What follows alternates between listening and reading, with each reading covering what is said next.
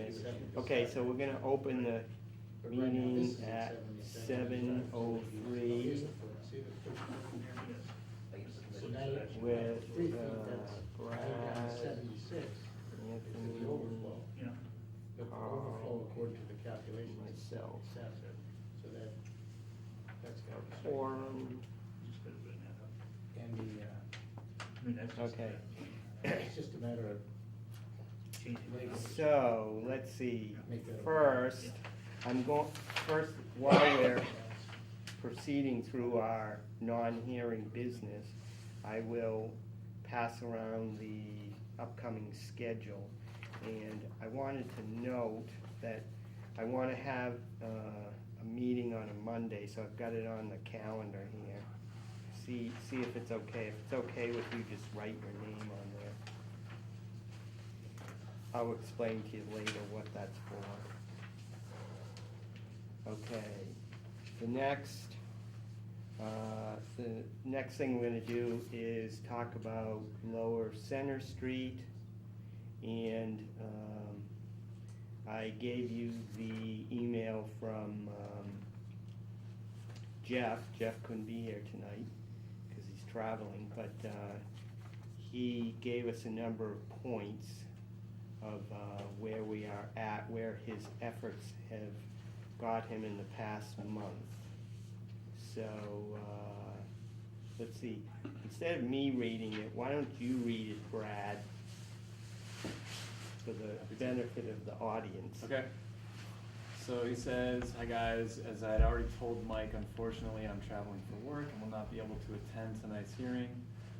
I'm putting in a set of bullets below, and I would ask someone to either read the bullets at the hearing or take the lead in the conversation during the hearing."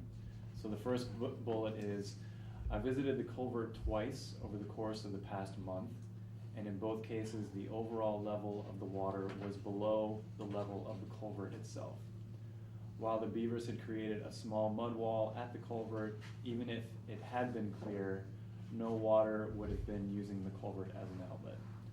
This has been the situation since I've been looking at the culvert dating back to the beginning of the summer. We did have some rain on Sunday night, and while I was traveling, I did ask Jim M. to take a look and let me know if the water was high enough to be an issue, and he told me that it was not." Next bullet.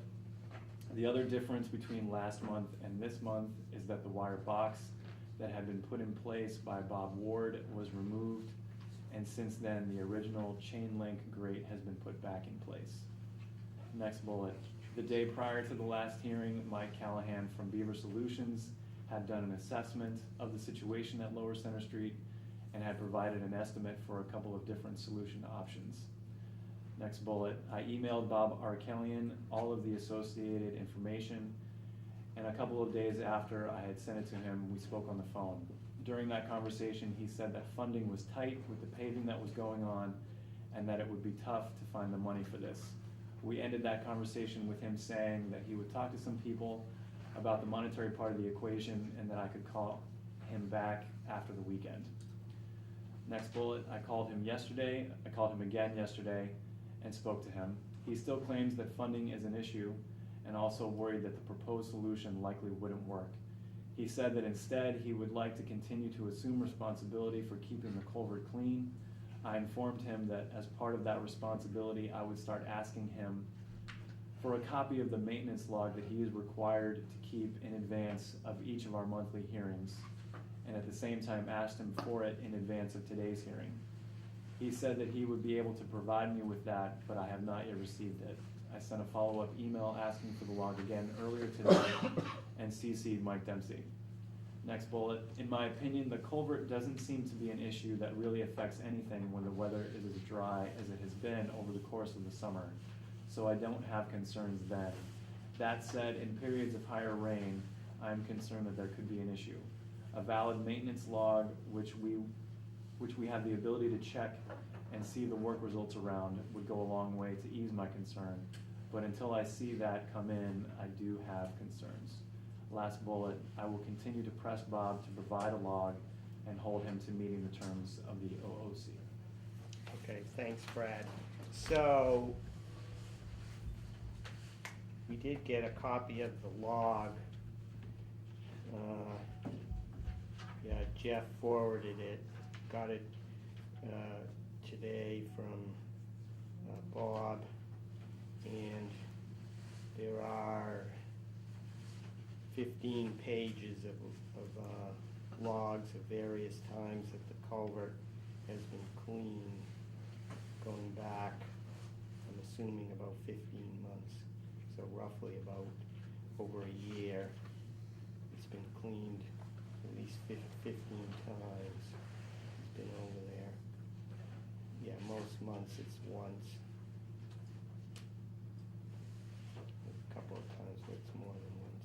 Goes back to September of 2011. Oh, okay, so it's not every month. Yeah, all right, Yeah, those pages. yeah.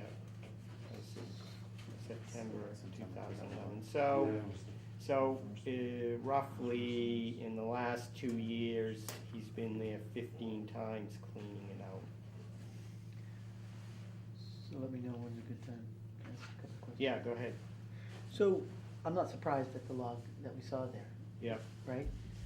But I thought when we left off last month, the concept was that if we got this new type device which required maintenance less frequently than what was currently in place, I think that that kind of maintenance schedule would be perfectly fine. So I thought where we were going was, if we got the better device, we could have Mr. Alakalian on that schedule, clean it out, and all should be well. Now, I guess where this is falling apart is that we couldn't find the money to buy the device. Is that my understanding? well, Is that we the weren't situation? gonna find the money. The money didn't appear, or we Yeah, weren't. he was going to present it to the highway department and see if they could fund it. How much was it again? Between Roughly $1,200 and $1,500. With a guaranteed result. Yeah, so, you know, it says in here that he did speak to Bob about that, and Bob said funding was tight, and he would continue to look for the money. In the meantime, after that, you know, he expressed his concerns about going down that road. Right, so the only part that concerned me, so if we were able, if the $1,500 was to be found, I think that the schedule that he has works. The thing that's concerning is he doesn't think that it would even work. That was in there somewhere, right? Said that that Mr. Alakalian said that he doubted that it would work. So we don't have him here, and we don't have Jeff here. Right. Which puts us at quite a disadvantage to drive this to a conclusion. Yes. Well, I mean, again, we're at the mercy, in this case, of somebody else's budget, which we, you know, so it's like, we can't really control that factor. Point of clarification, please. Order of conditions, doesn't it require the town to fulfill their obligation? Well- Mr. Arcalian has expressed his sentiments many times, and I'm trying to think of a way to frame it. It's hard to find where they've been as accurate as he claims them to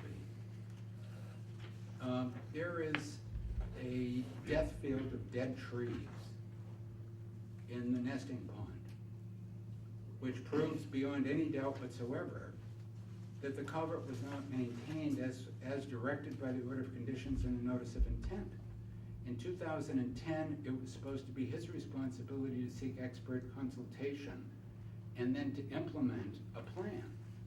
We've gotten perhaps one of the most expert culvert beaver people in the state to do a comprehensive assessment, to offer a plan that is guaranteed. And Mr. Arcalian has the opinion that he doesn't think it's going to work. How are we supposed to weigh and measure that? I mean, how do you integrate that? Is the subtext that what he says goes?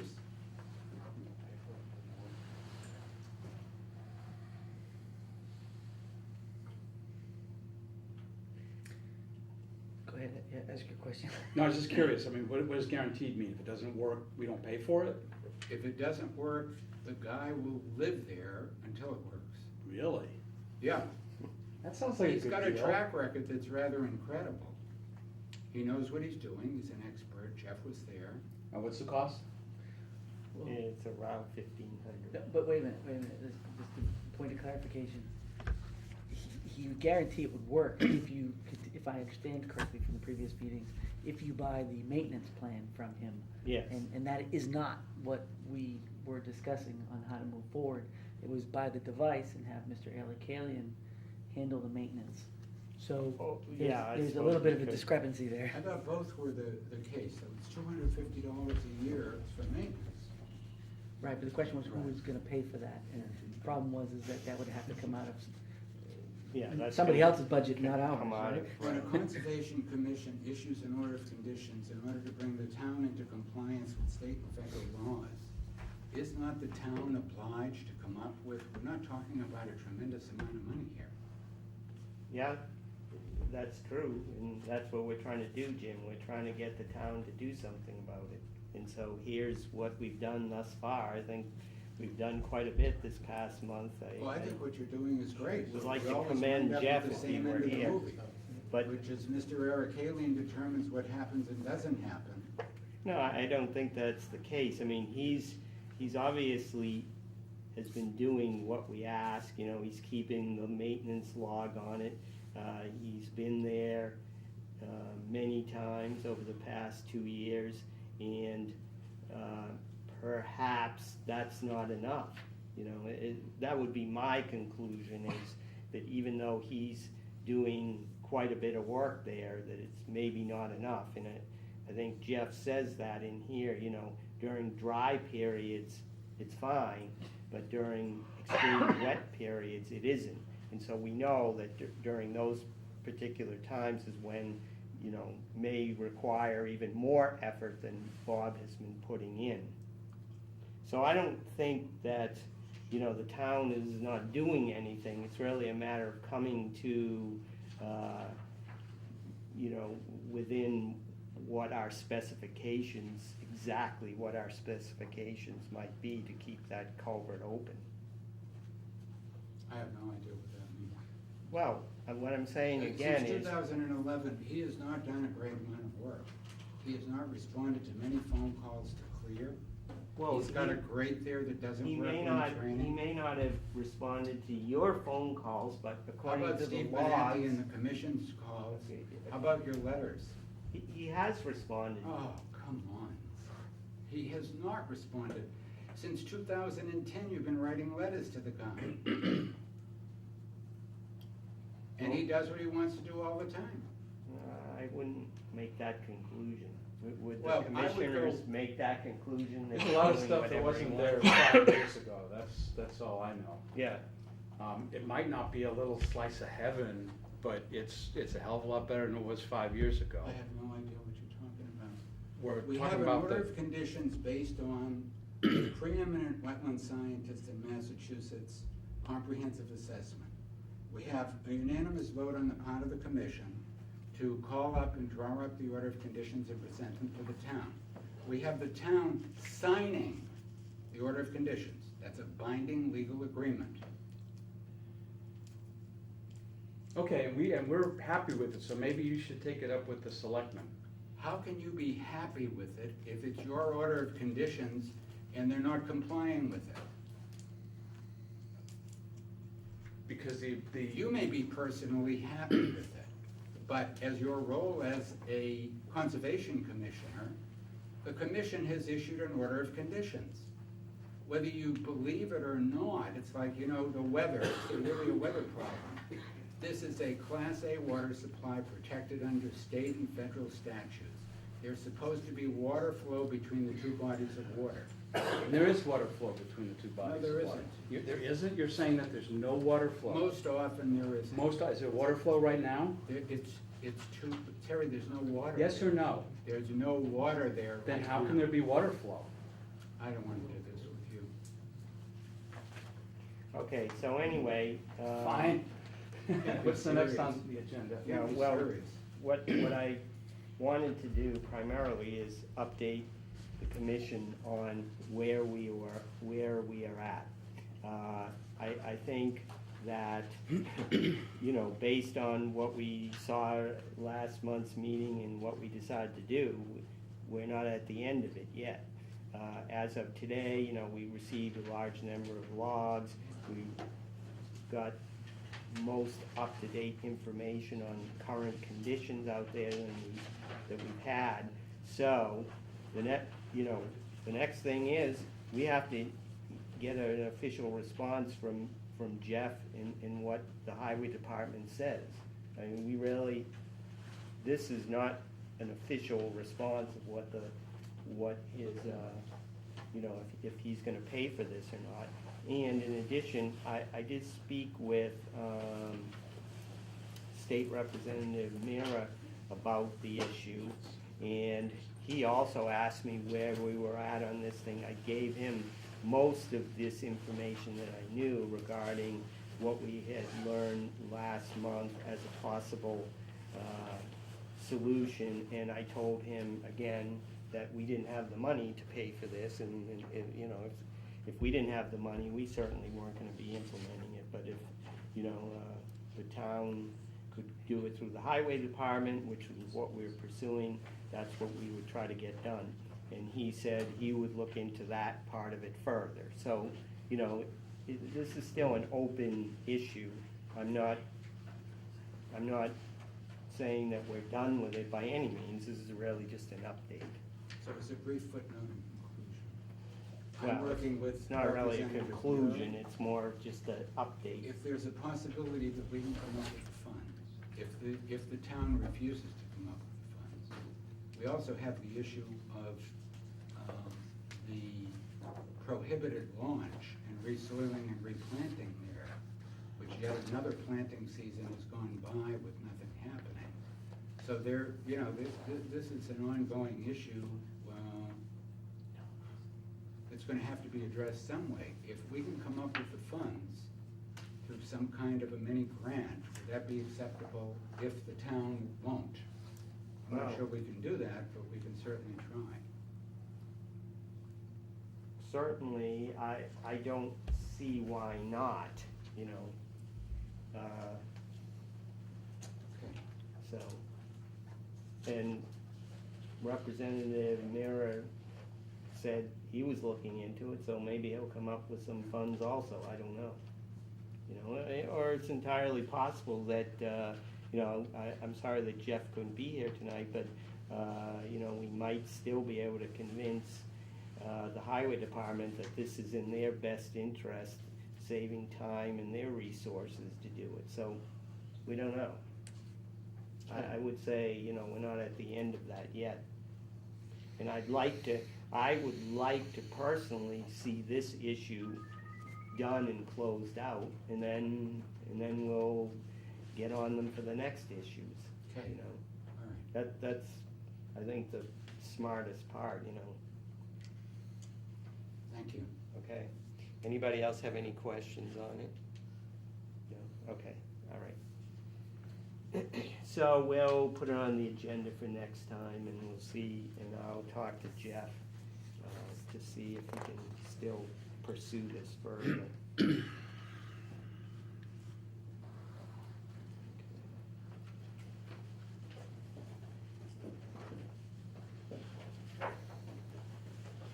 Okay, the next thing that I wanna talk about before we start at 7:30 is,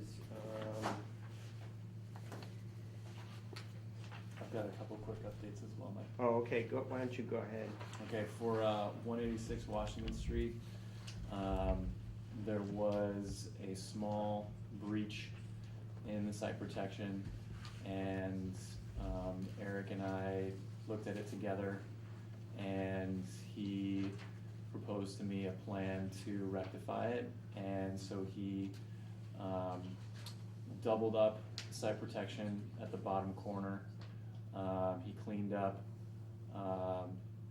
quite a bit of the silt that had gotten through, and he put in a line of double-staked hay bales and silt fence along the driveway, which is now just bare soil.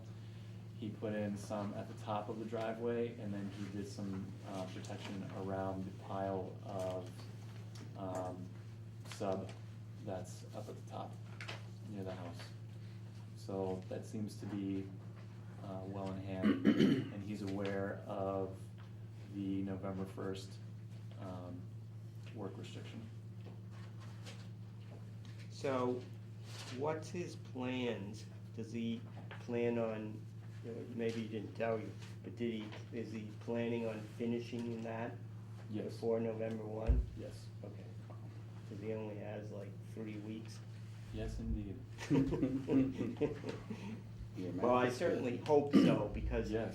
I would prefer to see that site done compared to what it looks like now. Oh, indeed. You know what I mean? It's a construction site in progress that I would hate to see sit there for, 5, 6 months before he could do more work on it. Yeah. I'm sure he's not gonna wanna apply for a waiver, so what I would suggest, Brad, is keep an eye on it, and like the week before November 1st, give him another call and make sure that, he is gonna finish. I'll call him tomorrow. Yeah, Yeah, you might give him more time than that. Right. I'll call him tomorrow. well, he already said that he plans on finishing it, so hopefully. It doesn't hurt though. Yeah, so I would just, keep an eye on it. Mhm. And then, Tony and I did, a sign-off visit this morning at 119 Main Street. And, we observed some brush that had been dumped in the wetland. And so we explained to the homeowner that it could not be there, and he agreed to remove it. So I'll be following up with him about that. Okay.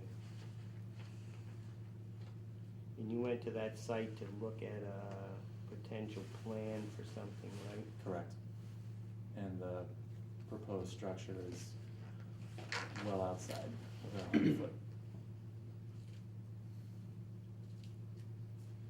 And so then you asked the homeowner to remove the material dumped in the wetlands. Correct. And he agreed.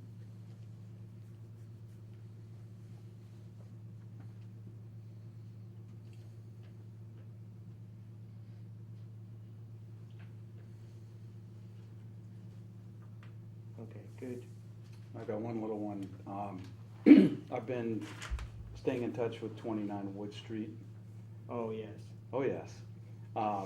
And things are getting a little more under control, but they had to do some repair work on the hay bale silt fence and grub out a couple of, they're not really retention ponds, but they're more like little check dams kind of. But it's in a lot better shape. Instead of using that little pea stone or whatever it is, he put some real riprap in there, and that's made the whole situation a lot better. And he's digging a French drain, I don't know if he's done it already, to sort of redirect the water instead of ripping right down through that lawn, off into the woods to the upside hill, not the Yep. downside. So things are better. The grass is starting to take a little bit better hold, and there's not nearly as much erosion as there was. And so who have you been dealing with there, the homeowner? No, the builder. Oh, really? Yeah, he's still sort of under obligation to, Okay. present a decent landscaping before everything is Yeah. considered done. Yeah. And I think he's the one that's bound by the order of conditions too, isn't Yeah, he? Sort of. technically, but if you sell it, then the next Yeah. person still is bound by But it. he's pretty upright and is, feels obligated to do Yeah. what's right.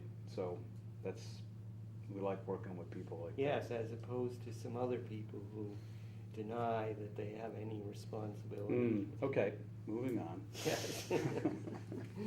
Okay, so you're still working with. Yeah, that's by no means, it's gonna probably be another year before we can even think about an order of conditions, but, You mean I'm sorry, a certificate of compliance, but at least I won't look to the skies every time it rains like crazy.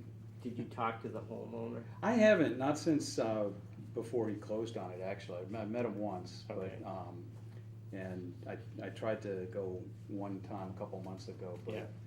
but, the dog barked, but nobody came to the door. But, so we don't know that the homeowner is happy or unhappy, but according to the builder. Well, I don't think he's gonna be happy until Yeah. he stops having 2-foot deep gullies through his Right, lawn. right. Um, But he's not unhappy enough to complain to us. He's going through the builder, and the Yep. builder is Working following with us. whatever we say, so Yep. that's good. Yep. Okay, that's good. That's the way it's supposed to work. Well, I'm supposed to get the permit first, but aside from that, Okay, all right, so we will, I've got a few other things on the agenda, but I think we've got 2 hearings, so I think we'll do those first, and then we'll come back to the other couple of small things. Do we have to did you get that schedule? Oh, you've got it. Okay. yeah, I need to sign up for one of those if you want. Yeah, glad. Be happy not to. Sign on this one, he wanted at a meeting. Oh, to come to the meeting. But you're gonna tell us 21. what the meeting's for. Oh, yeah, I'll do that now.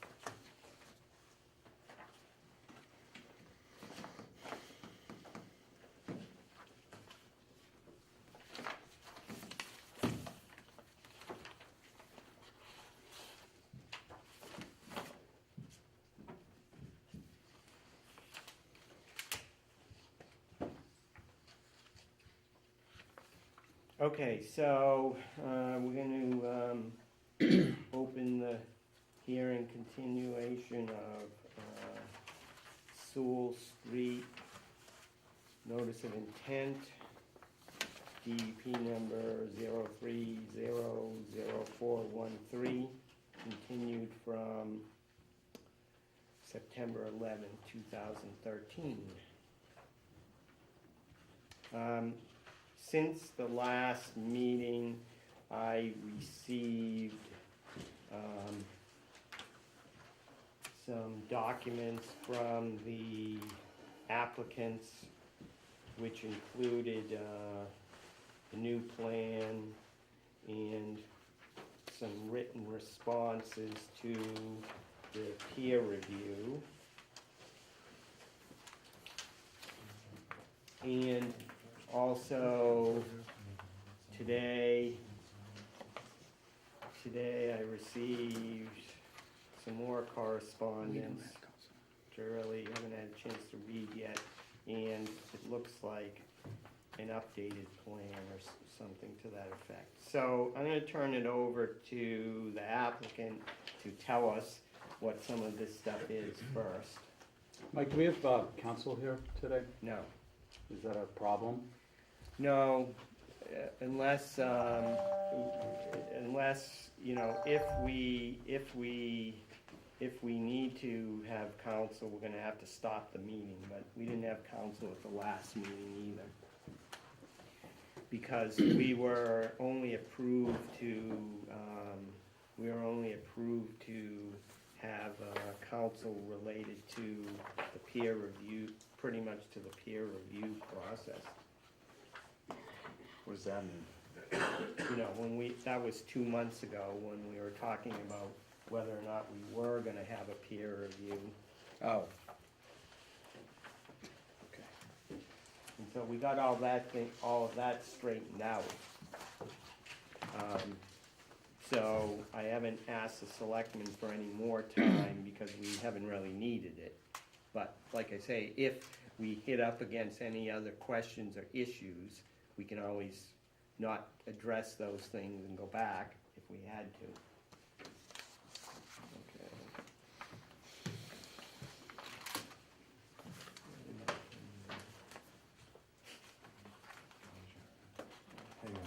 Thanks.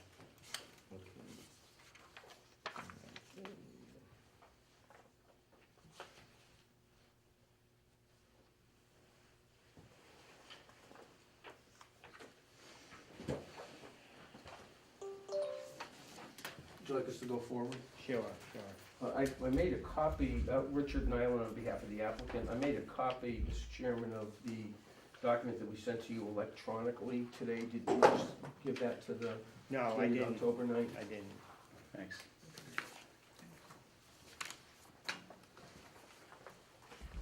So what I'd like to do is just update you in terms of where we've been since September 11th. If you recall, Tracy Peter provided you with, and us with a peer review that included, number one, resource areas, and then number two, stormwater. We had a brief discussion that evening and continued the meeting so that we could respond to the peer review.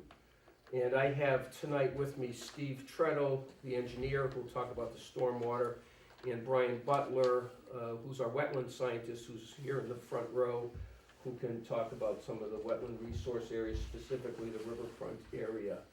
But basically, Tracy Peter's concern was that we hadn't delineated all of the wetland resource areas on the property, and there was a fight over whether or not, I shouldn't say it's a fight, there was a discussion as to whether or not we're within the riverfront area, given the definition in the regulations. So we presented to you, this is an intermittent stream, it's off-site, and it's more than 250 feet away, incidentally, from the basin, but it's worth having a discussion because we don't want it to be riverfront area depending on what's gonna happen there at some later time. So the regulations, which are cited in Brian Butler's material, and I should say, what happened in terms of the submissions, you had the peer review, we submitted documents on October 2nd, which addressed both the resource area question and the stormwater management. There was a response to the stormwater management on October 8th by Mr. Christensen, so we further responded today. I think that, as I note in my cover letter, the response today, there's no physical changes to the plan from what we submitted last week in any area subject to your jurisdiction. There's a question as to a berm, which is outside of jurisdiction, but there's no changes to the plan that was submitted on October 2nd. That's you have revisions, but those revisions are really accommodations of what Mr. Christensen has asked us to put on construction details. So that's where we are in terms of all the documents that have been submitted to you. You have a revised plan, which we think we can act on, and that's what we're going to discuss tonight. I'm going to ask Steve and Brian to respond to their items, but I think there are just two items that I'd like to raise. First of all, there's a discussion relative to your no-cut area. We talked last time, if you remember in September, that what we have is from the infiltration sedimentation basin, we have a spillway, and I was reading your no-cut as being from the bordering vegetated wetland. Tracy reminds me that it's not from the BVW. Your no-cut is actually from the mean high water, which is the intermittent stream, which is off-site. So I thought that we might need a waiver from this because we have a pathway between the basin, it will be rock, which I say you can walk through, and a BVW, but there is no cut provision to the BVW. It's tied to the land underwater, so we don't have to resolve that. If you recall, at the last meeting, I'd asked you, would you rather have it here? We took it away from Mr. Ryan's property, so we moved it from where it is presently, but I think that's a non-starter. And then the second item is, we said a couple of times that we were going to bring up the heavy machinery to move the rocks. That just hasn't happened yet at the entrance. So what I'd like to do is I'd like to ask Steve Treadle to come up and discuss the stormwater management. I'd said to you, represent to you after we read briefly that there were no showstoppers. There was nothing in the peer review that suggested that we didn't have sufficient capacity. That's been worn out. So, but I think with Mr. Christensen's peer review, we've got a better design now, and Steve will talk to that, and I'm going to ask Brian to speak to the riverfront area.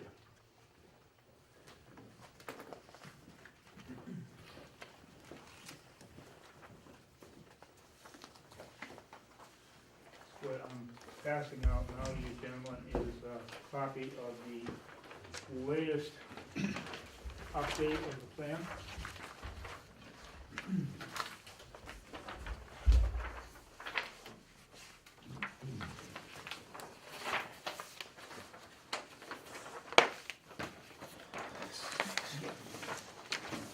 Which is what's up here on the board. Steve, I have a question. Yes, sir. So is this different than anything else we've already got from you folks? Yeah, well, it's modified. Okay, The so this, details are the date a lot on more this, sophisticated. the date on this revision is 10/8, right? Right, Okay. yes. So that's the latest in our interaction with Mr. Christensen. And what I'm giving you now is our Hydrologist Engineering Alliance letter to Mr. Christensen and to the board regarding addressing his comments, his second round of comments. That should be the same letter that I've already attached. Oh, okay. And that's okay, it's good to have two.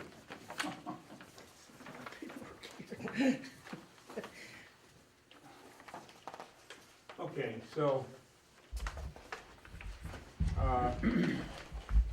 to just go over that so it's not confusing with the revisions and all the other things. What happened was, when Tracy gave us the peer review comments at the last meeting, of course, that was the first time we saw them. So in the interim, Engineering Alliance has met with Mr. Christensen, went back and modified the design to incorporate his comments, resubmitted it, and he reviewed it again, and these are the final comments on his second review, okay?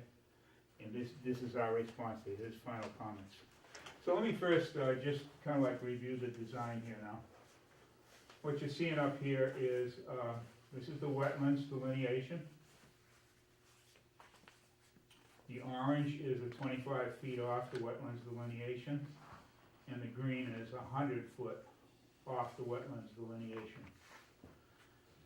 The existing pond is shown colored in blue here, and the expansion of the pond is this cross-hatched area, which brings the pond all the way back to here.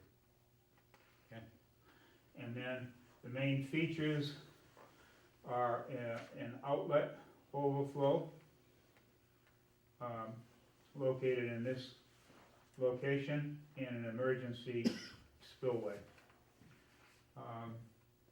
The other thing that we did, really outside of the jurisdiction here, but something that we wanted to do since we could not get, we had offered the adjacent landowner to fill this part of the pond that was on his land in, and to remove some piles of soil that were here.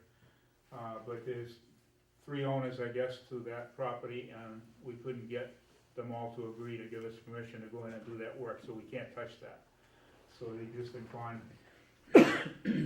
overlaps into that area, has to stay. Well, what we did do is, when we looked at the topography over here, there was a low area over here that permitted water from our site to cross over the property line and go into the Diabasi site. So what we did was we did some regrading in this area to prevent that runoff onto the other property. Just as a good neighbor gesture here. So what happens then, all runoff is contained on this property, it overflows, it runs off into the entranceway, which is a riprap entranceway, and regrading around the pond allows, water to simply flow into the pond overland. Any questions about the plan view? Yeah. Go ahead, I don't know when the right time to ask this question is, because I'd like to rewind a minute, if I could. Sure. So when we left last month, Yes, you started this off where you said that all of the overflow and all that calculations were all set for this particular plan that we're seeing right now. yes. But last month, I thought I heard from, is it Tracy? Tracy, is it? Yeah, that I heard that you said that, no, there were some discrepancies in the numbers.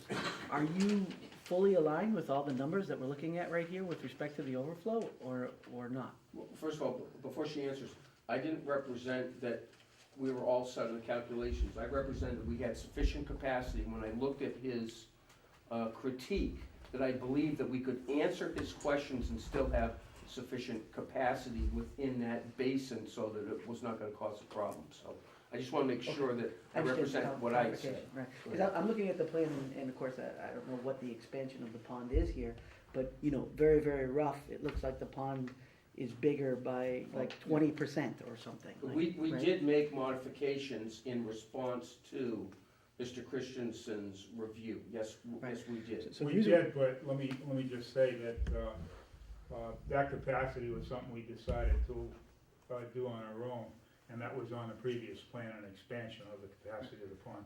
So the reason why I'm asking the question, Yes, sir. it looks like we're adding about 20% capacity to this pond. Yep. But my concern was, and the reason why we wanted peer review and all, was because the pond as it was before was in failure, it wasn't working. We've added 20%, and now this 20% is, if I understand this right, I'm a layperson in this, but if I understand this right, this 20% added capacity is supposed to make the difference between it was failing before and now it's not. It I was just want to be failing, clear. if I could answer that. Yeah. It was failing because of the way it was constructed. Aggregate just made a hole in the ground with uneven, rim. The, off-the-road vehicles tore it up all around the rim. It was, you know, water was entering and exiting willy-nilly with, no controls on it. The riprap was, either displaced or choked up. That's the reason why it was, overflowing at times and silting in. And we don't think there were any calculations ever performed to figure out how No, much, you just what dug the a hole size in of the the ground. watershed could handle it, and we've done that now. Okay. We've We don't done know- that. We don't know. We don't know, we couldn't find any when we Yeah. went looking, and I Right. contacted Aggregate, if you recall, they didn't have anything for me. Right. So if you're okay, I'd like to hear her say, yep, I agree with all the calculations now, and this makes sense. Do you want us to finish us first, and then he can? Yeah, speak? why don't we let Steve finish and then Okay. we'll. Okay.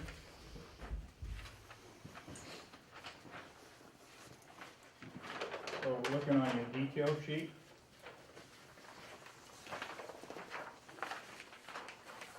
The design is, oh, I'm sorry. Yeah, design is, where can I stand here? Design is quite a bit more elaborate now. It has an overflow outlet, which I pointed out on the drawing. And a pipe running to a stilling basin, which then goes into that, where is it? That 7-foot wide discharge after it goes through the stilling basin. And it also has an emergency spillway, which is designed and riprap and grouted with concrete. So you won't have that displacement of rock if the ATVs get on it again. And also, you know, to provide a wearing surface for emergency overflow. I don't believe this will ever be used, but it's there in case.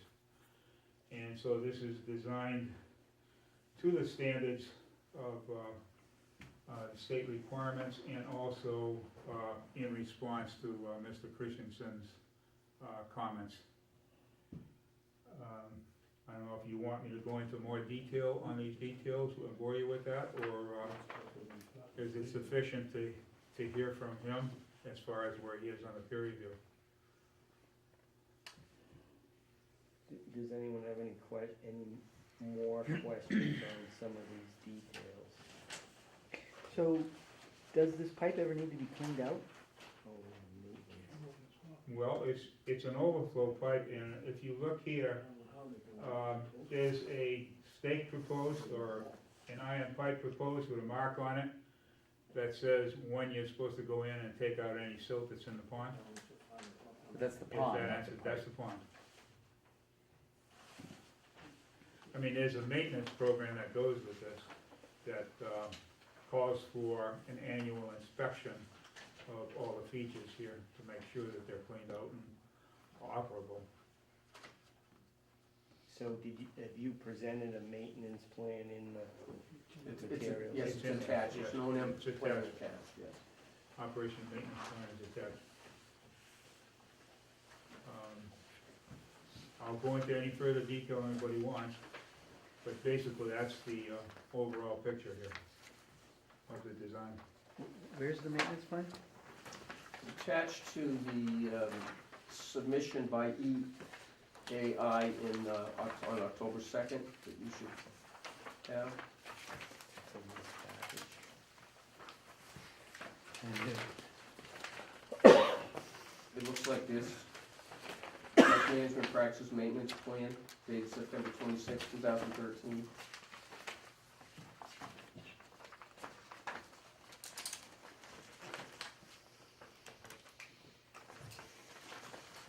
Can you show them a copy? too? I can give you mine if that would That'd be be great. easy. Thank you. Oh, here it is. That's what it looks You like. found it?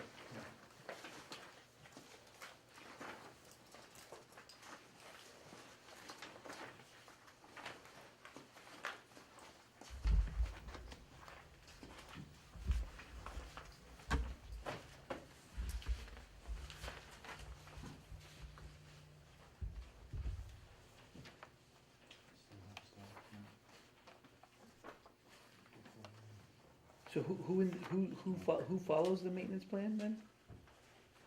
Do you want?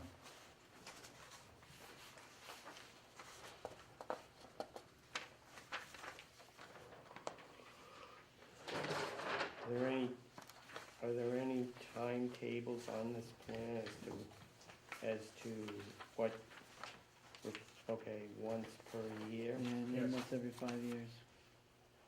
Some stuff. We don't think that's been maintained since it was constructed. We don't think so either. I like I like that you have a maintenance plan here. I mean, Yeah. And, I mean, let's face it, the other thing was just a hole in the ground, and that's the whole purpose of what we're doing here. We're proposing to bring that up to standards as a sedimentation basin.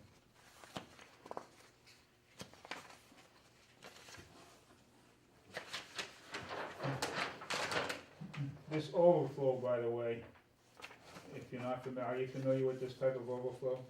Yeah, so it just takes the water off the top, so you're guaranteed you don't get silt coming out of it. Silt settles on the bottom and it's cleaned out of the basin.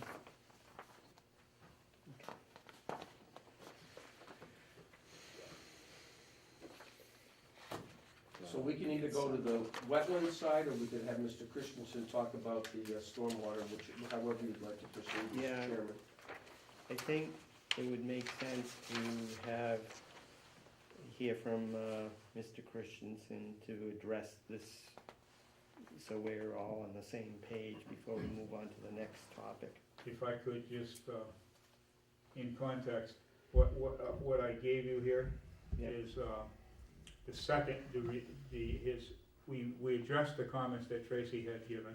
Yes. We had from met with previous Mr. Christensen Yeah. previously, submitted a set of plans to him, and then he had some comments, and these are our responses to his comments, which he may not have had a chance to look at because, it was Sure. yesterday. Sure, but so we're actually on you are on the third iteration of Yes, plan. yes, third From the- iteration of these plans, yes. Yes, okay, because of the peer review, and so Yes, that's sir. been going back and forth.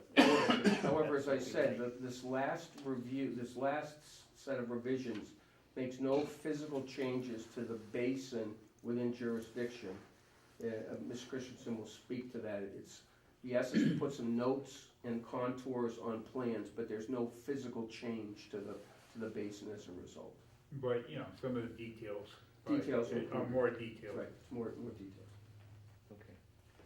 Before we accept all this, can we get a definition of what's considered to be a major storm event?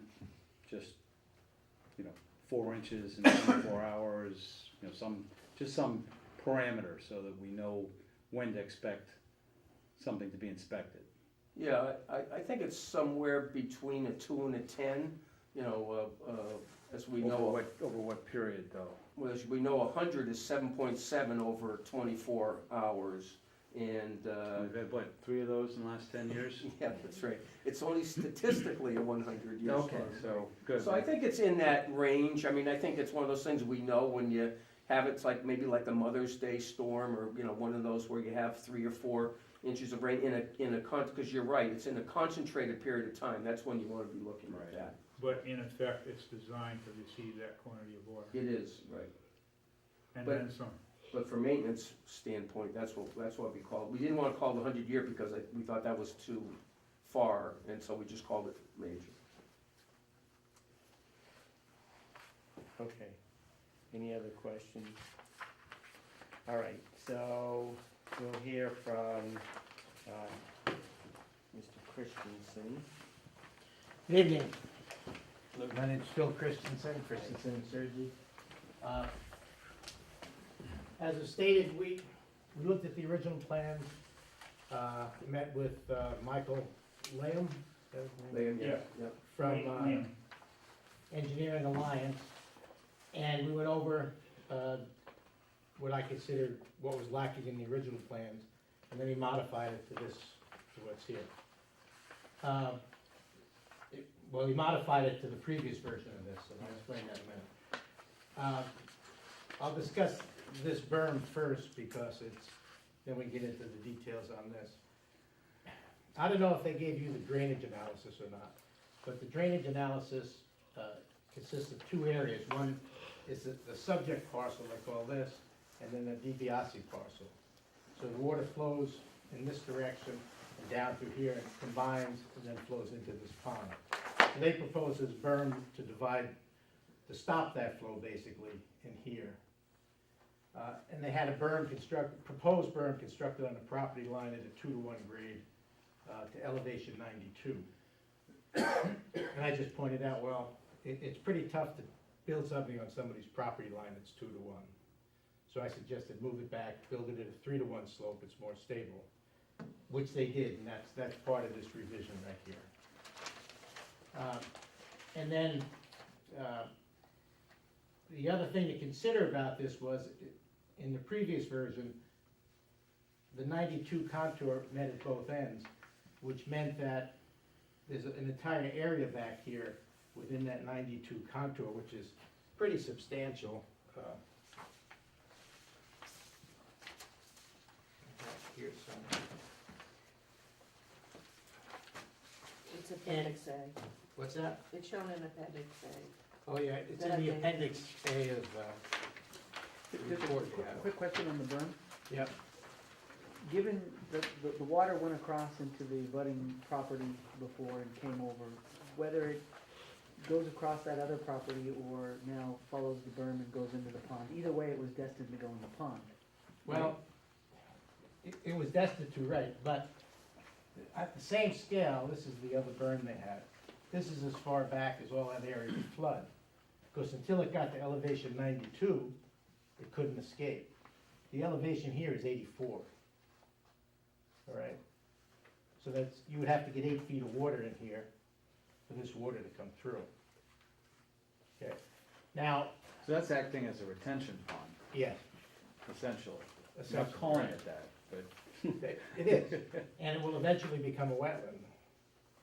You know. And at present, there is a standing water down in here, at least on this survey. All right. Now, what they've done is to modify it, and I haven't had a chance to look at these contours, but in their recent letter, they said that they have an elevation 88 here, which would allow the water, if it got to elevation 88, to flow out through here. Okay. Question remains why you would build the berm to 92 if you provide a channel for escape of 88, I don't know. So, but that's, if they wanna build it to 92, but allow it to come out at 88, it's their money, not mine, but it doesn't seem reasonable. But in any case, what it does do, though, when you look at the drainage calculations, is probably 60% of the flow that gets to this comes through here.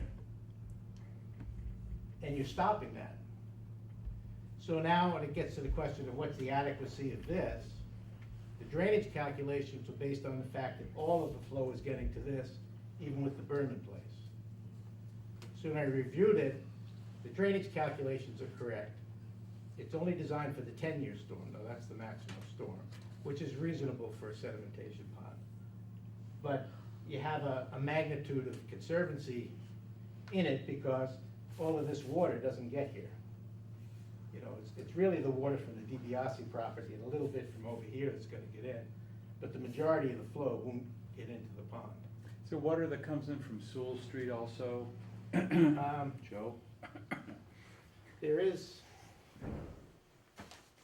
I mean, not that that is your problem, but it's something you need to take into consideration, I think. well, they do have in there, I don't have it handy, oh, there it is. But if you look at, that's the drainage area that's in the study. So you have the subject parcel is 5.24 acres around through here, follows this drainage path. Right, And then the DiBiase property is 2.5 acres Right. that follows this drainage. right, So there's some from, yeah. as you suggested, from there. Yeah, I mean, it's our understanding that at times can become a considerable amount. Now, Well- unfortunately, it's our understanding, I haven't See, you been have there. have a hill here that's kind of dividing the flow. So this might flow in this direction, but it's downstream of where that pond is. So what we're looking at is just what's contributing to that pond. Okay, that water eventually gets to the brook, The water from but here. not through the retention pond. Right. Okay, So in any case, when you put all that together, you have a fairly conservative design for the size of that pond. And if you look at the drainage calculations, you'll see, I think their estimate under existing conditions was about 27,000 cubic feet, was that right? Yeah. And under proposed conditions, it's about 37,000 cubic feet. So there's an additional volume in the pond, but a lot less volume entering it. So basically by adding the, so if I understand this right, by adding the berm, you've effectively created an additional pre-retention pond before Yes. retention pond, Yes, to try to give additional capacity. not to try to do that at all. The only intent was to stop the water, as I understand it, from going over here. And they don't take any credit for that. But the reality is, the water will come down here, any sediment is gonna stay right here. You know, and as I said, maybe it'll turn into a wetland in a few years. Now what, May I speak to that for a second? Yeah, go Yeah. ahead, Steve. I just want to make sure that there's clarification here. When it gets up to a certain level, it will flow towards the sedimentation pond. But my observation out on the site, except in the area right near where the rock cut is, there's some pretty good infiltration. So we're expecting that, yep, you'll get some ponding of water when you have a heavy rain, but it infiltrates into the ground. So we're creating a recharge area, basically. So, I don't know how this pans out, but just logistically. Yeah.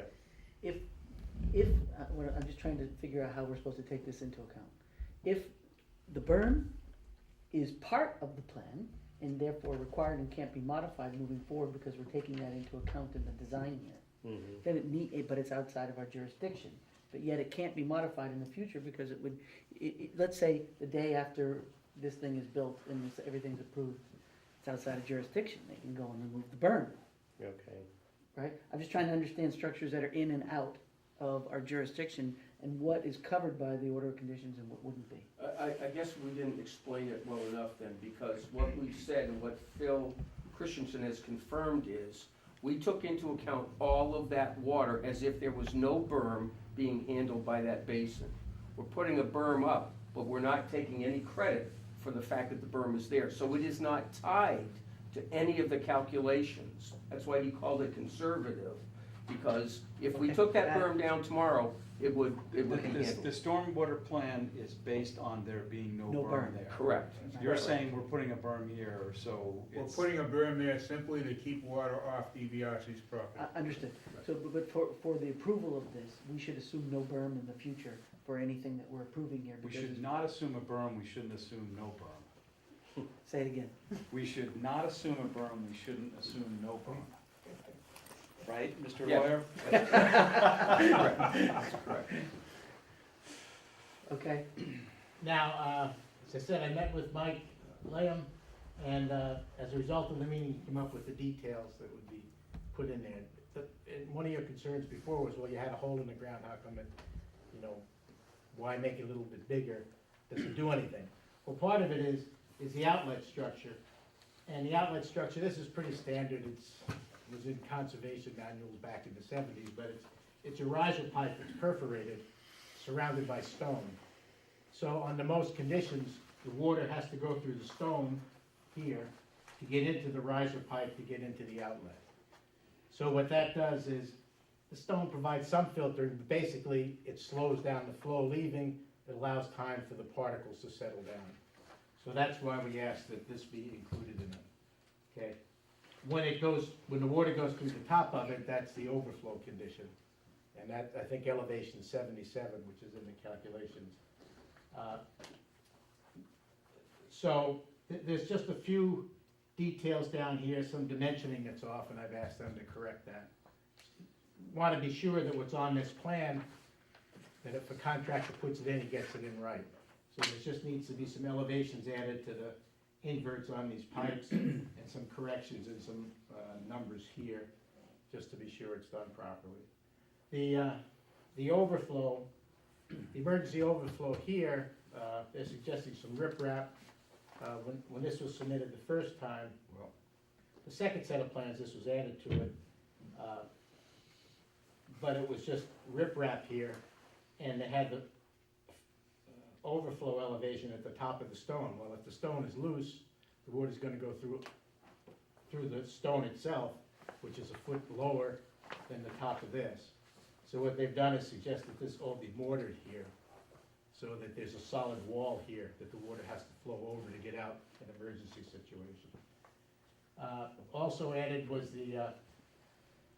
on any slopes, they'll be doing matting on the hills for sedimentation control. The hay bales have been added to the plan, construction entrance, as well as a swale here.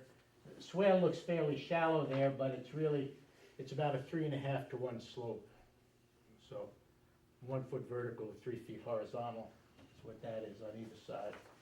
And they did add as well in here a detail of how the berm is constructed around the pond.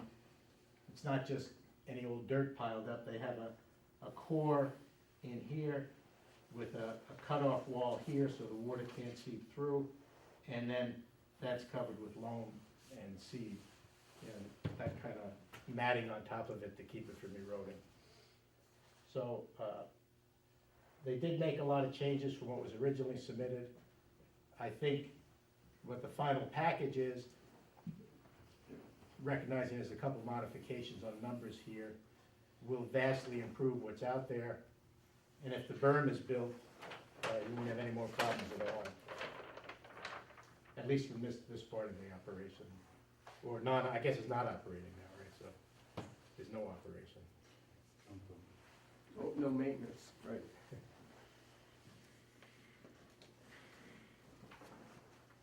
Okay, any other questions before we move on of the engineering side of things?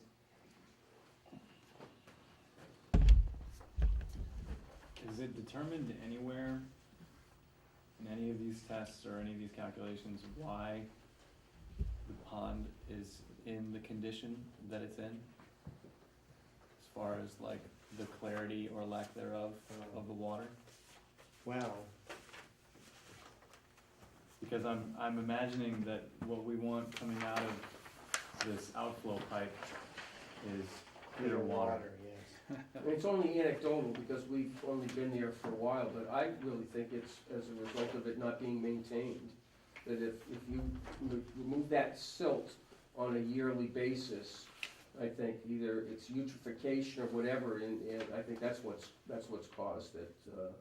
So that's why we have an O&M plan, which is designed to remove that silt. So that's occurring. The other thing is Steve indicated the way the overflow works. It's the silt goes, that settles out. It's just the clear water that's going out.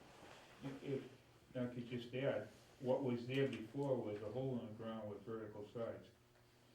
And, you know, what didn't infiltrate, if you had a big storm, if it didn't infiltrate, it just came over the top.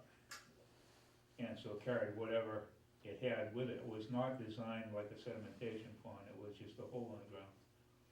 But it worked at low flows. At low flow, right?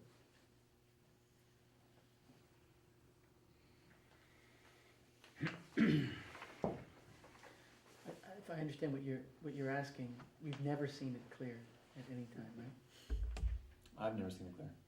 Sediment's never been removed either, too, so, Right. I mean, there's stuff that's been running off there for 10 years now. And, and it's never been taken away.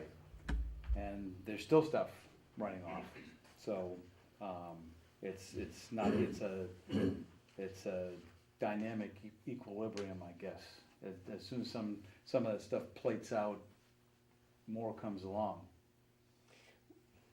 Yes. We have photo evidence that, you know, the silt was in the wetlands even shortly thereafter it being built. You're talking from 10 years ago or so. Yeah, well, this is back to the early 2000s. So, you know, I guess my question would be, where did that come from? I mean, we've asked this question before, where did that come from? And my assumption of the answer to that would have been that, you know, it was never getting, a lot of the material besides the overflow perhaps from the pond is there was a large amount of silt that was never getting to the pond. It was flowing from the quarry into Mr. DiBiase's land and then into the wetlands from that end. So I'm interested to see this idea of the berm. Certainly seems like that, you know, that may help that situation. You know, but I'm still concerned that that's being addressed adequately, because it wouldn't matter how large you built the pond, if the material wasn't getting to that pond, it wouldn't do any good. So I want to ask Steve Treadle, what's being done to assure that all the material that's running off of the site is ending up in the pond, because I don't quite understand where that is. Where is that infrastructure to make sure that the material actually ends up in the pond from the far end of the site? You're talking the DeBias property? No, or before it even DiBiase gets property? to Which, the DiBiase's berm is obviously a property. key part of it, right? Yes, I guess so, but, you know, it seems to me that I can't tell, you know, and I can't tell exactly where the elevations are, but, you know, there's a little bit of a gap there. I'm just wondering how any silt that's at the far end of the property ends up in that pond. I could provide you with one of those reduced size drawings just showing you how the water flows with the existing contours. Okay. But one thing in the statement that you just made, you spoke about, it's clear over here, this regrading, by the way, is intended to make sure that, you know, the water gets into the pond that way. Steve, And can you I step back? need to check, oh, I'm Steve, can you sorry, step back? excuse me. I need to double check this and see how this works. But the one piece you left out, Mike, was there is a significant amount of flow coming directly from the DiBiase property here. And some of it goes right down and into the pond, some of it goes into the wetlands up here. So there's other flow going into the wetlands. Yeah, that was my, There is a watershed map that's attached to the calculations that shows the area that we believe is contributing to, based upon elevations, to the basin. And that's attached to the, EAI report, This is the 88 September 2. They said the 88-foot mark is the overflow, right, 88 feet? So if you follow the 88-foot contour line, right, you see it looks like it's kind of flowing this way. Right? I mean, I'm assuming it shows the plan. Richard, where is that? It's on the, EAI report. The 88 It's on their It was hydrology in the, report. it was in my October 2nd, it's their letter is dated, it's one of the calculations, October 1st. So it's just in front It's not of, clear to me if this stuff will make it there, or just at the back of the calculations. but here does, which is what, Right, I and that had way- a drawing that showed a circle. yeah, that way it should be Yeah. pretty clear. So, the follow-up question I have is then, aren't you concerned that, let's say you do all this work, it's permitted, you get the permit, you do all this work, you put the pond in, you put the berm in, you make the changes, and there's still material flowing into the wetlands, You mean, which you- siltation, you mean, Mike? yes, which at that point we would come in and we might say, gee whiz, all this work and it's still not working. Mike, that kind of like is one of the reasons why we wanted to keep any flow from our land to go over the DiBiase property. We want to disassociate ourselves from that property.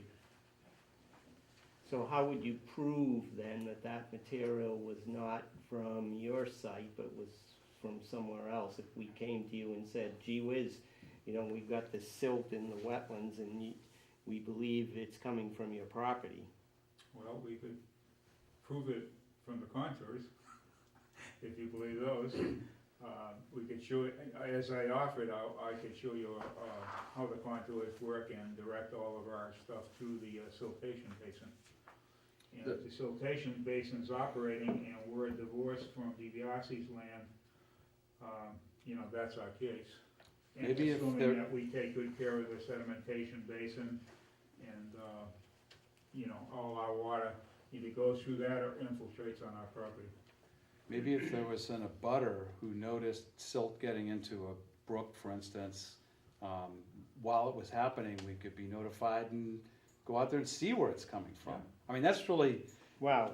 unless it leaves a trail of sediment, it's awfully difficult to come in post-storm and say, yeah, it came from right over there. The best time to see it is when it's happening. But you can get a pretty darn good idea from the contours. If I could add, just on the same theme, and it's not really my forte, but I've made the same observations that some of the members have, that the pond never clears.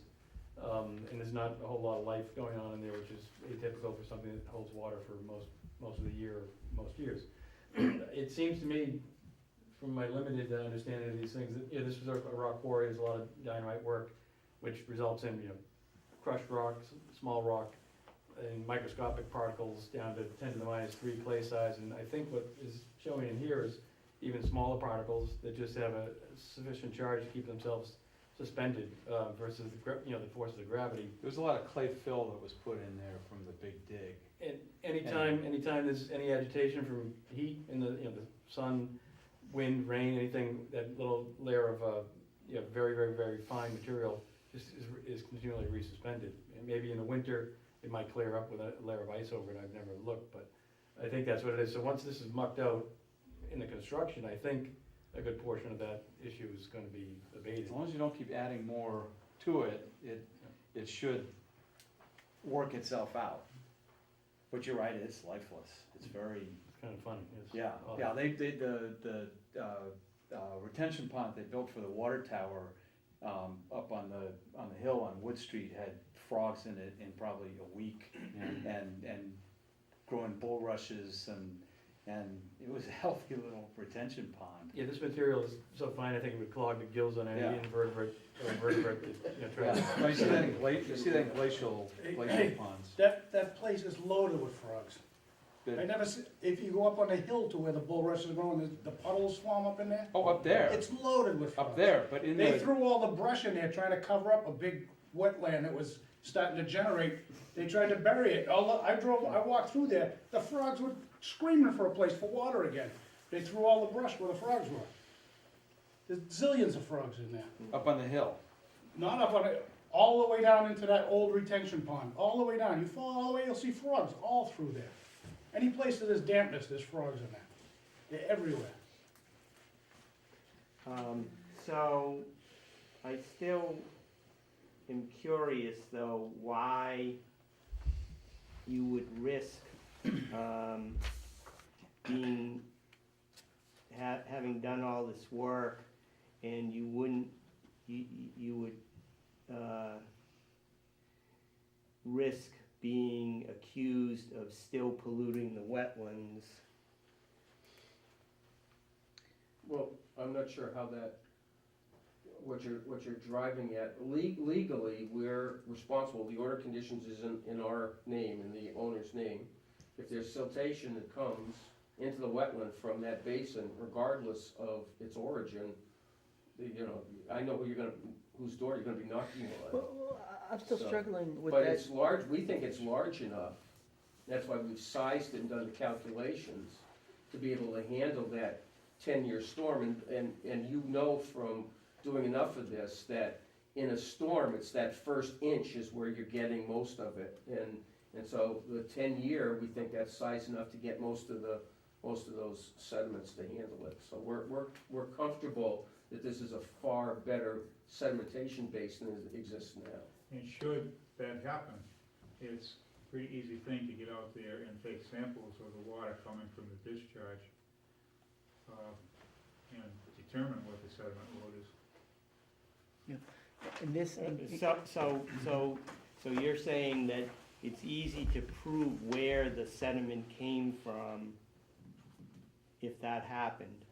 No, they're saying it's easy to prove where the sediment didn't come from. yeah, Yes, yes, and that's Yes.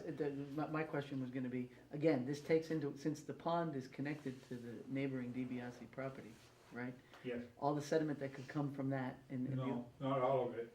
Just, when I looked at these contours, there's a strip that goes up here that heads right into the pond. But the rest of this bank up here goes directly into the wetlands. Goes If around- you walk it, you can see it. Goes around it. That side Goes around it of the too. property line is pretty coarse gravel, almost throughout, which is much less likely to generate fines and significant runoff into the south end of that pond. There's a pretty stark contrast in the geology on one side of the property line to the other. Yeah. And so, just tell me briefly, again, about your negotiations with your neighbor and why you don't think that's important that they fix the problem, if you're saying pretty much that, you're gonna do all this work and the wetlands still could be polluted by your neighbor's property. Well, a couple things. We did have discussions with Mr. DiBiase, and we asked him if we filled in that portion on the southern side that's on his property, and also took some fill off some of the hummocks, would he be supportive? It turns out that he only owns 1/4 of the property. There are 4 owners of parts of the family, so he couldn't represent to us that he could negotiate on behalf of all of the owners. My reading of the law is that I couldn't put a berm up in front to stop sheet flow, just like you can't put a berm up to stop sheet flow from your neighbor. That's, you can deal with channels, but it would be inappropriate, I think, for us in, I gotta be careful in terms of legal advice, but we couldn't put a berm across our property line and stop that water and send it other places. So we really have to take that into account, and so that's how we've sized it, is we determined the size of the watershed contributing to the basin and made sure it was sufficient, including the DiBiase property. Wow, if you could, that would have made things a lot clearer, I guess. What's that, if I could have, No Put a- good deed goes put a unpunished. berm up? Yeah, no. Well, then at least we would know where it was coming from if in Yeah. fact it continued to come. Yeah, but I like Steve, when I went out there the first time and I saw that big hill, I assumed that that was coming into the basin. And I think the contours say that that's bypassing us and heading right into the stream, not going, we're not seeing that. That's, Yeah, you got one piece of it that comes directly into the basin, it's a strip along here, then you got the tree line and the wetlands in here, and then you got this whole bank over here that feeds here. Right, but that material is different material than what Right. is actually going in to the wetlands, and So if they muck out, if they expand the retention pond, muck it out, yeah, build a berm, yeah. contain most of the water in the berm as a pseudo retention pond, and then properly handle the rest of the water, it should be pretty clean going there. Right, in theory, we shouldn't get that silt showing up in the wetlands. It shouldn't even versus- make it to the retention pond, Right. really. Right, wherever it goes, but, unlike the way it is today, where, you can go out there. Oh, it's anytime clear it that rains. any sort of disturbance is Right. gonna stir it all up Right. and off it goes. it may not be immediate, but it should be fairly quickly, I Yeah. think. I don't guess that pond was ever mucked out, was it? No, I don't think so. I think there's agreement on that. I don't How many know. more times you could bring that up? I got a question. Is Yes. that new retention pond, is that where one of those old ponds on the other side of the road is already? Oh, you mean the really old ones with the trees Right, growing and is that stuff? where that is? No, it's where they're talking about expanding the one that The one was that's already initially there? put there, yeah. Mucking it out, maybe increasing the size by about 50%, No, not 50. It's like, see, look at this is the current size. right? So they're only adding that a little bit. But, I mean, clearly there's a lot But of things the here. pond now that exists now isn't on their property. Yeah, it is. I thought you guys said that wasn't on their property. You can see the southern part in the blue on the top. Part of it, yeah, Yes, part of it that's extends into the DiBiase property. Right. And they can't alter that in any way, because there's no permission to do that. They're just talking about pulling it more toward, Further north. Salem Street. My backyard. Pretty much. So, But I think they're gonna put some banks up to keep most of it out. so here's my takeaway on this from a very simple perspective, right? So they're increasing the size of it, but just increasing the size of it by 20%. I personally don't believe that makes the difference between what the failure that we're seeing today or not. It adds extra capacity, that's all good. But what Well, we're if they saying, muck it out too, there's yeah, gonna be it's, so depth I as see, well it's as. bucking it out, it's redesigning it, it's putting the correct control structures in place here, and it's maintaining it, all of which haven't been happening right now, Right. right? That's a fair summary for this. Okay, all right, so. The we're ready- question? Oh, question, I'm sorry, go ahead, George. So the stormwater calculations, they're being done for TP 40, to meet TP 40 standards? Rainfall events? Yes. Are they gonna meet Cornell Atlas number standards? The calculations were not done for that. And you don't offhand know what the Cornell Atlas numbers are for the rainfall, these are rainfall events for different areas in Yeah, Essex I County. know what the Cornell numbers are. The problem is people try to mix up numbers. And TR20, which was developed, well, many years ago. When TR20 was developed, it was developed using TP40 data.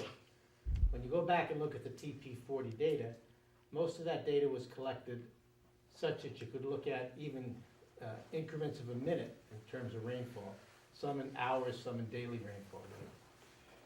So when you run a TP40 model, not TP40, TR20, which is the model, when you run that, you can divide it down into tenths of an hour increments in analyzing how quick the water comes in. But to do that, you have to have data on rainfall that matches the model. When you switch to the Cornell numbers, most of the Cornell numbers are 24-hour storms without any intensity pattern, so it's useless. So for instance, you could have a 4-inch rainstorm. It might be 4 inches in 24 hours, but if it follows the type 3 storm in the TP40, it has a very high intensity in the middle of the storm. But you could get 8 inches of rain at an average rate over 24 hours, which would have far lower intensity. It's the intensity of the storm that you worry about that creates the peak flows, not the total volume. So the problem in applying the Cornell data to TP40 is, TP40 wasn't, I'm not TP40, to TR20. TR20 was not developed to use the Cornell numbers, and the Cornell data wasn't collected in increments small enough to properly analyze peak rates. It's good for peak volumes. So if you were looking at, like the commission, if you wanted to look at isolated land subject to flooding, the Cornell numbers are fine, because that tells you, okay, over a 24-hour period, I'm gonna get 10 inches of rain here instead of 6 under TP40. But it's not good for determining rates, and it's the rates you worry about when you size something.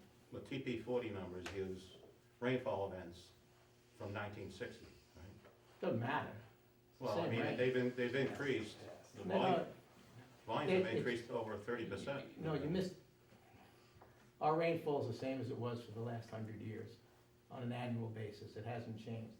When you look at the way the data's collected, the TP40 data is collected in smaller increments. The data was collected sometimes down to the minute. Quite often, it was on hourly increments. The Cornell data is collected on a 24-hour basis. So you have no idea what the intensities are like. It's the intensities that are important. So that's why people get confused about 100-year storms. Well, what 100-year storm are you looking at? A 100-year storm that causes a peak intensity and therefore a rush of water that destroys things, or a 100-year storm that is at a moderate intensity but gives you a lot more rain. Depends on where you're looking and what you want to analyze and what you want to call 100 years.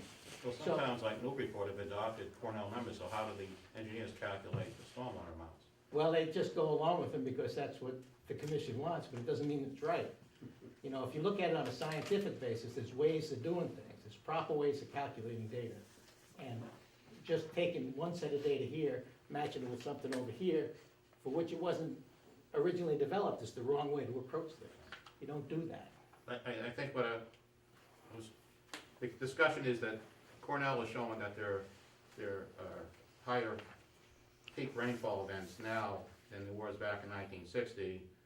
And because the models are made for the TP40, that it's easier for engineers to calculate. It's not easier, it's the proper way to do it. It's apples and oranges. They're studying two different things. Could I ask Mr. Christensen a question? So, would you, in summary, say that right now it's designed for a 10-year event under one scheme, and it might be an 8.5-year event under the Cornell, all things being equal, but it's really what you call it? The Cornell 50-year might only be an 8.5-year under the TP40 analysis because the intensity pattern's different. Yeah. The intensity pattern, and if you take a look at the intensity pattern of any of the storms, the intensity pattern of type 3, you get about 20% of the rainfall in 20 minutes of the storm, okay? And that's what we analyze. That's where the peak really is. That's what causes the erosion and damage. But it doesn't mean that if you get 10 inches of rain over 24 hours, which is more, it doesn't always mean that that's gonna follow that intensity pattern. That intensity pattern is caused by certain weather conditions. And you can get more rainfall on different kind of weather conditions, but it's not gonna give you those peaks. So you can't take this data and match it up with this data and say, we gotta use all of a sudden, the numbers just start to go haywire, they don't make any sense. You really have to work, how is the model developed and what goes into it? Just like the accuracy, if you look at the accuracy of these models, people try to take it down to looking at somebody's backyard and use, use HydroCAD. Well, it's not made for that, it's made for, the lowest is maybe 5 acres of land, up to maybe 2,000. You go past 2,000 acres, the model's not accurate. So you always have to look at what your tools are before you try to apply them to solve a problem. Because they're all just approximations. Okay, thank you. So what's the take-home message? Use TP40 numbers. And you'll flood. Do we all agree with that? No, I don't think it's necessarily. Well, let's say, who's the engineer and who's been doing it his whole life, and look on that basis, not people who dabble in it. Well, Horsley Witten, they're engineers too. What? Horsley Witten is the one who is promoting the model. I don't have any faith in what Horsley Witten does, and I've been doing it longer than they have. That's because they're environmentalists. Okay, so. Spinning out of control. My question is, because it sounds like the commission is not clear exactly on how much bigger this basin is gonna be. Because on the plan, it's hard to tell exactly, but I'm looking at page 1 of the drainage summary, and I just wanna make sure I'm understanding this correctly. It says under, sort of near the middle of the page, capital letters, existing basin equals 23,250 cubic feet, and enlarged basin equals 36,288 cubic feet. So is that ultimately, as far as resizing, is the 36,000, is that gonna be, am I understanding that correctly? That's correct, that's the only way that we could measure. We didn't limiter it to tell you what the dimensions were, we just did it in terms of cubic feet capacity. So it's essentially, like you were saying, Terry, it's like it is a 50%. Yeah, because it's So more it's than because of just. depth Yeah. as well. Right, but not Wow. because of size. That counts. Right, if you take a look at size, it's certainly not 50, Right, but. the footprint is only a little bit Yeah. larger, but the depth of the Yeah. footprint is a lot deeper. And that's all that really matters, right? How much water I is, do wanna make it Exactly. clear too, that pond is only good for the conditions that are there.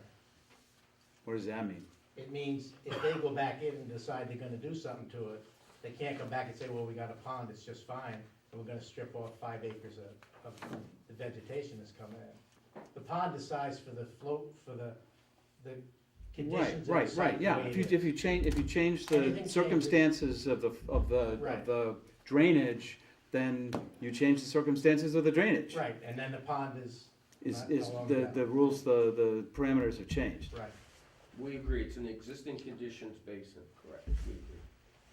So that was why we were originally interested in what the plans were for the property. But Attorney Nyland said that they don't really know what their plans are. So we're gonna have to assume that if plans change the requirements of the pond, that they would have to come back and, Yep. be We've stated- potential. If it affects our jurisdictional area, even if it's not on our jurisdictional area, it falls within our jurisdiction. Right. Yeah, if there's work that has to be done, that basin has to be enlarged, that's clearly in your jurisdiction, we would have to come back and do that. Can I comment on that, Chip? Yep. Whatever we design, in the future, and as Chip said, the owner has no idea, what the market is for things right now. He just, we started this whole thing off just to correct the situation that's there now, period, existing conditions, okay? Future designs will likely involve infiltration of stormwater, rather than runoff. Reason being, because of the nature of that area and the zoning, you've got to provide a good amount of recharge. Joe? I just wanna know your jurisdiction is the board's. if you approve this, and, they can't go on DiBiase's land, right? There's 8 to 10 feet of silt on DiBiase's land. So in 2 years, you approve it, all of a sudden, 2 years, here comes the silt, as well as coming from DiBiase. DiBiase never put the silt there. Aggie put it there, you know what I mean, that's what I'm getting at. So I'm looking down long range, 2 years, 3 years, maybe 6 months, who knows? That's what I was The asking. silt starts to before. move. I never complained about the amount of water. That's all I ever complained about was the color. Yeah, well, that was the basis of my question, Joe, about, it seems to me that the applicant would be more concerned about an issue like that, because, you know, if silt shows up, besides DiBiase, we would also probably be knocking at their door saying, you know, something's not working right here, there's still silt in the wetlands, you know, and why is it not working? So, you know, but we've heard the answer from the applicant, you know, they're saying that they really can't do anything about the DiBiase property. You know, I don't know what's gonna happen with the DiBiases, but it seems clear that, you know, that kind of something is gonna come up about that. If what you say is true, that, you know, there's a large amount of that silt is already on their property. I think as a function of fundamental physics, that ultimately if we remove material, it's gonna slough down with that that's in the, we stay off of DiBiase when we're mucking out. The material that's in that southern section is gonna probably drift down as a matter, as. Well, if you're digging it deeper, there's this little thing called And gravity. I think we're that- gonna wind up, you know, removing the sediment that's on the DiBiase Yeah. property. And that also does not rule out the DiBiase's coming to us and saying, while you're out there, why don't you muck out this little Yeah. piece? So, If you recall, in one of our earlier proposals, one of our earliest proposals, we offered to DiBiase. Oh, absolutely, we were To there. remove those and to fill in the pond on. We were there, we were there.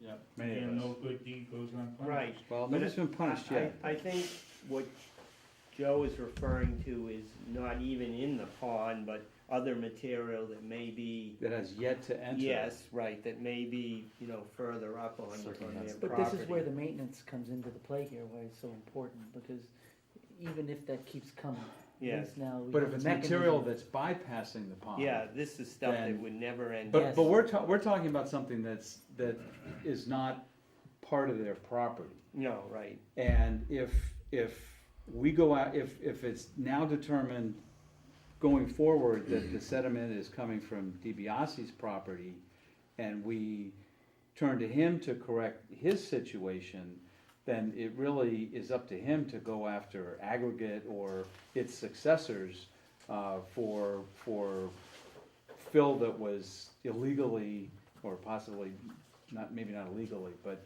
fill that was inadvertently put on his property. yeah, or however. But I don't think we can, I think we should note what you're saying and be aware of that possibility and be ready for it. But I don't think that we can make a decision based on whether that may or may not happen. In 2000, they submitted a plan, aggregate did. The board approved the plan to put that pond where it is. This board approved that, right? Which board was that? Conservation board approved that Yeah, this pond, original pond. original plan. Was that on So that now board? the guys didn't even know about it, he was never notified, and they put it on his land. Now you wanna fill another, retaining wall up, to keep it on his land, all of a sudden it's gonna run, No, it's keeping it off his land. well, it's on the edge of his land.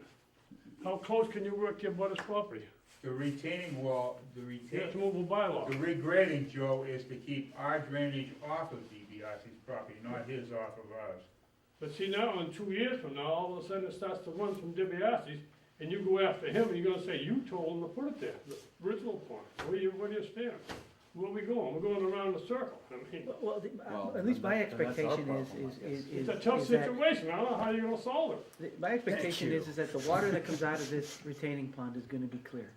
Yes, Okay. right, So let's assume that that happens. Yes. Right, with all, that's the point of all of this that's here. right. Yeah. Let's assume the water is clear. We'll be able to see that the water is clear, different from today, right? if if sediment is coming from around the bend going into the wetlands, it's gonna be clear that it didn't come from the sedimentation Well, pond. we would hope so, yes, yes. Okay, so let's move on. Is there another question? I don't know that gentleman from DiBiase's have any questions. No, he doesn't have I suspect that if he had a question, he'd ask it. I Don't just know have for a sure. Comment, if it's material from the Big Dig, it's possible that there's a lot of marine clay involved, Oh, yeah, so. yeah, there's no question. And that's very dense stuff. Yeah. It is dense, fine particles, probably toxic. All right, so let's move on to. Oh, another Can I question. address the commission? My name is Brent Bazelak. I'm sorry, I noticed you don't have other people identified, so you must all be familiar with them. I'd like to offer an observation to the commission. I serve as a commissioner in the city of Haverhill. Okay, And I would mention the fact, and you may have already realized this, that a sedimentation basin that extends onto another property, the commission should possibly think of the concern of, you've already been told that the basin that exists there didn't appear to be adequately constructed or wasn't effectively engineered. You're now hitching your caboose of this new engineered basin onto what may be a substandard design or no design at all. That's one thing I think you probably already realize, but I'm just mentioning it for you because it hasn't been clarified. Commissioner Keene also mentioned that he has an expectation that the water leaving this sedimentation basin will be clear. Have you received some kind of engineering certification that in fact it will? Because usually my experience with the stormwater regulations is that a sedimentation basin only achieves a TSS removal of maybe 80% or something.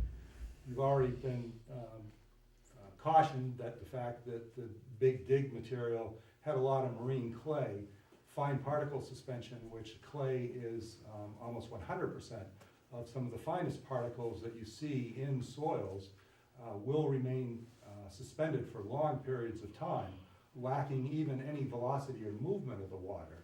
And yet I don't see anything more than a perforated vertical pipe that has some stone around it. I would suggest you investigate what the actual removal of suspended fine clay particles is. My experience on construction sites that had to excavate in marine clays, was that chemical flocculants had to be used in settling basins, which are like dumpsters, in order to get the clay particles to drop. So here again, are you actually getting certification that you will have clean outflow even with the presence of these marine clays? The other thing I offer for consideration is ongoing, once this is constructed, you're kind of forced into a situation like you bought a car, but you're only able to change 3 of the tires. You can't touch the other tire because it's on another property. Therefore, there can't be any maintenance. Therefore, the inspection is problematic. And therefore, performance of this basin may be negatively affected in the future.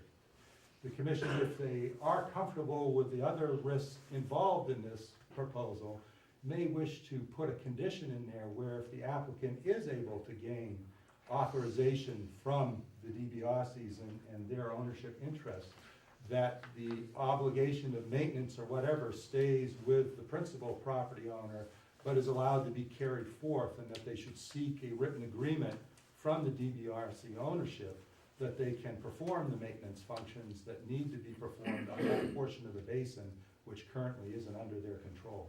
Well, I think that's certainly in the applicant's interest, because as long as there's this ambiguity of, you know, if there's still sediment that's coming from the retention pond, it will still be not completely clear where that sediment's coming from. And if they have the opportunity to properly excavate and clean out the retention pond, that ambiguity should be reduced. I mean, this is such a messy situation. I don't think you're ever gonna get to 100% of anything. Right. But if you get to 98%. That may have been my last point, but that certainly wasn't my most highest priority point. The first point about hitching a now well-engineered and designed basin where anywhere from 20 to 25% of its perimeter is outside the control or analysis or any engineering, Yeah. is, will that whole thing function? I've never bought a car with three wheels. I always go for the four-wheel ones. I think I thought those were all great comments, a couple comments back. Originally, when I was looking at this, it came up earlier today, was, if you could separate the new retaining basement from the old retaining basement, right?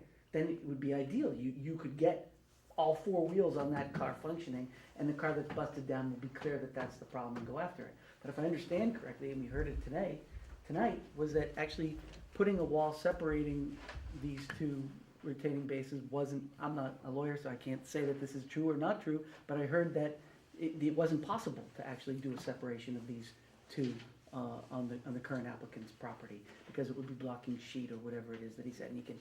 Sheet flow, and he can. Council have me in court tomorrow. Okay, so he can answer that again, but what I heard was, he can't do it. He can't separate the two, and he doesn't have agreement with the other applicant. So that's a pretty tough situation to work. If he can't separate himself and they won't work with him, what do you do? I don't know what the answer to that is. But to the other part, I've asked multiple times, what's in this? What is this exact sediment that's in this water, and what's actually there, so that we could figure out what we were dealing with? And we've never actually gotten a clear answer to that. Mhm. If we did get a clear answer to that, I think your comment about what it would take to get it to be clear would be more clear. But given that we don't have an answer to that, and I don't know why it is we can't actually get an answer to that, we're going with the peer review and everything else that we're talking about around here. I would encourage you to pursue that line of effect on them. I think we assume that there'll be a condition in the order that will state that we, in disposing of the materials, the sediment, that we have to comply with local, state, and federal laws. So if that requires it to be tested as it's being removed, that'll be tested and it'll be disposed of appropriately. There's also, you're concerned about a clear stream and it depends on the particle size, and, I've worked with Brent over the years, and he always has good ideas and good insights into problems. But you can clean up 99% of the sediments, but if you have very fine particles, such as clays, it's still gonna look cloudy. So that doesn't mean the sediment basin's designed wrong, because you're collecting most of what's gonna leave the site, but you might not have cleaned up the turbidity to the level that you'd be happy with. Right, you can. So there's a difference between a sedimentation basin and a clarifier. So there's guidelines for building a sedimentation basin, but if you go another step, like Brett says, you add alum to it or something, if you have real fine particles you have to get rid of. But usually those fine particles are a very small percentage of the total. So, it depends, what's being designed here is a sedimentation basin, and that's what it is, and I don't know, I couldn't guarantee that you'd have clear water out of it, unless you had a good analysis of what's coming into it. But you can't say that we'd have most of the sediment out of it. Yeah, you would, you'd have most of this, no But doubt about it. You can't guarantee the color. Right. Mike, if we felt that the portion of the pond that was not under the applicant's control was causing a problem, would we be in a position where we could issue an enforcement order for maintenance work to be done on that portion of the pond, even if they were not, even if the DiBiase property, even if it was not their intention to have that pond there. Yeah, I suppose so. If it was the source, Yeah, if that was the source. then that would be the right And- thing to do. And, well, yeah, there'd have to be a lot of give and take on that one, though, because if it was built without their permission, by aggregate back in the day, the initial one, 10, 12 years ago, and now we're being, now we tell them that they're not complying anymore and they're gonna have to pay to get it fixed, that's that's a tough burden to place on somebody. Yeah, there's But gotta it be a might statute of encourage them limitations there. to come to an agreement with the applicant. Mm. Right. We're ready, willing, and able. You've been on the record Okay. 20 times. And I think at some point, the family will come together and that will happen, but not yet, it hasn't happened yet. All right, so let's move on. We have Brian Butler, who's spoken a couple of times, who can talk about the riverfront. Yeah, that's what I wanted And to that's do next. the, as I indicated, the basin's more than 200 feet away from the off-site, but we can talk about intermittent versus perennial. Brian Butler, Oxbow Associates, been at the block review. I did meet with Ms. Peter on the site on the 19th of September, I think it was, just to resolve so you had questions on a couple of flag locations in the B series that we, I think, sufficiently resolved, and she reported that in her supplemental report, so I won't belabor the point unless. Brian, would you like a pointer? No, that's all right, Steve, it'll take me too long to figure out how to work it. So anyway, I think that's an issue that's in the resolution basket, rather than outstanding. And Ms. Peters also submitted that well, I'll back up, the brook that's shown on the USGS there, and either Brindle Brook or tributary to Johnson Creek. It's not named on the USGS, but it's shown as intermittent. Ms. Peter did an analysis somewhere around the corner of this property, I guess, using the stream stats algorithm to determine that it had a 0.5 square mile contributing drainage area and a low flow statistic of 0.01 or greater. And she cited the regulatory, the portion of the regulations that overcomes the presumption of, or may overcome the presumption of a mapped USGS intermittent stream. And what I did is essentially the same exercise. I just moved upstream a little bit. This stream, of course, is not shown. It's somewhere on scale, somewhere about out here. It comes down south of the property. There's a bend in it, then it broadens out into a large swale, kind of a forested wetland that really doesn't have any stream definition to it. And then it reconsolidates as it goes toward Salem Street and enters the culvert there. So the drainage area, Ms. Peters' calculation, I think, is about this point, roughly. And we measured it slightly further, again, in a parallel or perpendicular locus on the stream trace, somewhere more in this vicinity that can be corroborated. I think the material, the commission should have gotten kind of a package from. We've got a letter from dated September 27th. It was all in that same package dated October 2nd that had the stormwater. And to really boil this down, if Ms. Peters' analysis was done somewhere, kind of in the cross-section of the R here on the USGS map, our analysis was done by the left foot of the R, which is, again, if you just proportion that off, it's somewhere around here, our analysis, hers is near the corner. So if you just extrapolate in a perpendicular manner from there, somewhere out here you might have a 200-foot zone that north of which, a 200-foot offset north of which is going to be perennial. According to the data we have now, it may be overcome in the future, but it's clearly doesn't meet the regulatory requirements south of that point. And all of our activity is parallel to the portion that's not perennial. It's 0.49 square miles, according to stream stats. And also parenthetically, stormwater management, which is what the whole application is about, is an exempt activity under the Rivers Act. So we're probably about 150, 175 feet from what might be a perennial stream north of this, yet we're outside of the 100 foot in any case with all the proposed activity. And this area is south of the perennial status of the brook. So no matter how you slice it, this would be an exempt activity or allowable activity, even if it were perennial all the way up to the elbow of the stream that's shown on this USGS map. The elbow I'm referring to is about concomitant with this area here. And just so the commission understands too, we have the existing detention retention hole in the ground pond. We have the BVW boundary that we affirmed with Ms. Peter. Then there's two old settling ponds. They appear to be from probably the old gravel works 50 or more years ago. Then there's another kind of upland berm, and then there's that forested wetland that contains what would be Brindle Brook. So we're not beetling by any means over that stream, we're quite a ways off. And Ms. Peters cited it in her most recent report that the no-touch zone, 25-foot no-touch where paths only are allowed, is relative to the mean annual high water, as Attorney Nyland said yesterday. So if it's only applicable, and I haven't studied that since reading that, studied your bylaw, if it's only 25 feet to the mean annual high water, the mean annual high water in the worst case is gonna be somewhere, around here. So I don't think, as Attorney Nyland said earlier, I don't think that's a conflict with the no-touch, no-cut zone. So I hope that makes sense to the commission members, and maybe Ms. Peter has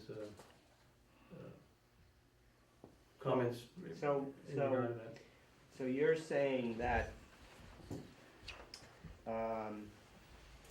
the stream in that area is intermittent, and but even if it wasn't, the work is the work outside of the 200 feet buffer zone to that stream, regardless of whether it's intermittent or perennial? It's not, it may not be, like this riprap spillway here might intersect that 200 foot. That hasn't been determined with precision because there isn't the mean annual high water. It's kind of unusual in this circumstance where you have a contributing drainage area of less than a half mile, and the stream, if you look at the ortho, would be maybe 80 feet wide or 60 feet wide. That's really not a stream, that's a swamp. Right. But what I'm trying to say, can I draw on this, Steve? Is that, mark this up? What I did took the stream stats shape files that fortunately you can generate now when this program is actually working, and overlay that onto the USGS map. So we're all on the same, same registration system. And you can see here, our design point at the stream is about 2/3 of the way up on the property line, so somewhere about here. Below here is 0.49 square miles, above here somewhere is 0.50 or more square miles drainage area. So all this area down here is arguably outside the riverfront area under even, just an interpretation of the regulation that was cited in. So I think in Ms. Peters, at least in her email, she kind of stated, sums it all up that we agree. We're, beyond here is intermittent, beyond here is default situation now would be perennial. And so we don't have a huge chasm in our opinions of what's going on here, I don't think. Okay, but, so, even if the stream were perennial, still the 200-foot buffer zone to that stream doesn't really extend much further than the existing 25-foot buffer zone to the BVW? Right, it may intersect some portion depending on how you refined it out here, but nonetheless, this, again, I'm not saying that it does, that there is a riverfront area associated there. But this is all stormwater management activities, which stormwater management and septic systems are exempt activities in terms of the performance standards of the Rivers Act. So But it it wouldn't, could, to answer your question, it could get that spillway, right? But we don't I think have it would go into the basement. another graphic that's very rough, so I was disinclined, it's not measured in a critical manner, but I did it using our GIS system, calling essentially this point our point of perenniality north, non-perenniality south. And this is a 200-foot offset, and you can see it swings pretty close, even if you extend the arc from the design point here, it swings pretty close, but yet not into the zone that we're working at, which is corroborated by what I showed here. You take this point and you extrapolate the 200-foot. What is the scale on this, Steve? I can't remember. Oh, it's 60. Okay, so 120. So 200 feet back from that is still. This is the old detention ponds. We're just approaching the next bank into that swamp area. So it's not consequential, but I think we should call it for what it is in this case. And again, with the 0.49 contributing drainage area, that clearly gives us a dividing point that's somewhere in repeatedly running stream stats, if you want an exercise in frustration, even when it's working well, just doing the exercise over, you seem to have to just clear your whole program and start repeatedly. But somewhere between, I think where Ms. Peters found it to be perennial, somewhere about here, in the belt of the R, if you will, and the foot of the R, where I have a design here that, this is all shown in the maps that I submitted as well. Somewhere in that interval, it's clearly 0.49 square miles, on a transition from 0.49 to 0.5. That's where the linchpin, the regulations say it has to have a contributing area of 0.50 or greater, and in my letter I emphasize the and artificially, and a low flow statistic of greater than 0.01. Brian, could you translate that into acres? The difference between 0.49 and 0.5? I did, It's about 3.5 acres. half a square mile. 150 to 640. If you multiply the 52 times 5280, and then you divide that by 0.5 versus 0.49, 0.435. and then, yeah, it's about 3.5 acres. Okay, thanks, Jim. I did the exercise, because I wanted to know what the difference was. I didn't, 0.49 to 0.50 sounds to me like it's infinitesimal, but it isn't. It's a It's three- 0.1 acres. Yeah, it's a good number of acres that's in the delta. I'm sorry, Further you move upstream, 0.1 the square less- miles. It's Right. a hundredth of a square So mile, you have to do- 640 acres in a square mile, so it's 6.4 acres. Right, so yeah, so it's a decent. There, it's not- yeah, it's a I few did acres. do It's that not a math. couple hundred square feet. Yeah. When you said the His math is 6.4, wrong. that's. Well, I'm a lawyer, right, so, but I wanted to make sure that it wasn't a very, couple of hundred It's square a feet. few acres. Right. It's noticeable. You're not gonna Right. walk by it by mistake. Right. Yeah. So I hope that's clear. It's a little esoteric between both the transferability of the data from stream stats to the real world and the regulatory requirements, but essentially, again, not perennial, and even notwithstanding all that, these activities would be completely compliant with the Rivers Act performance standards of greater than 100 feet, and its stormwater management system, which has to be generally in the lower portion of the site due to gravity, and so that's why it doesn't calculate in your liability, your riverfront limitations.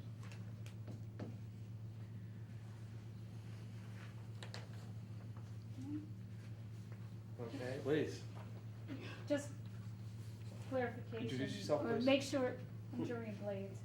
Question, so what you're saying is, it's really a difference of, on a starting point of a couple of acres difference between what you're saying, that 0.49, and what Ms. Peters saying of 0.50. That's a difference of where you're actually looking. Where it becomes perennial. Where it There's a becomes difference perennial, of which 6 is acres. important as far as a riverbed and the regulations, correct? Right, it's So somewhere. it's actually giving somebody a, if you think of a race, you get a couple of acres race ahead of point versus somebody else in the other. That's the analogy I'm thinking. Yeah, instead of But rate, it's more significant. volume or area that's contributing. It's It's about significant. 6.4 to get from, if you take it out another decimal point, then you could split that 6.4 acres down into more, smaller fractions, but. But it sounds significant when you talk about acres versus, What's the width of that drainage area roughly in feet? The drainage that's Brindle Brook? Yes. Let's see. This is 200 scale. And at a point parallel, just saying, due east of here, I'm going to interpolate here about 100, 115 feet or something, so the Okay, kind of so- drainage. So 6.4 acres, 43,000 square feet, 240,000, 260,000 divided by 100, is that right? 260,000 square feet For 6 acres. divided by 100. So it's 20, that's a difference of 2,600 feet? 26,000. Oh, 2,600. 2,600 feet. Divided by 100.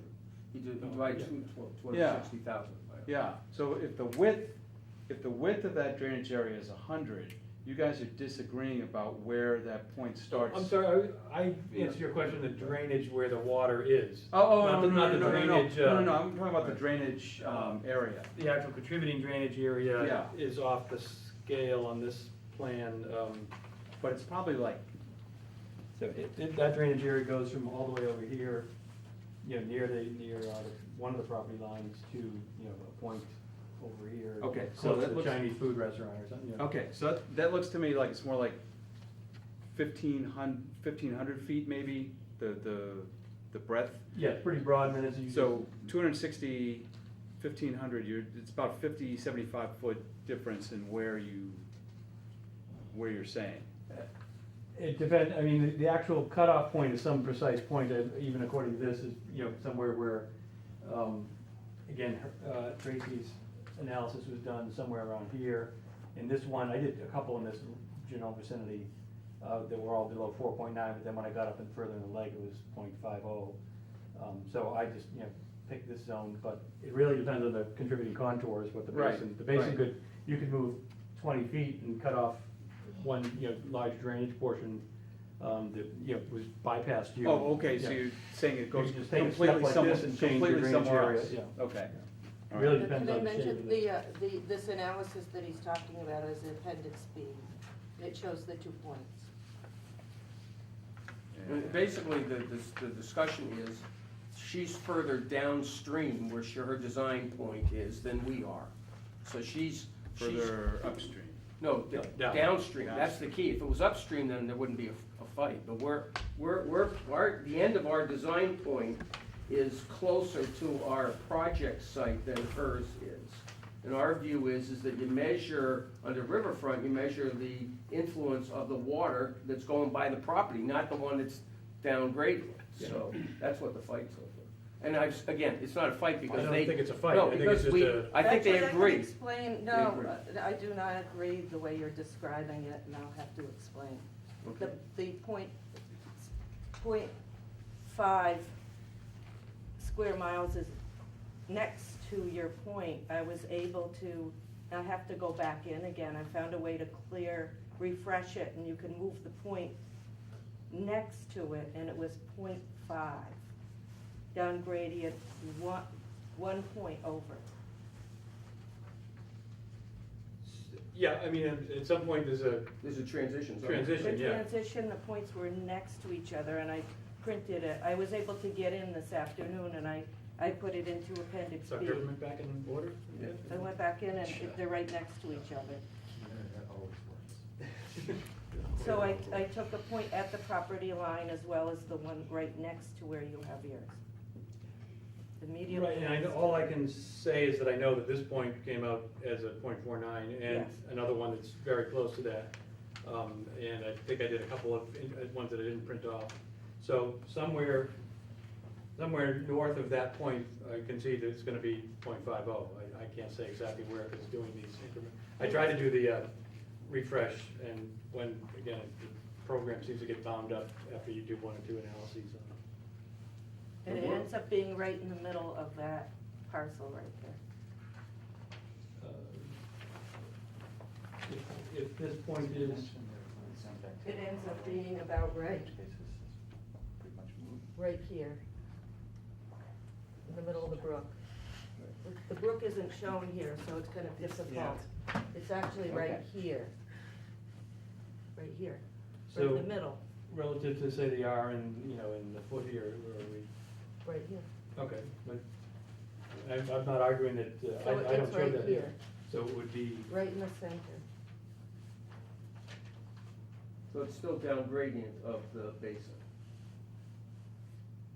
yeah, so if it's somewhere in here even, you know, I believe this is pretty much 2/3 along the property line, so I was estimating here. And the other point is you keep talking about 200 feet, but it's measured from the mean annual high water. And and it's all wet in here. It's like a swamp and it's filled with water. It is a swamp. So the mean annual high water would be coming up, should be coming up to the edge of the wetland. Where the wetland is. But, well, in here though, there's those 2 basins, then there's like an upland berm, and then there's the stream, so it's not. Right, Right, but I mean, they're hydraulically connected and there's water flowing in one right here now, but right here, this one would be over top. There's beaver in there too, aren't there? There's beaver in there? They're all up Yeah. in the Yeah. stream. Yeah. I mean, they're hydraulically connected, but it's not a linear unidirectional flow system all the way up to the BBW line. There's a couple of settling basins that were, I think, for the gravel works way back. Then there's a kind of an artificial berm, then there's the swamp that contains the Brittle Brook.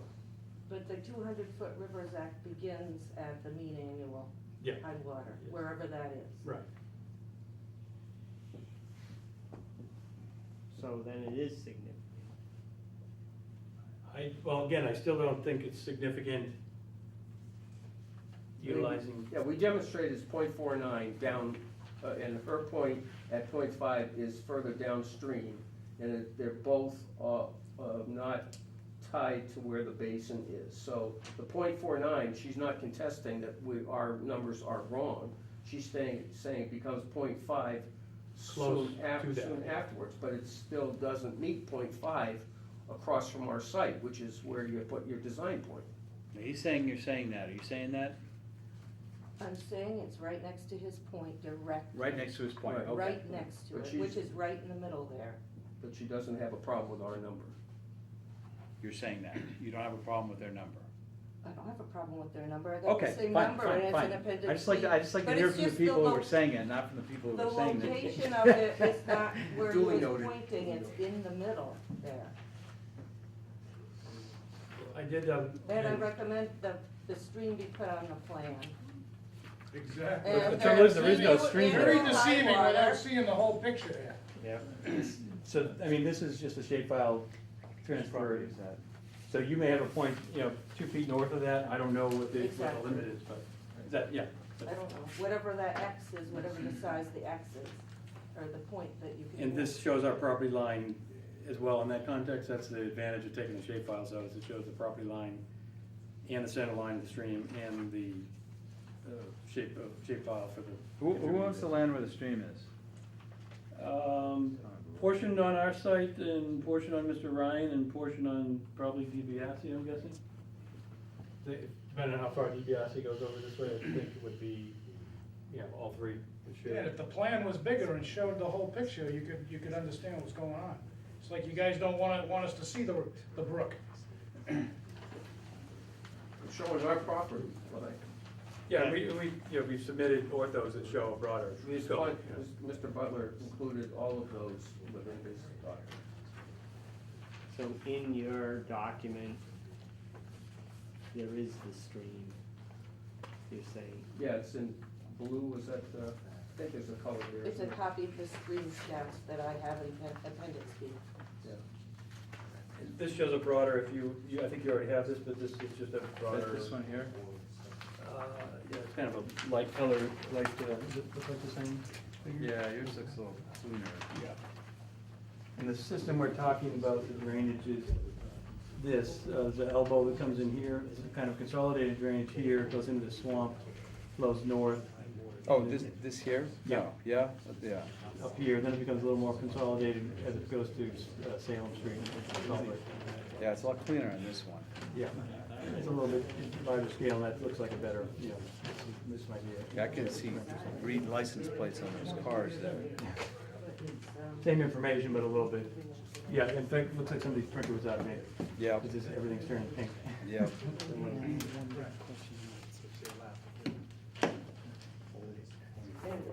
Related to this? So in short, what our contention is that from this point or thereabouts south, we don't have a perennial stream. We may have a perennial stream to the north, we may want to pursue the determination of that by empirical observations at some point in the future, if it's significant to the owner's interest. If it's not, it's not worth doing the 4 days of observation with a newspaper and all that, those histrionics. But right now, the area of activity that you're reviewing, we believe is not in a perennial, or not projected into a riverfront area. And north of us, we're not immediately concerned enough about to delay the process to resolve that. It may well be perennial, may never run dry, it may run dry very briefly in non-drought conditions, but we'll. I've been in defer Groveland that. for 23 years, that's never run dry, never. I've lived there for 40, I've seen it dry once. So there you go, there's a 20-year period. You can put Grindle Brook on a plot plan, 1897, right here, it shows it going all the way up, under Salem Street, all the way up. And it was probably quite a bit more defined at that point because Beaver hadn't gotten in there and whatever they did in the gravel extraction and rock extraction here hadn't marked it all up. I assume it was probably a much more discreet brook in the area. that They we- used to be on the state stocking list, they used to stock that brook with trout. They probably don't Years now ago, because they it's don't conditioned. anymore, And no. Frank O'Mara worked for Fishing Game, he used to stock it. Yep. He wouldn't waste the fish in intermittent streams. But they don't stock it now because it wouldn't support. Well, because there was a trout. Superfund site further downstream. I can't So- claim credit for that or So either they, can. so they stopped, It's a they T-Bob. stopped stocking it. Okay. Anyway, I have a lot, is that it? Yes, I think so. Chip, am I short on anything? Yeah. I have We a beat lot to this say, pretty I good. guess, I'll just try to go through quickly, I have 5 pages here, but, just about the plan requirements, require a 50 scale or less plan. They used a 60 except for the, insert, and it also applies to the Groveland bylaw. If there's gonna be any additional resource information put on the plan, I'm recommending that they go with the 40-foot scale that they have in the inset. And then, the BVW is we're agreeing with that. The, 25, okay, under border and vegetated wetland, we have the 25-foot no cut. And you mentioned that it goes with the mean annual high water, not the border and vegetated wetland. And I put that, the bylaw right on, under that section so you could read it. And it said that the applicant should determine the mean annual high mark to determine compliance with the bylaw. As you know, that the outfall is going right to the edge of the wetland, and so you should be concerned about any scouring.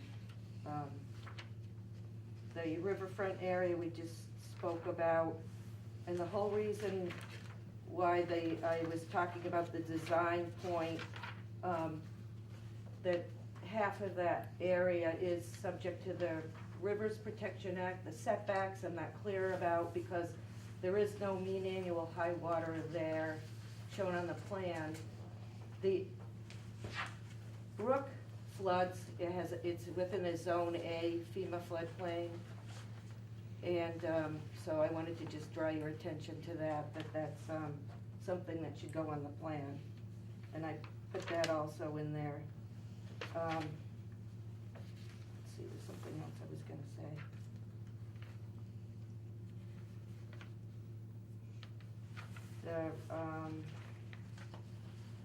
The land subject to flooding also falls under the town bylaw.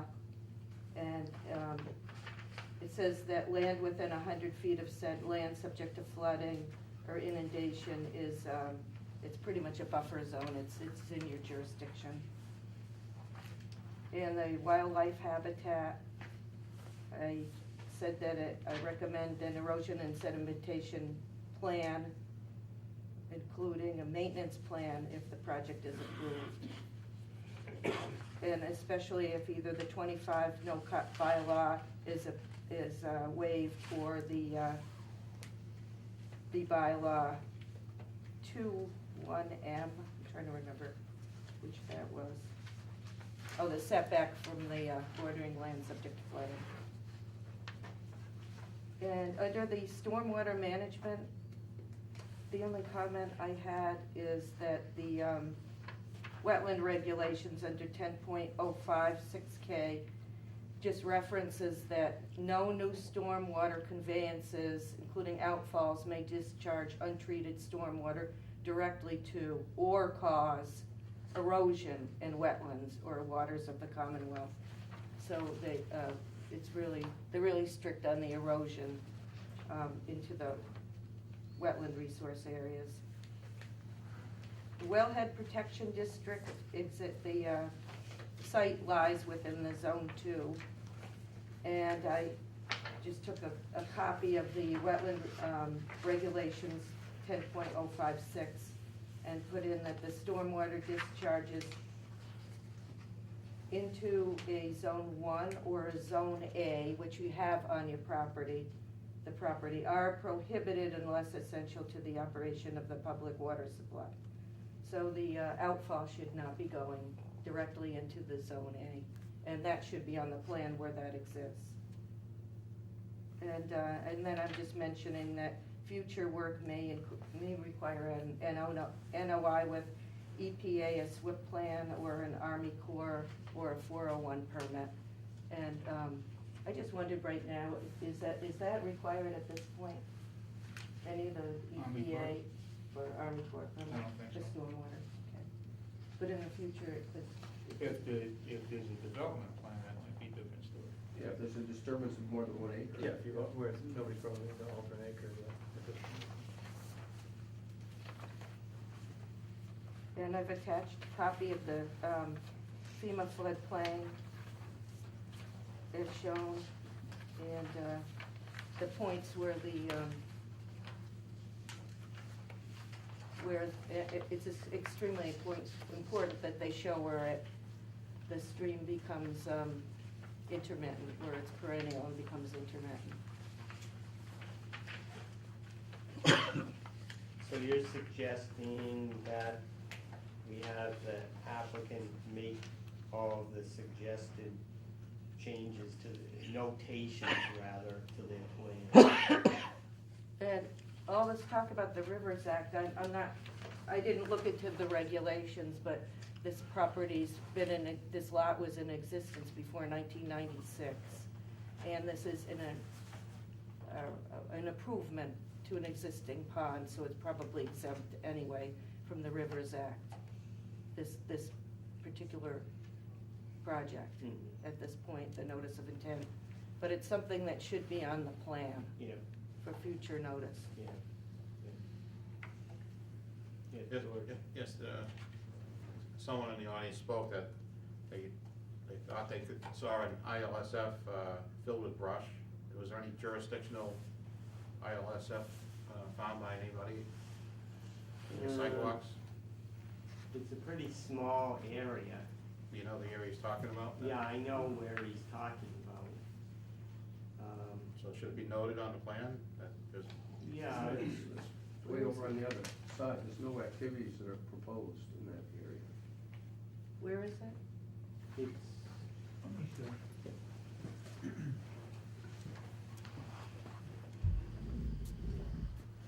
Roughly in here. So isn't that a wetland violation on the air? It's a puddle there. Yeah. And been it disturbed. seeps into the ground. I don't know, I mean, how big is a puddle? There's dimensional Right requirements. after a big storm, it's, I don't know, maybe 40, 50 feet across. Day after or 2 days after, it sinks into the ground. How do you know that? Is it- I've seen it.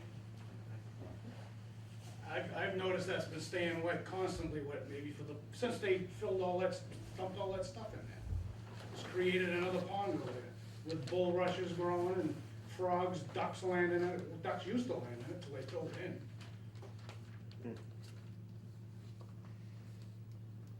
Okay, I'm not sure what to say about that, but yeah, go ahead, Brian. When I didn't wanna break the chain here, but just the reason I think Ms. Peter mentioned about the Zone A flood, FEMA flood zone should be indicated on the plan, but it's actually so far off the plan, I believe that's why it wasn't indicated, because it's basically it lays over Uptack Avenue, which is Uptack Avenue, so, just interpolating here, this is where the flood Zone A, which is not associated with a particular elevation, so it's quite a bit off of our area of interest.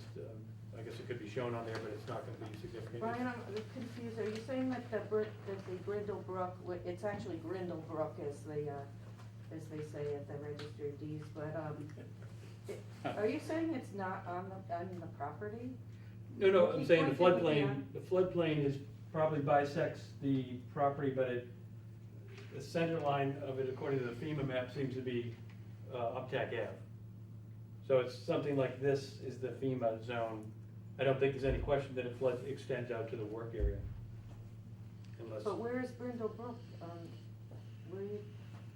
Where would you draw Brindle Brook? according to this USGS trace, it would come like this, Okay. something like that, yeah.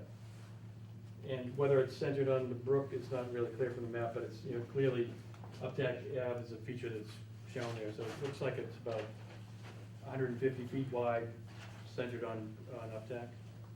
Again, because it's not an elevation layer, it's kind of cartoonish. But. Well, that's why I said that maybe they'll have to do hydrologic calculations to put it on the plan, not the map. I don't think we're required to do that. I It's can not interject. mapped. The good news is that FEMA digitized the layers or whatever, so actually fitting it down there is not the cartoon exercise as Oh. it used to be. That's the news from 2012. But if it's not established with a flood elevation, It it's still doesn't matter, they digitized the Right. layers so that you can plop it right down. At least most folks that are adequately versed in using AutoCAD and stuff are able to handle it because it is. right, but it still could go through 40 feet of contours in It could. its accuracy. Yeah, it could.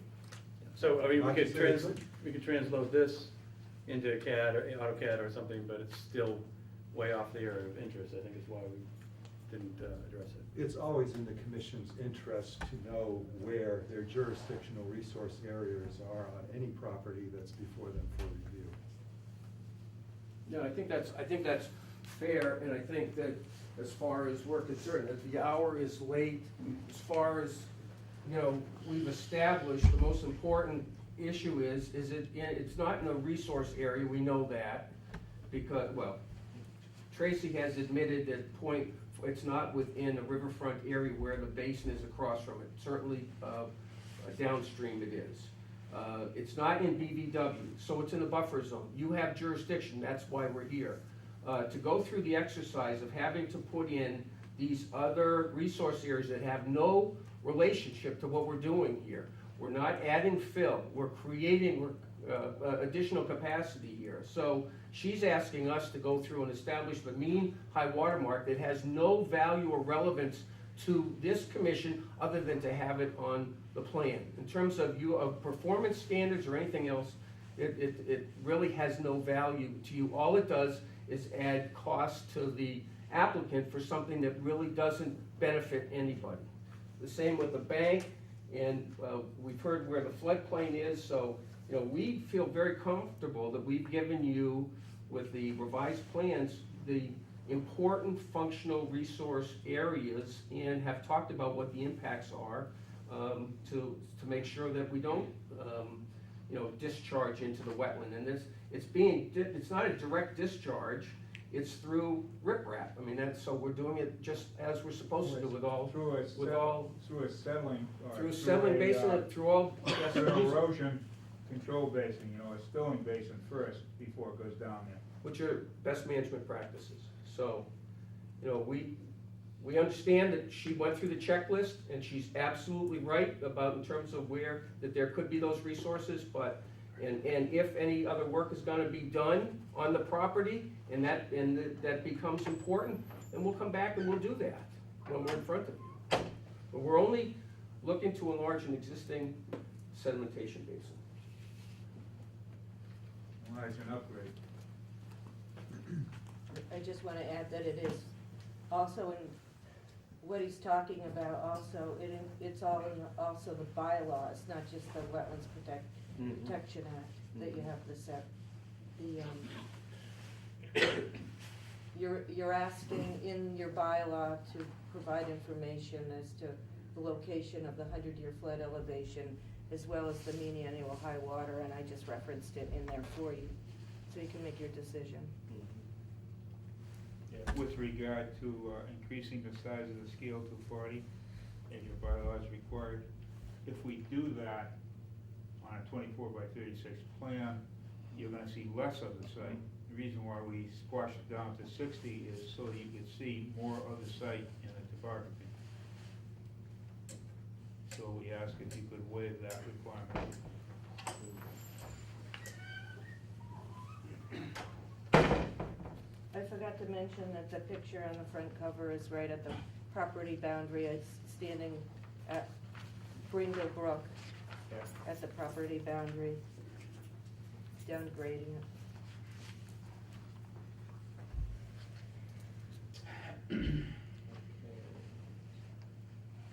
All right, so, I believe that we have probably everything, I don't think, One more. yeah, oh, go ahead, So I'm gonna try one last time. yeah.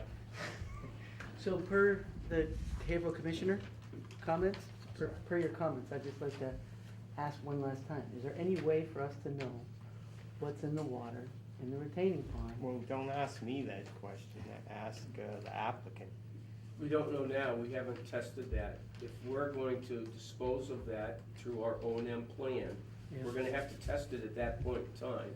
And if it's got elevated levels of anything that's regulated under the MCP, then we have to dispose of it that way. If we test it and it doesn't, then, you know, it could go into a landfill or other places. That testing will take place, and that's why I said, I think you, in an order of conditions, you would, you know, require, and we could share that with the commission or otherwise, how you'd like to do that. But we would have to comply with all laws for any disposal of the area that we muck out. I was thinking, okay, so you're saying that when you muck it out, you're gonna do an analysis of the stuff that you muck out.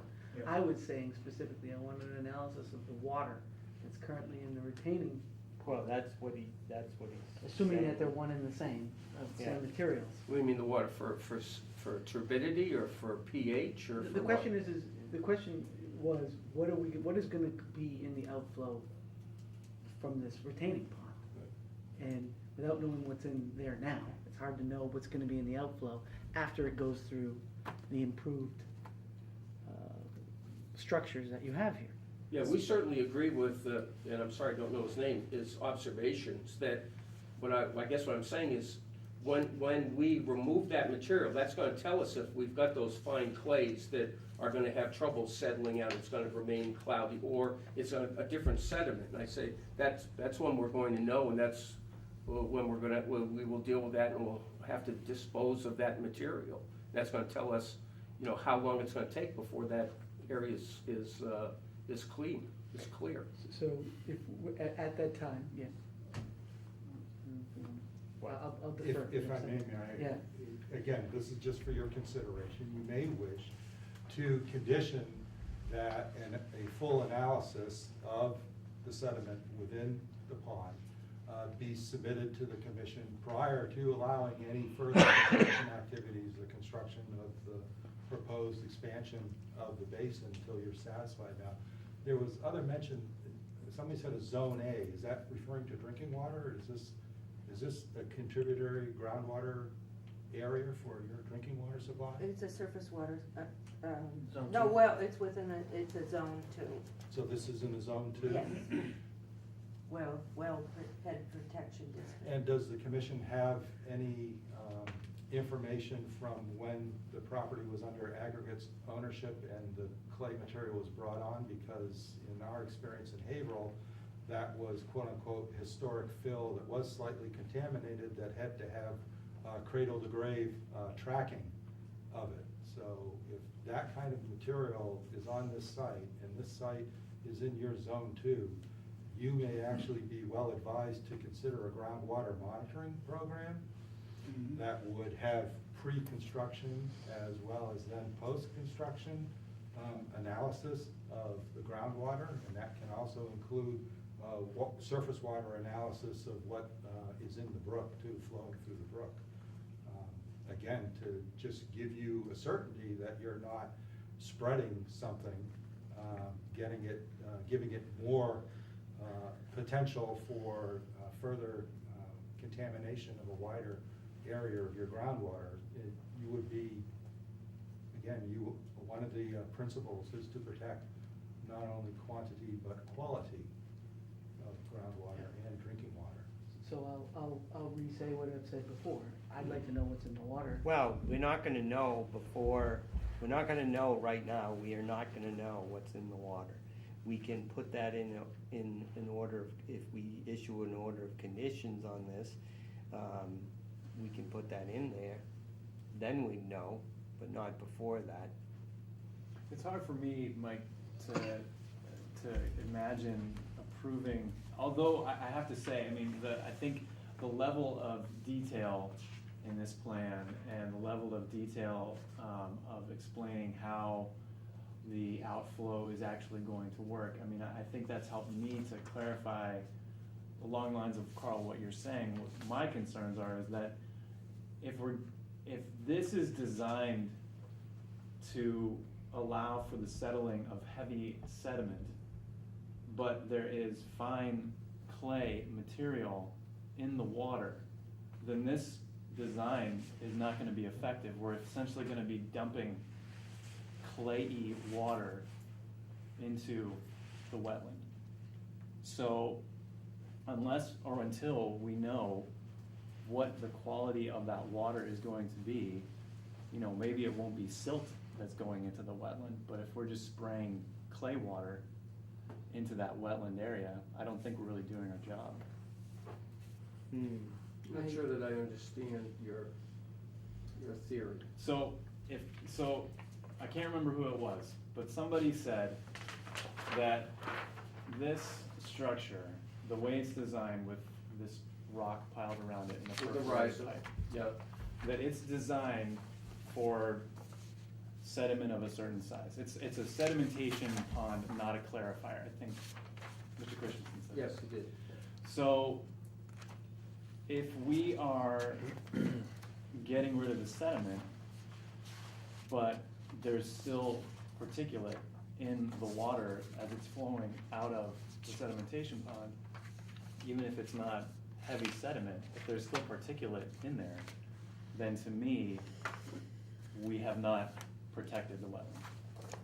Well, right now, what's happening is that material is going straight into the wetland without any treatment at all. And so what we're proposing to do is to size it so you have larger, so you have a greater ability for it to settle out. And then secondly, that you have a structure that will allow for those particles. So, you know, that you have no treatment at all now. So whatever may be going out there is certainly far more detrimental than what we're proposing. Yeah, indeed. I mean, if you're talking about, you know, I mean, yes, getting from one end zone to the 50-yard line is progress, but if we're trying to score a touchdown here, then I don't feel confident that that's what we have until we know what exactly is in that water. So I agree with what Carl's been saying. I appreciate, you know, you bringing that to the table and making the distinction between a sedimentation pond and a clarifier. And I also appreciate the level of detail on the map. I really, really do. And so I'm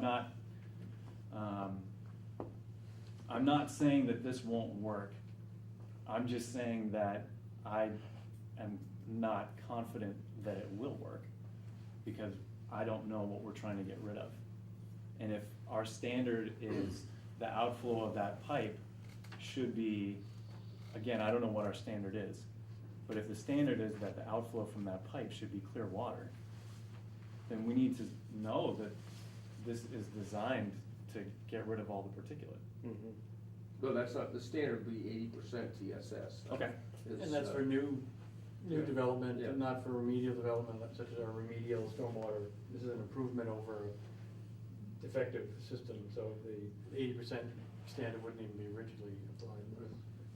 I'll let the engineers weigh in on I'd that. say easily this will meet 80% TSS.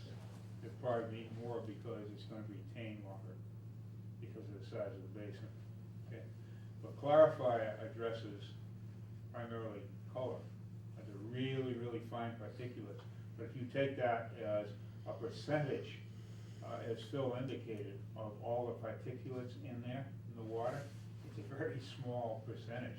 But that's our Few guess percent. right now, right? We don't know that because Right. we haven't tested it. No, that's, you know, Well, it's a fact. You could take a drop of dye and put it in a swimming pool, Yeah. and that entire swimming pool changes color. Right. So. Doesn't mean it's polluted. Doesn't mean it's polluted. So, I mean, we're able to detect very, very small levels of change in appearance and color. But I think, you know, a lot of questions would be answered if we did not an analysis of the sediment, but analysis of the water. Go in there and scoop a liter of the water and find out how many particulates are in there, find out what the composition of the elemental composition of the water is. That's not all that expensive, and it's not that hard, and it doesn't take long. Well, we asked the applicant to do that, and the applicant did not want to do that, so and we are unable to do it ourselves, so unfortunately, we don't have that information.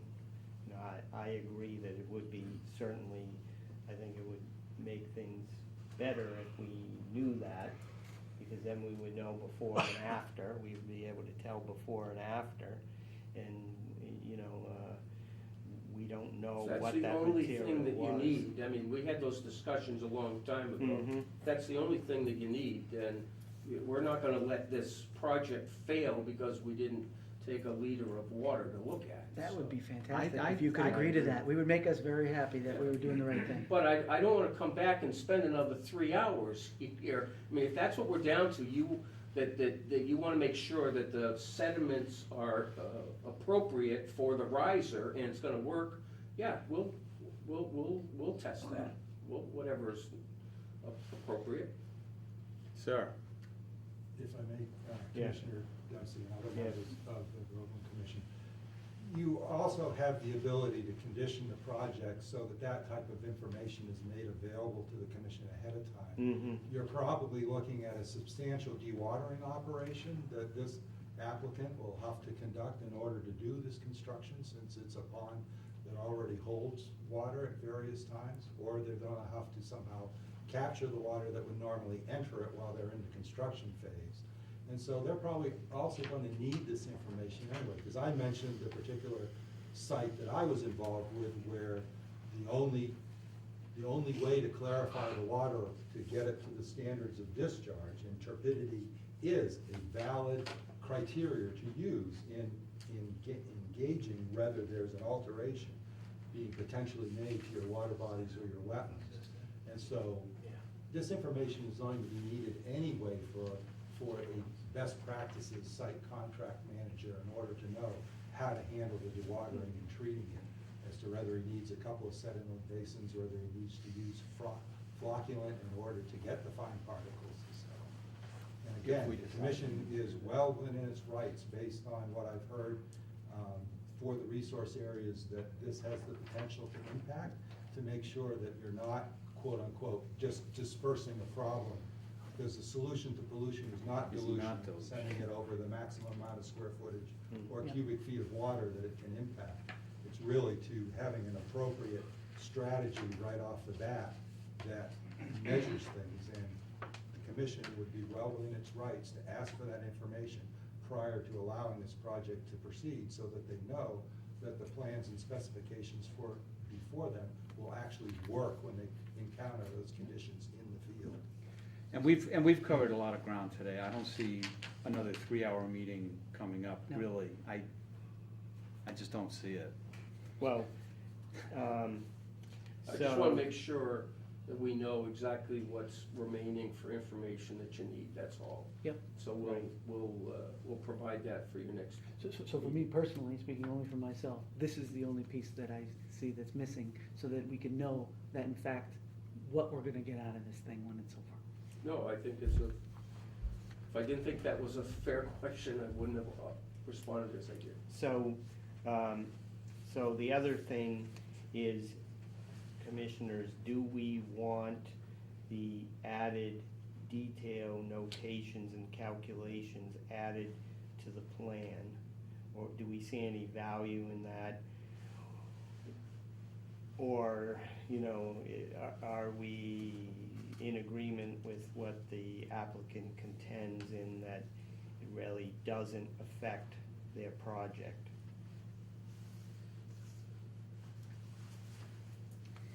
If the law says that things are supposed to be on the plan, then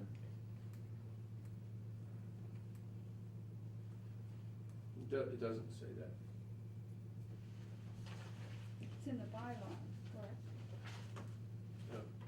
We'll put on the plan what's necessary to be put on the plan according to the law. And if we didn't have to do peer review, we did that. We've extended ourselves for the last few Yes. months, and so that's what I'm getting to. No, we Let's appreciate that. Let's use common sense here, and let's put things on the plan that have value to your decision-making. Where the mean annual level is of the swamp, which has no riverine characteristics in front of us, doesn't do anything for anybody. So I'm just asking for common sense to be applied, that's all. Question over here. I was just gonna say, common sense says if we're talking about the brook should be on the plan. There's no brook on the plan. We consider it to be a swamp, and it's not a perennial stream. That Part of it is, part of it's point on where your it's property. Property. point where it's perennial. No, I think we there's a design it. disagreement whether it's on the property. So if it's on the property, it should be on the plan. If it's on the property, it should be on the plan. All right, so commissioners, do you agree that we want to see the brook on the plan? The part that's on their If it's property. on the property, yes. Yeah. We don't have a problem with that, we'll put that on. All right. Thank you. Okay, so I think then, those additions would be some kind of analysis of the water that's in the sedimentation pond now. Just so we're clear, we're gonna do a total suspended solids analysis. Yeah. Right? I would like to see elemental analysis also, is it possible? Such as, Such as minerals, Lead, okay, sure. the usual. metals, There's a suite of typical analytes.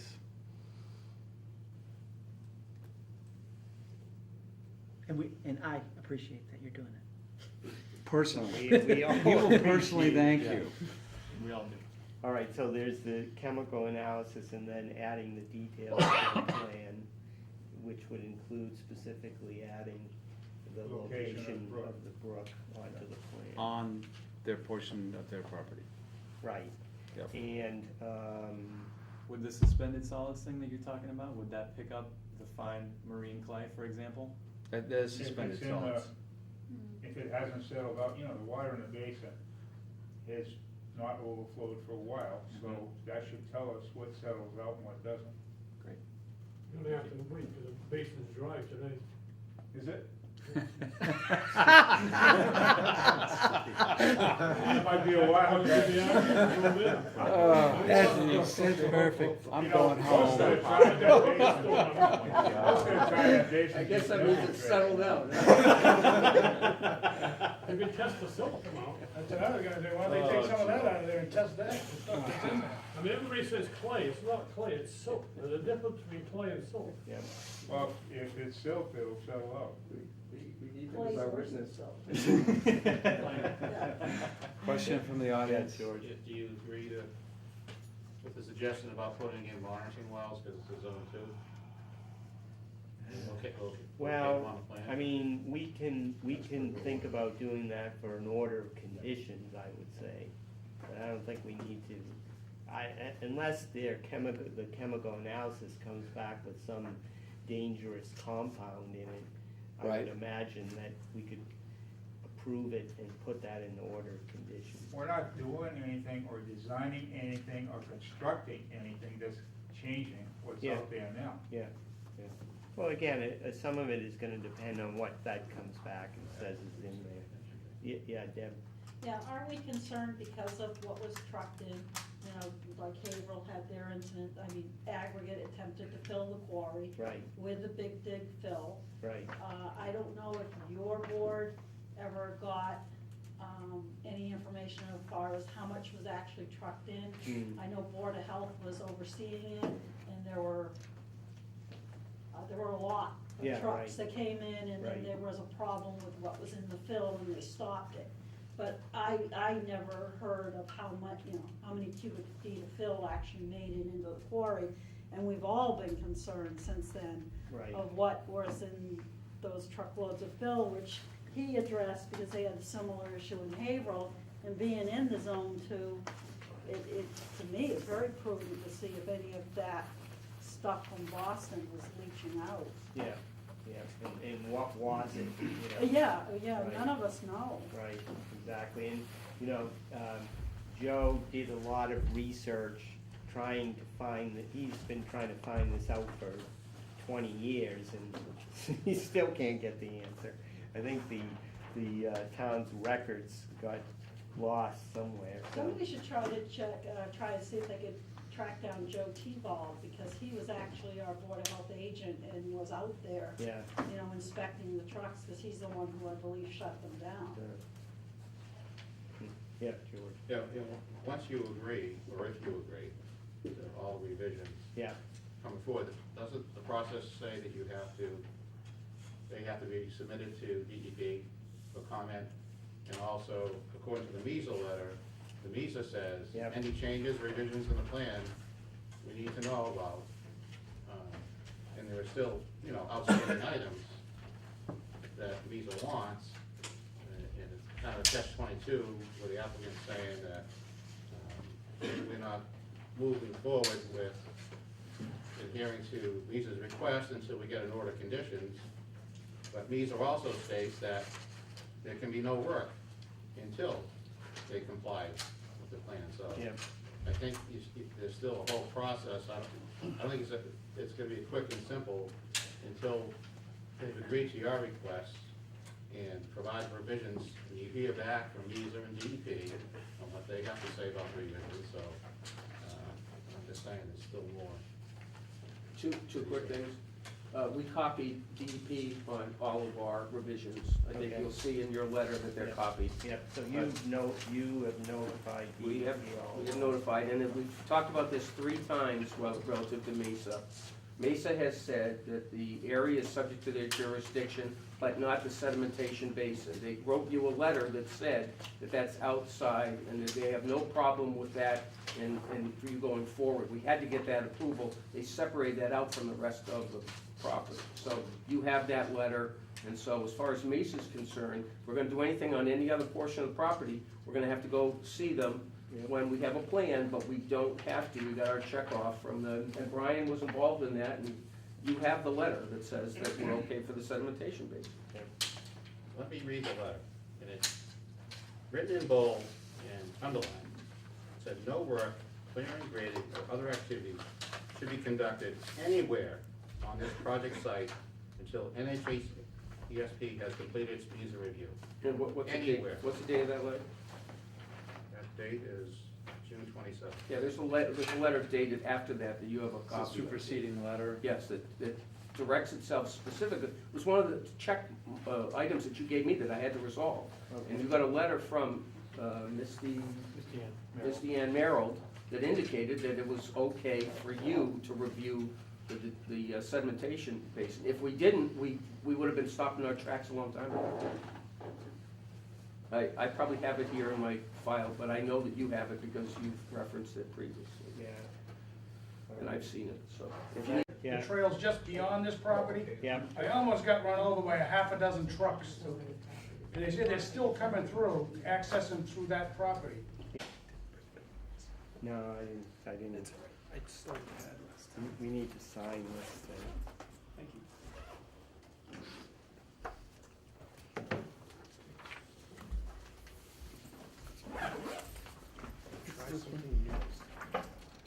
That's, Okay, should we talk about that first? yeah, we can, Yeah. we can. All right, I'll We'll hold talk it. about it in.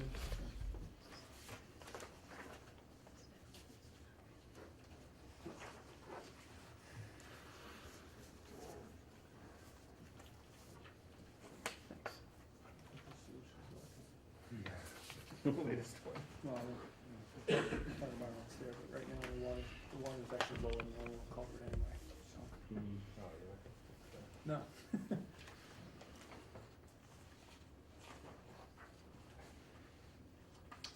Okay. 7:03.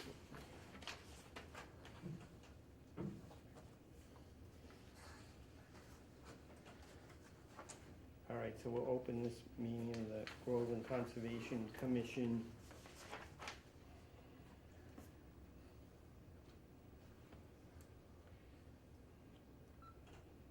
All right, so we'll open this meeting of the Groveland Conservation Commission at 7:03 PM on September 11, 2013. And we do have a quorum of 4 commissioners. Expecting one more. So present are Mike Dempsey, Carl Keane, Jeff Alto, Tom Schaefer. And we are expecting Brad Birdsley soon.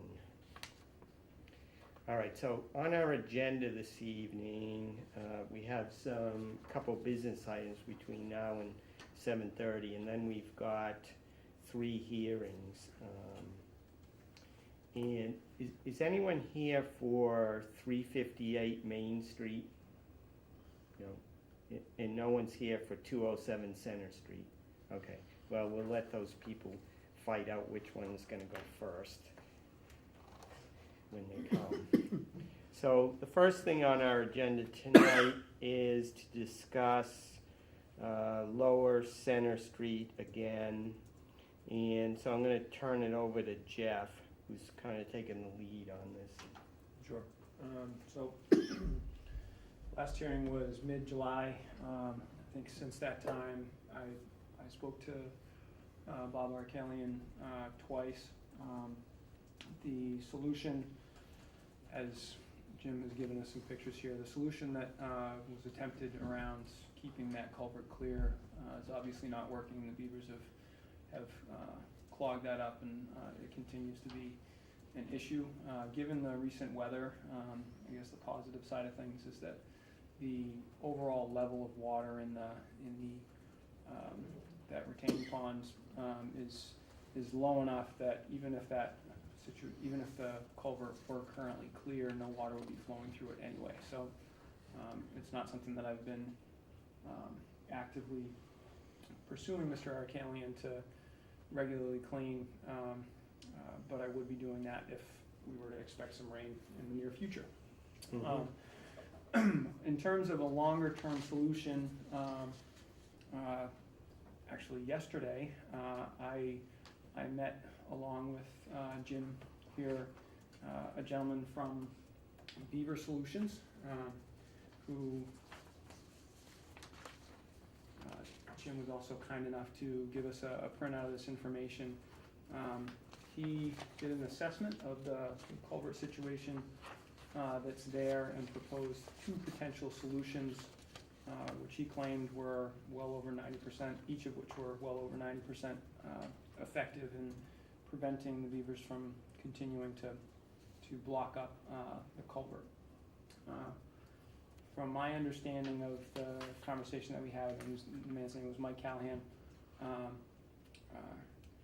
the 2 possibilities, the first, which he preferred, but my guess is that I would not prefer it, and I'm guessing that Jim, I won't speak for you, but in the little that we spoke about it yesterday, I would call it the not preferable piece, would be to include a much larger fenced area around that culvert, and then a longer pipe which extended out into the pond itself,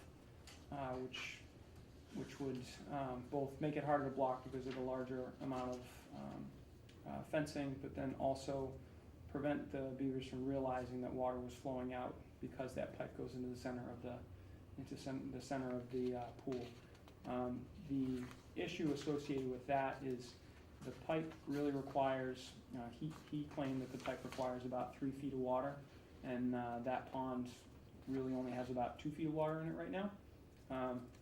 He actually made a suggestion that we raise the level of that pond by a foot to cover that up, and he felt that at that higher level, that would be the better of the 2 solutions that he's proposing.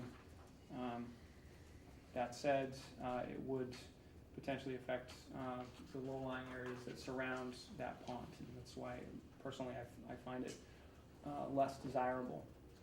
The second solution that he proposed was, I'm forgetting exactly the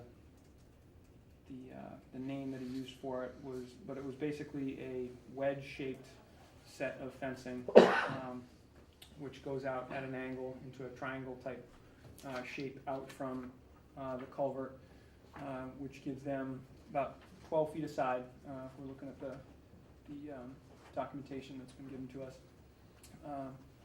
and extends out and across to give them two things. First, a much larger area to be able to block, and second, according to Mike, what beavers are really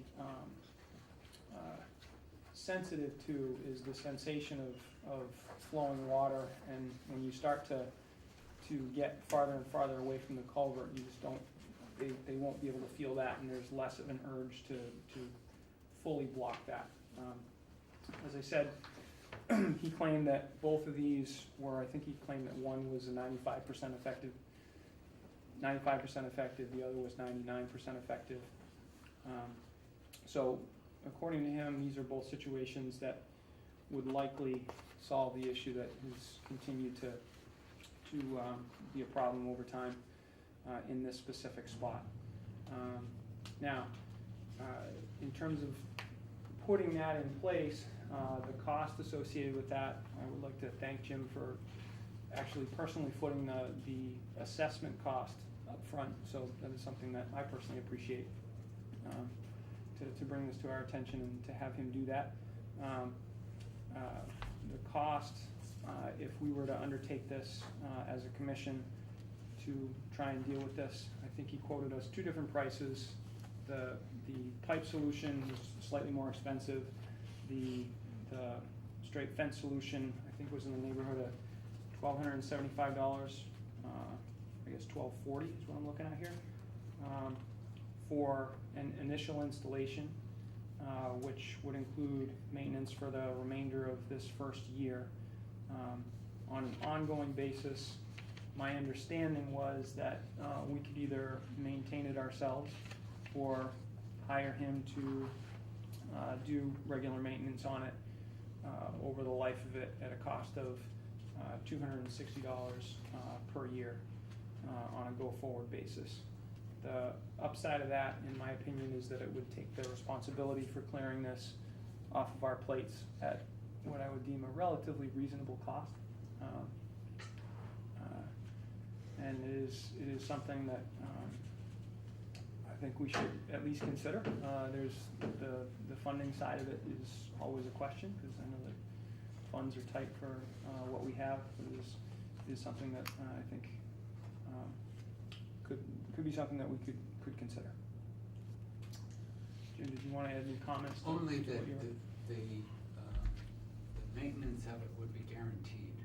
That is, if he were hired rather than the commission and the town taking responsibility for maintaining the system, it would be fully guaranteed at no additional cost if any parts were to need to be replaced. And he seems very competent and capable, and he's done this quite a bit. He's got some testimonials. The website is, I think, beaversolutions.com. Yep. This does seem everything that, in the short time that I was with him, he did seem very knowledgeable and seemed like he had done this a lot for a long time. Came highly recommended, and actually, when we first started kicking around the notice of intent and the order of conditions, part of the provisions was the town was going to seek expert consultation for really effective solutions and then implement them. Unfortunately, it's not quite clear, but that never happened. So we may have been suffering through this for quite a while unnecessarily.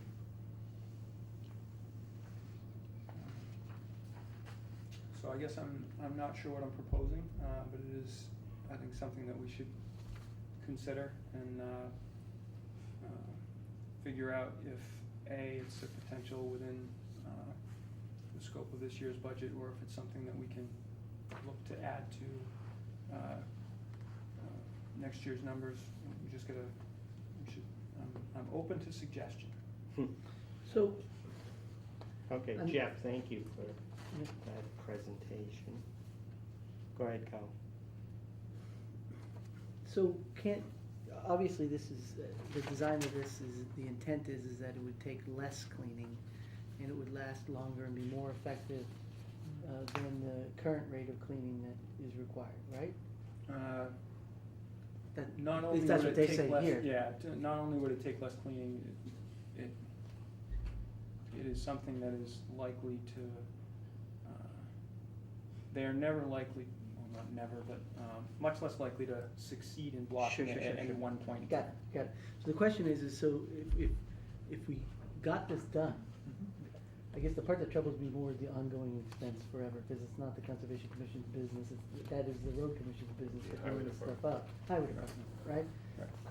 I can see trying to help to get past this, but taking on the forever maintenance of it as an expense from the Conservation Commission doesn't seem like the right No. place. I think I'm with you 100%, and it is something that I think we could potentially So propose. Did you talk to Eric Kalian to see if I have he- not, this meeting happened yesterday, Okay. so it is So- very fresh. Right, so if Eric Kalian would say that he would clean these, and these are unlikely to clog, and if again, Eric Kalian did get to cleaning them, the problem was he didn't clean them in a timely manner, Mhm. is that correct? He didn't get to the- clean them, well- period, for a great deal of time, and his obligation was to do the log, and to keep a maintenance schedule, and to do what was effective, and that never quite worked out, which is why so many trees died. My understanding is that he did go out and clean it, I wouldn't say on a regular basis, but he did get out and make an effort more than once. Did he do it at least once a quarter? Probably, he claims to it. Yeah, Can I he ask, claims aren't to- they obliged the- under the order of conditions to do this? Isn't highway obliged, isn't the town obliged? I think he is, but I think what I heard from him, and you tell me if I'm wrong, he said that he was going and cleaning it, but it would get jammed so frequently that he couldn't Right. keep up with it. I think part of Right. the hard part was, and the situations where I'm aware that he specifically did go out and clean it, it was reblocked in less than a day. Right, So it's, sure. at that point, is it really an efficient use of his Sure. time to go out and do So this? if in fact this actually lasts a quarter, which is what I sort of read, maybe I read it wrong, but if it lasts for 3 months, I'm sure we could get Mr. Kalian to agree to come out every 3 months to do the required maintenance. Fair enough. Yeah. Yeah. And then I think the whole thing works. I think, I think it's definitely worth a conversation with him to figure out what the best combination of potentially putting it in the first place and the long-term maintenance is. I can definitely take the lead on speaking with him about that. I think it's the beginning of the fiscal, well, not the beginning of the fiscal year, but it's early, so. It's probably budgeting. It's $1,240. Yeah. Yeah, So it's I will take it for this upcoming week to speak with him about what's here and figure out if that's something that could fall under his budget and what the best solution would be long-term. Thank you for coming out, Jeff, that was great. And again, not to belabor it, but when Jeff speaks to Mr. Eric Kalian, can the assumption be that the town is obliged to come up with this solution because it's part of the order of conditions and it is part of the notice of intent agreement as well? I think the way to speak to it is what the obligation is to keep it clean. So, right now, the situation just isn't tenable long-term for him to get out there and clean it on a daily basis. And he has to make the decision whether they want to invest in something that makes it so that they don't have to do that every day, or But I don't, we gotta force the, what we're aiming at, not the solution itself. Yeah, I think, if we take the stand that, they do wanna keep it clear, it's just that this is, first of all, it's random, so you never know exactly when it needs to be done, and it can be very frequent. And you gotta remember that this culvert is not the only one in town, it's competing with hundreds of other places that they're required to do something about. So, what we want to do, if you can present this to him, this is gonna make his job easier kind of thing, maybe we can get them to buy into it. Absolutely. May I note again, and forgive me for repeating myself, but even though there are 100 other culverts, this is the only one I know that's attached to a Class A water supply that's protected by federal and state laws very aggressively. It's not the only one. Well, this one certainly is, and it's been a long while. I want to note to you that the no launch sign was vandalized. That's the third one. And I think Ray Charles on a moonless night could understand why. Very ugly, very large, very assaultive. And what the original aim vision was is to resoil and replant, so this would look like a fragile wetland area that was a wetland treasure, not an industrial park perimeter. And if you take a look at the photographs, we've still yet to solve the problem of, okay, if the town of Groveland wants this to be a recreation area, who's gonna take care of it? There are trees that have come down, there's a lot of drinking going on. The area is not being cared for, there's dumping going on again. And when I phoned to have the dumping removed, I've yet to learn the secret handshake. Did you call the health department? No, that could be it. I would suggest, I don't know for sure, Good but idea. they're the ones who handle the trash disposal contracts in town. And historically, there's been some pretty dangerous, insidious stuff there for the environment, so the sooner we could get rid of it, and it kind of looks shabby. And any ideas about getting a more vigorous maintenance program going, where, most of the people that are coming are from out of town. And they're using it as their playground, and not with a lot of care sometimes, certainly not everybody, but oftentimes many folks.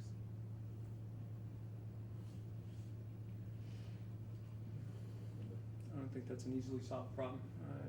We can always ask that police is paying attention to it on a regular basis, at least doing drive-bys and once or twice an evening,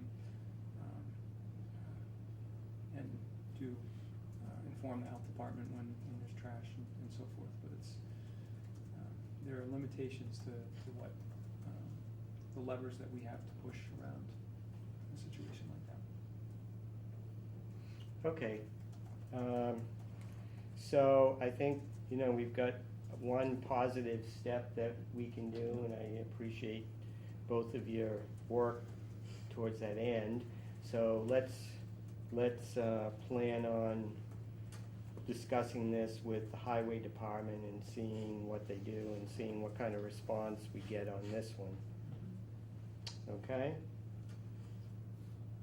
All right. Thanks, Jeff. Thank you, folks, for your Thank attention. you. Appreciate it. Okay, next we're gonna hear about an Eagle Scout project, potential Eagle Scout project at VZ. And we have, Chris McClellan is here to tell us about it. So, we have a presentation, small PowerPoint, if there's a way to show it, but.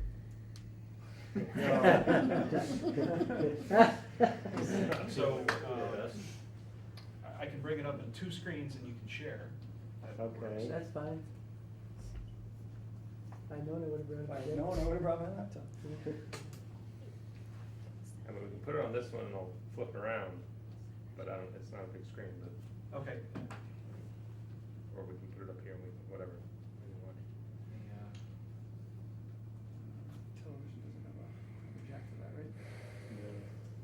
Oh, that, yeah. Yeah. Next time. I don't know. Next time I'll bring my laptop. See, we should have been easy with a projector. I have a projector also, but it might take a little bit more time to set it up than it would to actually Yeah. show it, so. Oh, all right. Let's just take a look. All right. Yeah. You just.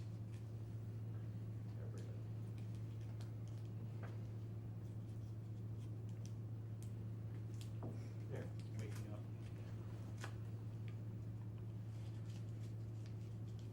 Okay, so, yes, I'm Chris McClelland. I'm with Troop 87. I'm looking to do an Eagle project for VZ Park. Now, the project is making bat houses.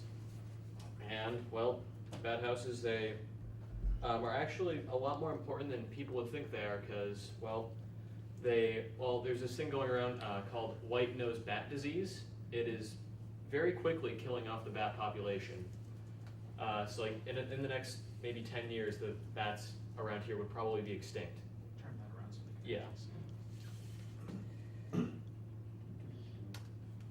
So each bat house would hold around 50 to 100 bats. And what the bat houses would do is it would separate the bats from the major colonies, and that would actually reduce the spread of the disease. So reducing the amount of bats that die each year. So, let's see. Yeah, I already. Oh yeah. Now another benefit of having bat houses would be, well, it would also lower the amount of mosquitoes at VZ, surprisingly, because each bat eats around 500 mosquitoes like every hour. So each bat house would hold around 50 to 100 bats, and if you had, say, 3 bat houses, that's 300 bats, each one eating 50 to 1,000 mosquitoes each hour. That's like 300,000 mosquitoes gone. Why not give them to everybody in No. town? I know, right? Then we wouldn't have to spray. Yeah. So here, I can't really see it, but I have the proposed locations. They would be on the they would be on the upper ridge along the back tree line. We were thinking 3, but if the number can easily be changed. So if you need more, you can easily make more. It's all volunteer work. It's all being fundraised and paid for by the troop. So each bat house, it would be built off-site. So they would be built and then they would be brought in. The bat houses would be around 20 feet tall. So 20 feet of pipe with the bat house. It would be 20 feet of pipe with the bat house on top. The bat house actually fits into the pipe. The actual bat house itself is only about 4 feet tall, but they need to be high up because of predators. And it would also be farther away from the trees, so it could nothing can get at it. So it would be 20 feet of pole, cement, concrete. So they wouldn't be going anywhere for a very long time.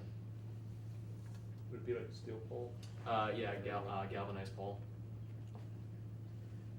So the plan for the project is it would be done sometime. It would if it's approved, it would be done by the end of October or beforehand, because you can't really put concrete in during the winter. You can't really dig up the area. Like I said, all the fundraising, all that would be done by volunteers, i.e. the troop. We would do all the fundraising, all the work. It's all volunteer. So this is the general outline for the bat houses. So that's the general stuff. I have a small little model right here. So that's a little bit what it would look like, a little bit of a cardboard model, except it would be a lot taller. And each bat house would cost around $120 to make. So they're not really that expensive when it comes down to it. So that, like I said, we can put more than 3 in if you need that. Made out of plywood, how long would you expect that these would last? Well, depending on the plywood, like if we use like marine plywood, that would actually last a really long time. It just depends on how well the plywood's sealed and how much is taken care of. Is there maintenance associated with these? Not really, just general checkups, just to see if there's anything wrong with the wood, but it's actually pretty simple. So they would just be plywood color or wood color? Well, they can be painted, so I still have some research to do. I'm not sure if there's like a certain color that attracts bats, but if there is, they would probably be painted that color.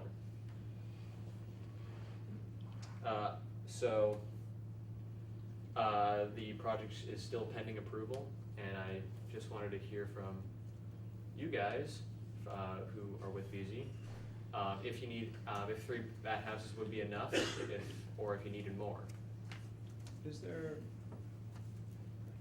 not knowing enough about bats, is there a range in terms of how close these things should be to each other? Is there best practices? Well, I mean, they don't have to be that far away from each other. So like 100 to 200 feet, maybe even less would be fine. Really, the only distance problem would be getting them far enough away from the woods where things can't jump from the trees like squirrels and get at them. That's the only real distance issue involved with the bat houses. So where exactly are you proposing to put those posts? Yeah, he's got a picture of the And map more here. importantly, out of wetland jurisdiction. Well, yeah, it is. It's way up on the hill. Yeah, up It's on no the hill, so problem, it's not- but I'm concerned about a few other things. Right, there's what other activities go on at the top of that hill? Yeah, and, cutting and stuff, so Yeah. we have some bird can you houses put in the middle? there and roosts, and they're in the part of the field that we don't generally get mown, so there's minimal impact to that, but Yeah, I was actually going around VZ thinking what would be some good spots, and I noticed the back area was freshly mowed. It was a nice pathway. yeah. I'm like, maybe 10 feet away from that would be Yeah. fine on the back ridge. So what happens when kids chuck stuff at it, or what, is there any danger to anybody in any way if people are Well, I mean, having, how many bats are in one of these? 50 to 100. So 50 to 100 and the kids are playing on the thing, chucking stuff at it, what happens? Well, I mean, the inside of the bat house it's a groove, so the bats have a good place to latch onto. But worst case scenario, a couple bats fall out. I mean, there's not really much that can be done about that. If a couple kids are throwing rocks at it, thinking, "Oh, this is fun," there's not really much that can be done about that. Yep, but the bats aren't, there's no danger of any type, Bats bothering. bats the people. bothering the kids? No, I mean, bats really don't they don't like to interact with people. That's why they usually go out at night, because one, It'll be 20 feet off the ground, though. yeah. So my only last other question is, so what impact of having a whole bunch more bats to other wildlife? So they're eating a whole bunch of mosquitoes that would have been there. Is there any impact to, I don't know, purple butterfly, I don't know, whatever other animal that, whenever you change an ecosystem, there's always some kind of. Yeah, I mean, is this something that would expect to attract more bats to an area, or just change where they're actually roosting? It would really just change where they're actually roosting, because their main source of food is insects. Yeah. So they would mainly go after mosquitoes, because there's a ton of those. Yeah. And really, when it's done, since it's close to the winter, they just go up into the bat houses and hibernate for the winter. Wake up during the spring when the mosquitoes are out, eat the mosquitoes, and They don't migrate. yeah. So it's probably, not that I'm that expert, but probably unlikely that any additional bats are gonna go there, it's more just housing Right, the ones so- that are in the area. Right, so theoretically it shouldn't affect. Also, what the bat houses could do, since it's a better environment for bats that do live in people's houses, because since of foresting and all of that, a lot of the homes for the bats have been destroyed, so they've found alternate homes, i.e. like people's attics. My house. Yeah. So what it could do is move bats out of people's houses in the surrounding area as well.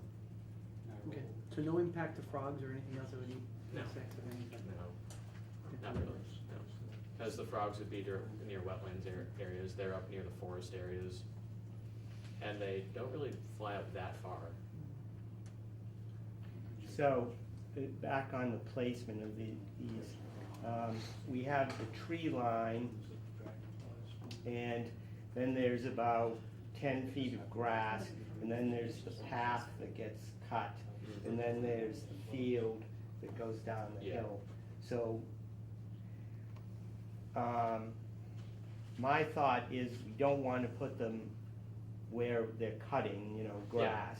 No, they wouldn't go there. Okay, so are you wanting to put them behind the path or in front of the path? They would go, I would put them in front of the path. Okay, so in the field. Downhill from the. Yeah. Okay. So if we do that, you've seen there's bird houses there. Yeah. Which I don't think you're gonna interfere with. There is a large roost, there's at least one, there's supposed to be two of them that are probably equal in height that are up, but those are further down the hill. So the only time, once a year, we cut the whole field, and usually it's in October. And so that's the only time where, the person cutting the field is gonna have to be careful about them. As long as we avoid that grass cut path, that's fine. Yeah. So I would say, if we put them at least 10 feet away from the grass cut path. Yeah, that's what I was planning. That should be fine. Because I didn't want to put it in the path because, people walk there. Yeah. So, and Right. it would actually be better if it was farther away from the woods as well. Yeah. So yeah, that would work. I think it's an awesome idea.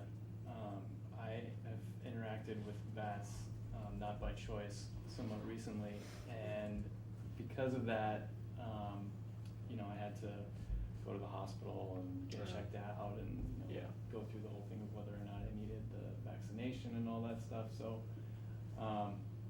does anybody know, like, if we are, even though we're not necessarily attracting more bats to this geographic region, if we're attracting more bats to VZ, or is there any kind of risk associated with that? I don't think so. Because it has nothing to do with the building or anything else there. They're outside. If anything, given the condition of the buildings there, we're probably taking them out of the buildings. Yeah.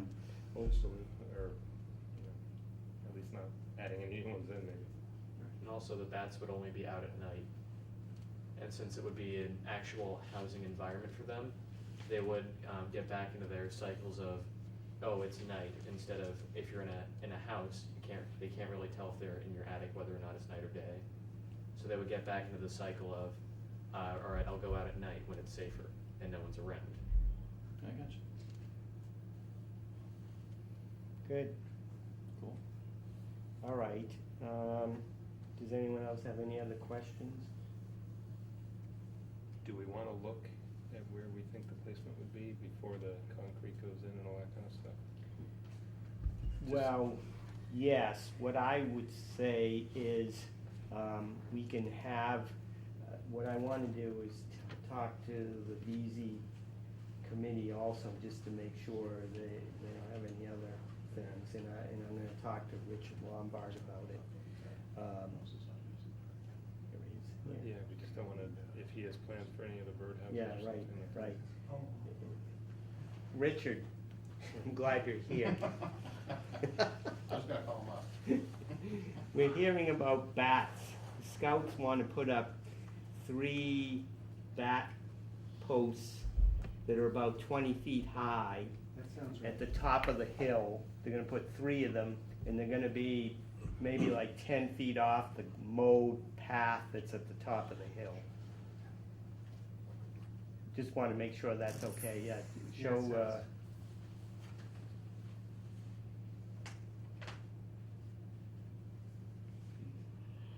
Just in the grass area. Yeah. There's poison ivy in the fields. yeah, you have to be careful of the poison ivy. I move We're not around gonna it take all any day. liability for the poison ivy. When do you mow it in October? Usually it's late October, sometime October 15th or thereabouts. So, you know, you could wait until then, but, you know. So, yeah, so maybe what we can do is, if you can let me know a Saturday or something, or we can pick a Saturday coming up where you'd show us exactly where they're gonna be. Because what I would wanna do before any actual installation happened, any concrete, I would wanna actually mark the spots and Yeah. get as much approval as I possibly can, just Yeah. so that nothing can go wrong. Yeah, yeah. Cause I'm completely fine if the area needs to be changed. Mm-hmm. So, really, they can go anywhere, as long as they're farther away from the forest. Sure, yeah. No, I think sounds like it definitely could work. Just one quick construction thing. Yeah. How are you getting that concrete there? Is that actually gonna be a cement truck, or are you mixing it there? Basically, all it's going to be is a 50-pound bag of concrete for Okay. each one, so we can just bring it back there and make it on the spot. Okay. You could use post cement also, right? Mm-hmm. Are you familiar with post cement? Post cement. You just dump it in the hole and add water. Yeah, Yeah, you don't have to mix it up in a little tub. that's what we were planning to do. Oh, okay. Bats are very specific about the size of the housing, you know that? The bat housings are pretty big that are affected. Yeah, like, I actually have the stuff for the bat, like the actual sizes. We did put one up several years ago, it's way too small to attract bats. Yeah, this is what they're going to be like. Each bat house is going to be about 4 feet tall, Okay. so it's going to be about 4 feet by 4 feet. That's just a post, right? Yeah, the post. This is going to be the actual bat house. It has different chambers for the bats to be in. Okay. It's grooved inside so they can latch onto it. All right, so somebody wanna make a motion? I won't make it, but. I'll make a motion that we approve the plans presented to install 3 bat houses at Beasley Park. Pending Chris will let us know when he marks out the spots, and we'll approve everything, verify it before he actually puts the posts in. Second. Okay.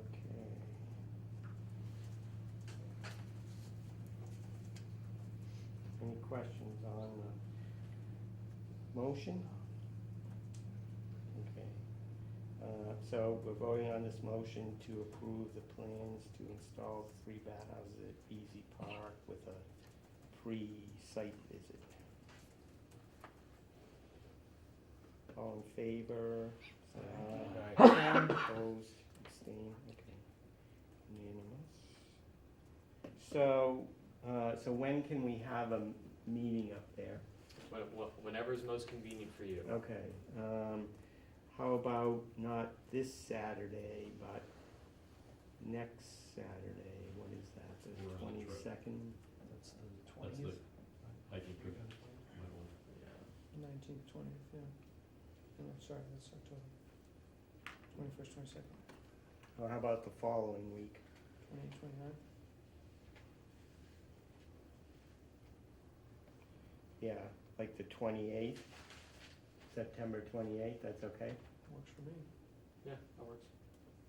What time? We like to do things in the morning, so I would say, what do you think, 8:30 fine? 8:30 on Saturday morning. All right. And we'll meet at the top of the hill there. Should I mark down the proposed positions beforehand? Sure, that would Same help. time. Yeah. Great. Or if you have like stakes, somewhere to mark it. Yeah. Bright orange steak. Okay, good. Well, thank you very much, Chris. You're welcome. And thank you.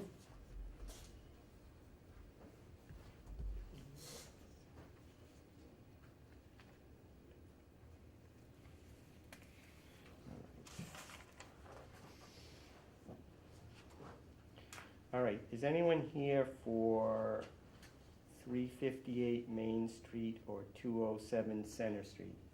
358 Main. Okay, nobody's here for okay, 207. Who came in first? I think you came in first. Get an instant replay. We'll have Charlie play the tape, yeah. All right, so we've got a notice of intent, Groveland notice of intent at 207 Center Street for a replacement septic system.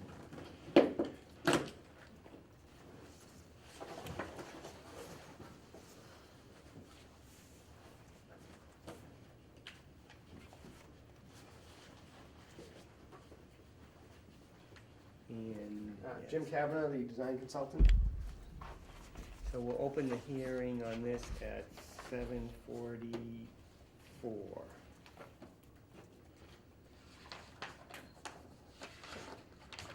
You have a couple copies of the plan? Is this the only one? Let's see, I've got a couple copies here.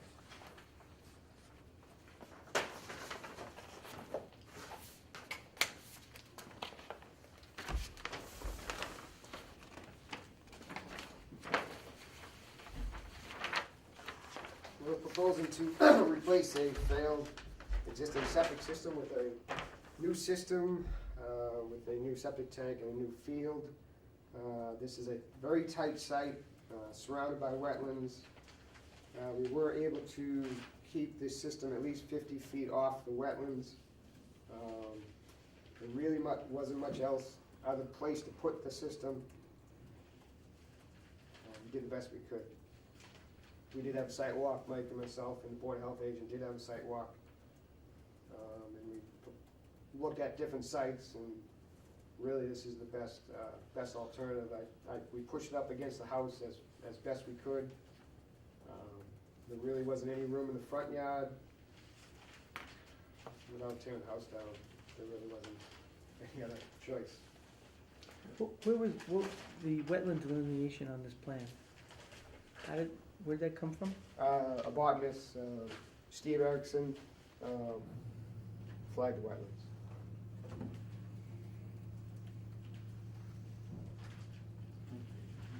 Where is this, Mike? Center?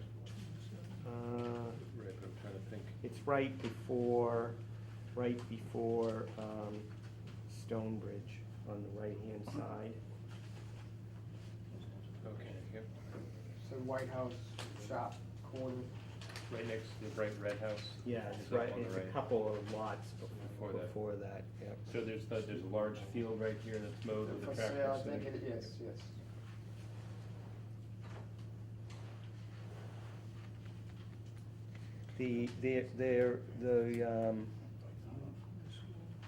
The site, we had an enforcement order on this house for a long time, and finally, when they sold it, part of the, in order to close on it, they had to get a certificate of compliance on the work that had been done on the property. And during that time, I went on site and inspected it with someone from Cameron Engineering. We found horse manure on the property and a couple of piles and some appliances dumped pretty much in the wetlands. So they took all of that stuff away, cleaned it up, so it's in good condition now. But as I said, as Jim says, the site really is, it's almost all wetlands. Well, so, It's all within our so let me jurisdiction, ask just about. one more question then, because it's not in here anywhere Yep. where the wetland delineation or the person that did it. When was the wetland I think delineation? it should be Where's on a that? note. Right there. Oh, flagged by Norris, Inc. Yep, yep. Okay, perfect, Yep. thank you. Yeah. What was the enforcement order for? It was for horse manure dumping. Oh, just for dumping them? Yep, yep. So really, there's nowhere on the property that the system could go that's outside the 100-foot buffer. The beginning of the driveway is about the only place that's outside of the 100-foot buffer, and then, of course, if the system were to go there, it causes other problems. So, during the site visit, we tried to figure out the next best alternative. And So I think that, Really, Property wasn't, line there was doesn't even prob- extend to the street? No, so I mean, that was, at first, when you first go to the site, you think you could maybe put it out front, but That's not their property. it's not even their property, because the road must, that sharp turn, the way they built the road must have, so they really, again, we walked the site, and there really wasn't much else to do, as I said, we did our best we could. We dug test holes, and we did do one out front, but that was closer to the wetland, so we were able to, as I said, tuck it as close to the house as possible. There really wasn't any place else to put it practically.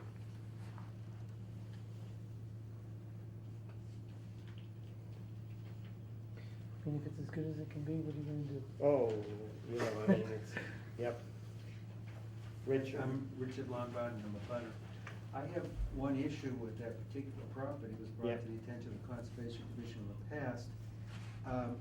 One of the drainage easements that run from Center Street down along Morrow Lane that goes in the back was filled. It was probably about at the head wall, there's a head wall there, and that, it was filled about 12 feet, it was filled for access to the backyard, and that affects the drainage in the area. That thing, that, I assume they'd be having heavy equipment in there. They could dig out and re-gully that, so the overflow that's caught by the head wall is supposed to continue down to the main wetlands. It's becoming a problem area because of these, is it Stonebridge?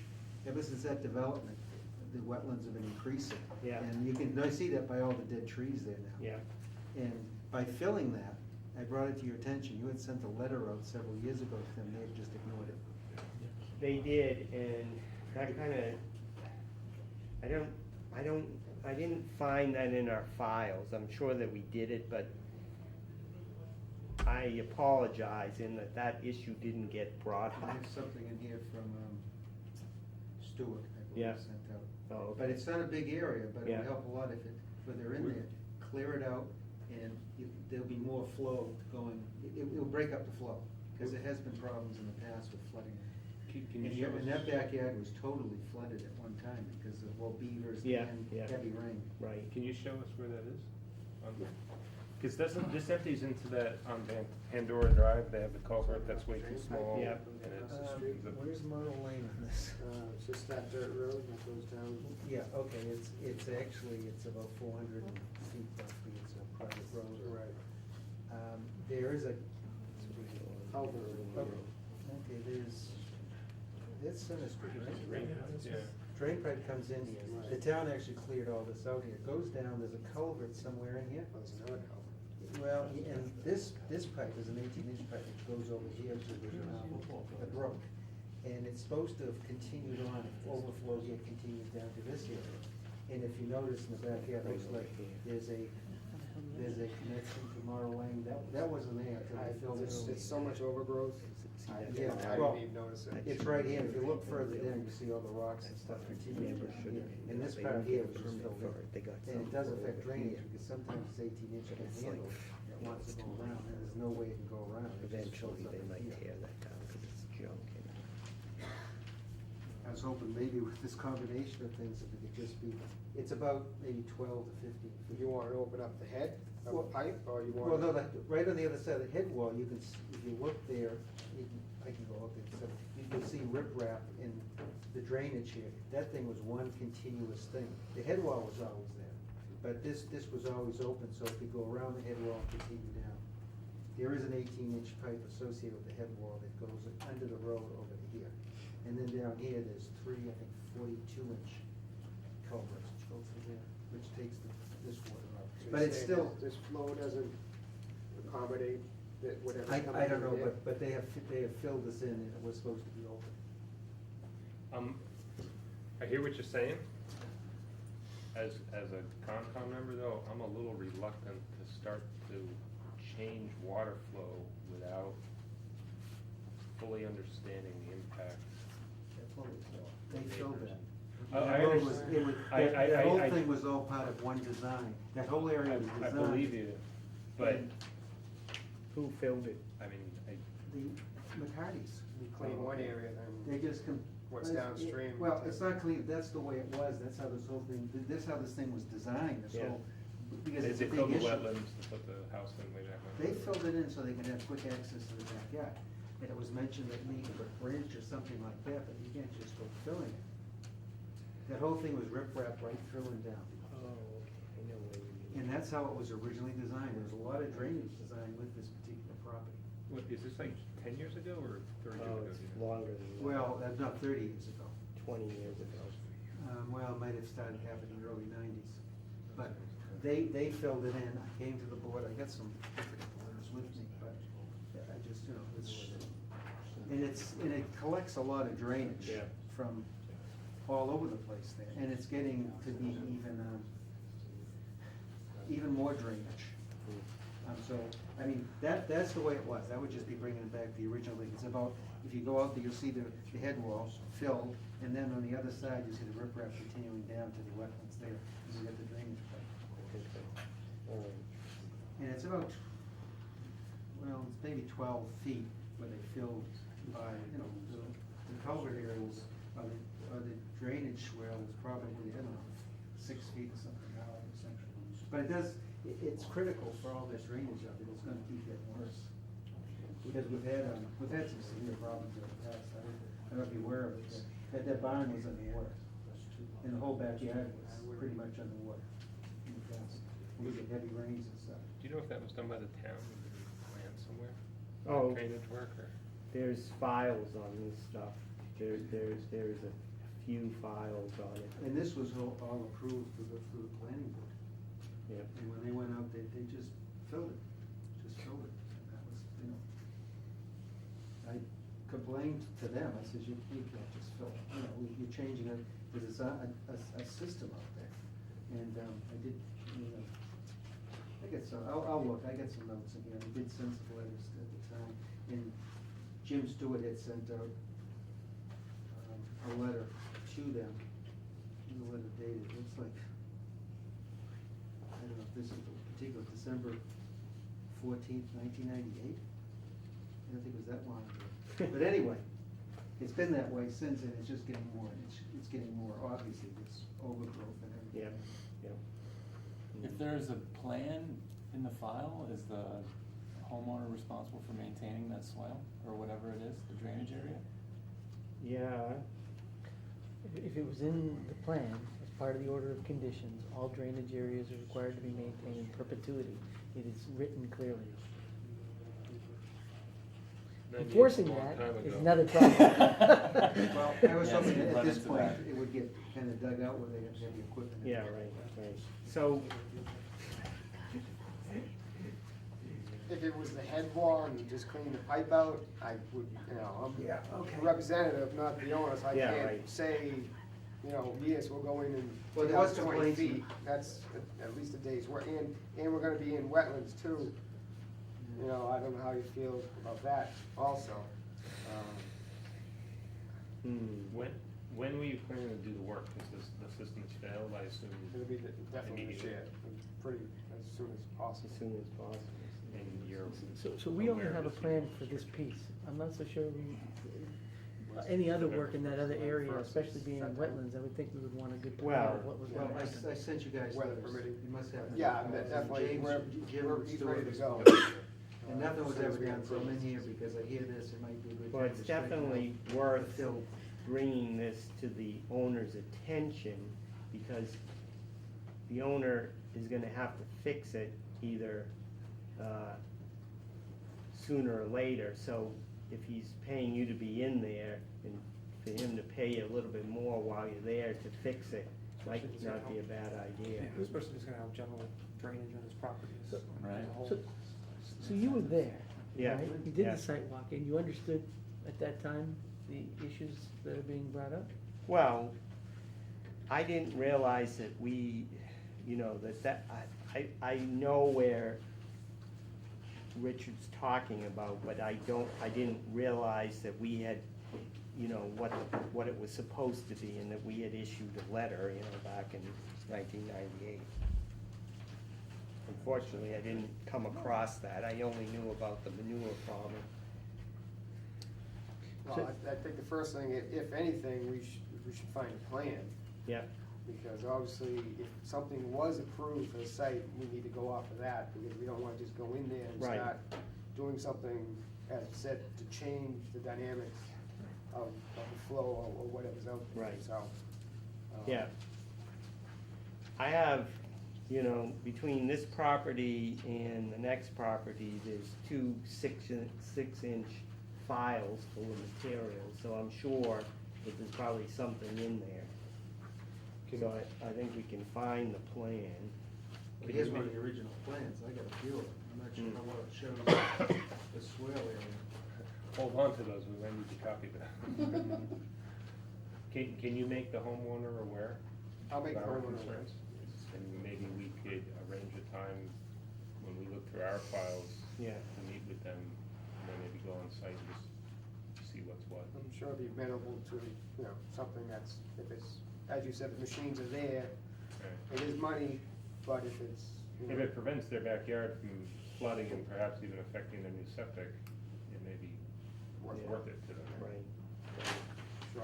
But the real question that's being brought up by Richard is, okay, they're asking for approval. Do we hold back approval because we have something that hasn't been taken care of? That's the real question. I don't think we should do that because It's a septic they, system. yeah, one, it's failed, it's a septic, it's not like they have been the owners for 20 years. Okay, I mean, that's the question, so that's fine, if that's the answer.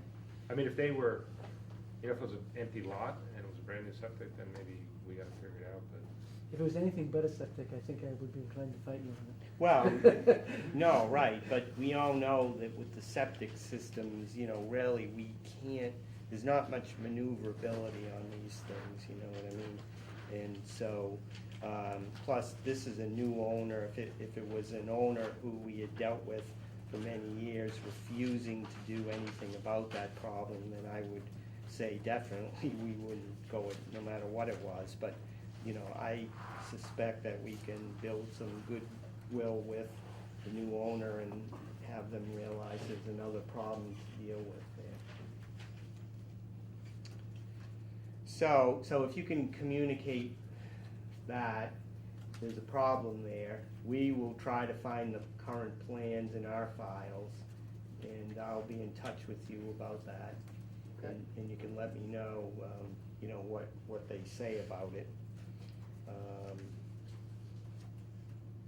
You know, I think I'm willing to go forward with the septic system approval. Any other questions?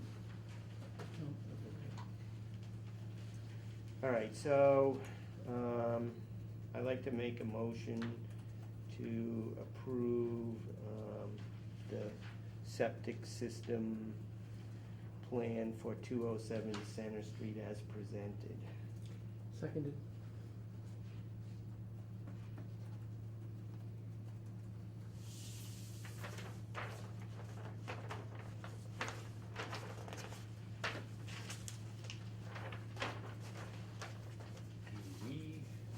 It looked like a pretty flat piece of property. Do we have concerns about stockpiling, but it's probably gonna be probably 2 or 3 days to install it, I guess.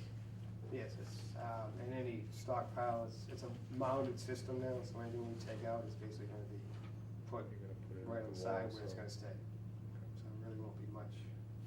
Do we, We do have silt fence around, the perimeter. The plans look pretty complete.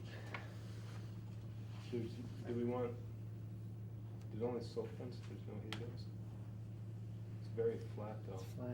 It's flat, and he's putting it like right next to where he's pulling it in. It's a week, it's not a very involved system. It's one tank, it's a combination tank, septic and pump chamber, so just one tank.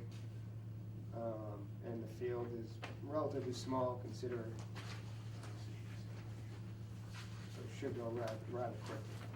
The only request would be to stay away with any machines you might have, stay away from the edge. When you We're doing the drive best we around. can, again, it's a limited access site, it's just, very tight. And we don't wanna go as close either, I mean, that's the machines. Okay. All right, any other questions? No. All right, all in favor, say aye. Aye. Opposed, say no. Abstain. Okay. So, I will check our files and get this written up.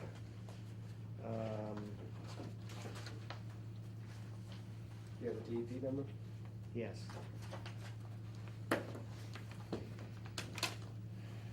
So I'll try to get it written up as soon as possible so that you'll be ready to go. If perchance, something gets slowed up, I can always issue an emergency order. That's typically what we might do on a septic system. So really, what I would do is just let me know when you're ready, when you're thinking of starting, and then I'll make sure that you can start one way or another. Okay. All right, thank you very much. Thank you.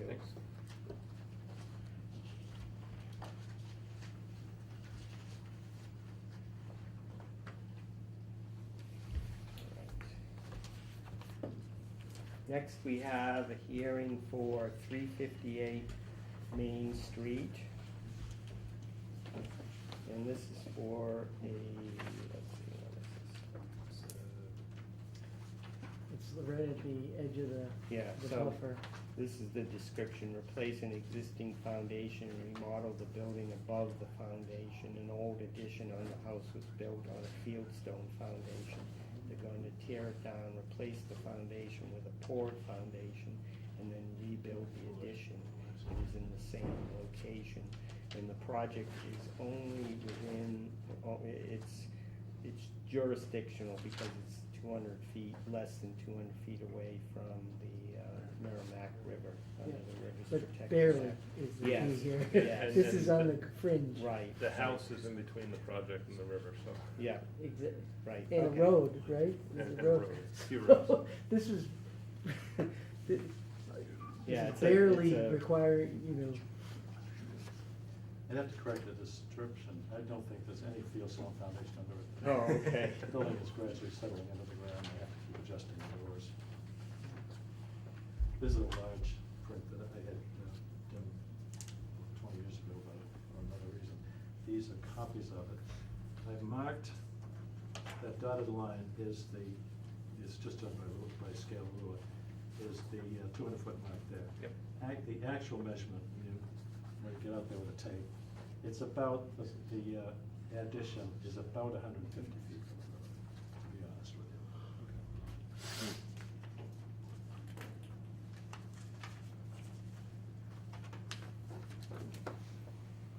Yeah, so that's why this is only a GNOI, not a DEP.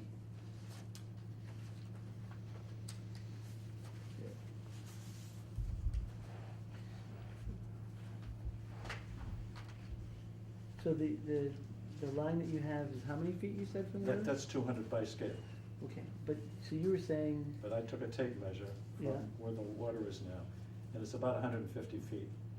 The closest point of what we're going to deal with Okay. is about 150 feet. so your measured thing was closer than what the plan here was necessarily Yes, saying? that low water mark must be the middle of the river. Well, again, as I had mentioned to you before, what's actually used as a river watermark is not an easy thing to determine, given tides and everything else. Yeah, especially tide. And during the summer, on a dry summer, that water gets pretty low, and that's when it must have marked it, but it's not low now. Okay, So you saw it, Carl, I took a look? I didn't actually, You didn't? I didn't Okay, go so visit, see it, I I, saw it by a space. so Terry went there, but he's not there, or not here tonight. I went there and took a look at it. It's very flat. Like I said, the house is between that and the river, as you can see. I can't imagine any way that they would have an impact on the river, short of driving dirt down to the river. I just don't. Yeah, I don't see any issue with it. That's my assessment as well.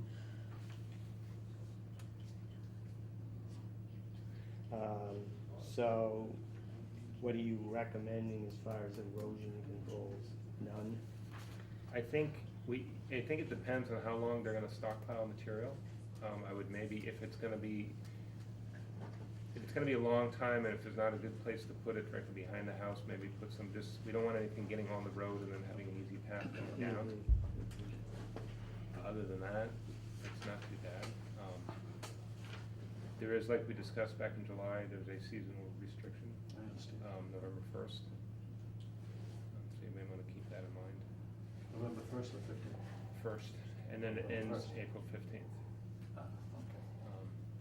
There is a waiver process, we prefer not to go down that route, but we've had people come in, they need like, 1 day, there was bad weather and they're almost finished kind of thing.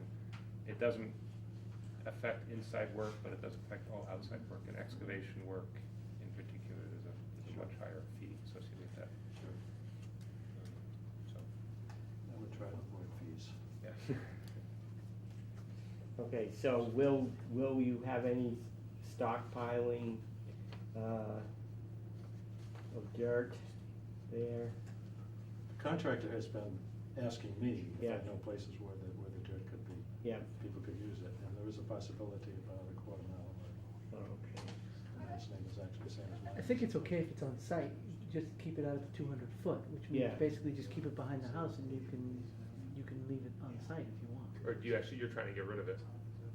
Like once I he would digs? use some of it, but not all of it. not as much, not the total amount. I'd certainly use the topsoil. It should be sand. I dug an entrance from my cellar on the far side, and it was sand all the way down. Wonderful stuff to work with. So I think our only request is that nothing be stockpiled on the front of the house towards the road, and as long as that's okay, then I think we're good. Easy to deal with.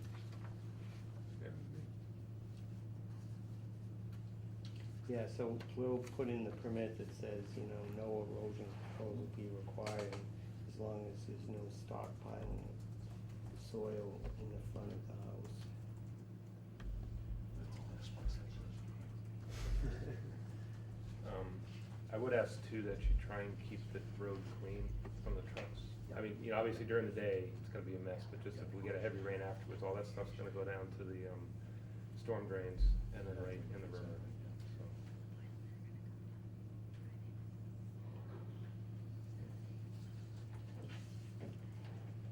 Anything else?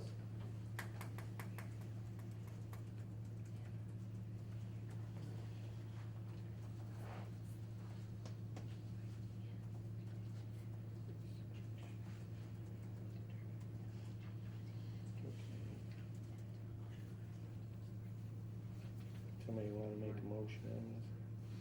I make a motion, we approve the plan as submitted, with the conditions of the stockpile and keeping the road clean.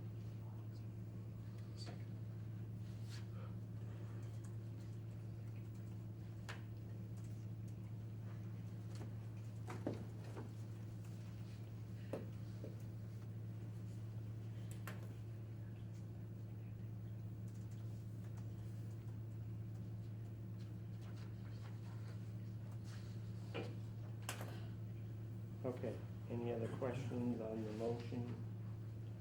All right, all in favor, say aye. Aye. Opposed, abstained, basically unanimous. All right, so,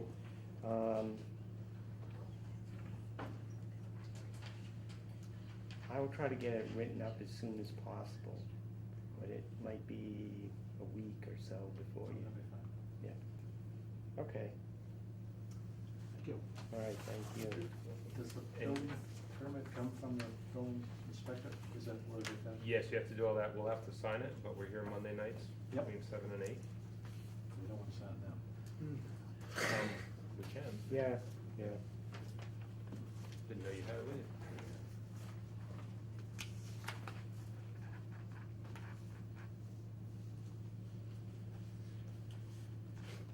I noticed here in the plan too, Um, it says mean low water, right? Very mean. If you end up starting construction and you're getting close to the deadline, let us know. Sure. Let's see what the situation is at that point. Fair enough. Make it.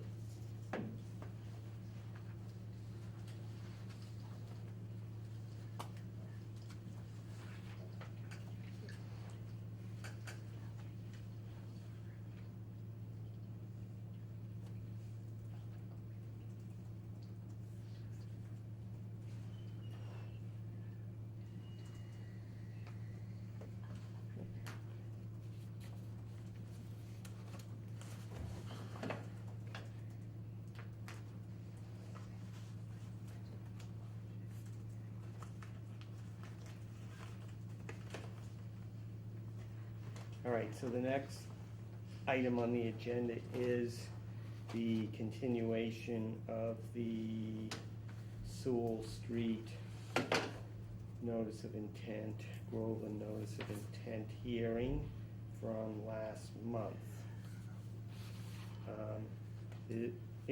I'll just give you, commissioners, a brief update on what we've done since July. If you recall at the last meeting, we requested peer review, and you authorized me to write up a scope of work for it and to submit that to the applicant.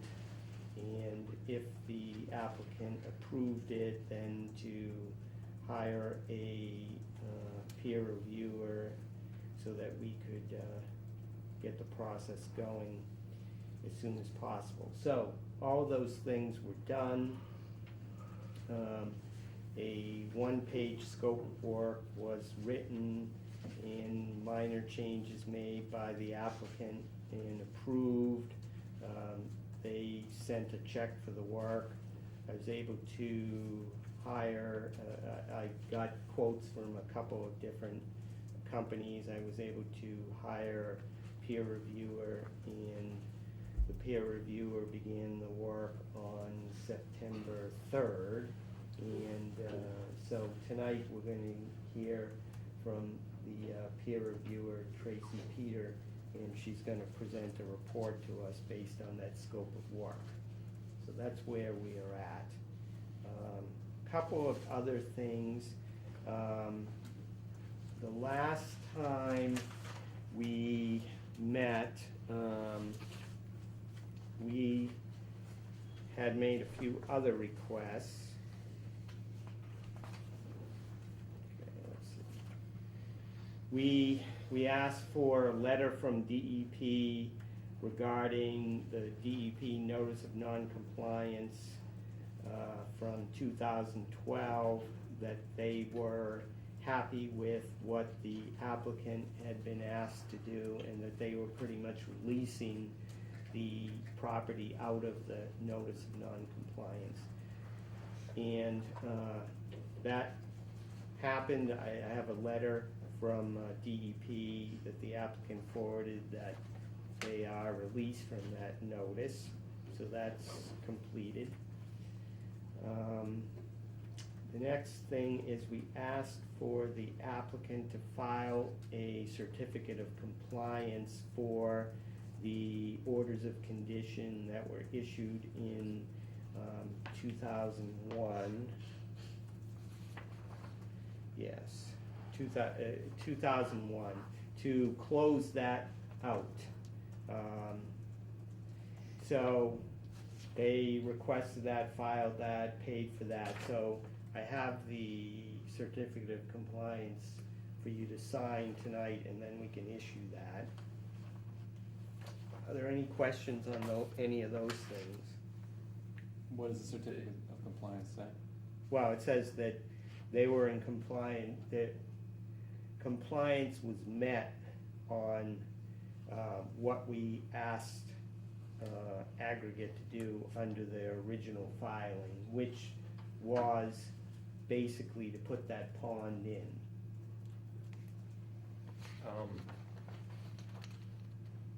So let me ask you this. Yes.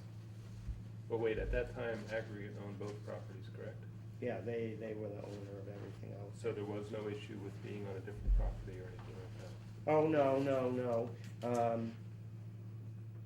No, they didn't own the abutters property, but they contended at the hearing that they had permission to put that pond in where they put it in. So all we are doing with our certificate of compliance is closing this out. Obviously, that, you know, there's issues, and there's issues about really whether the pond is working correctly, and some of that's taken place over time.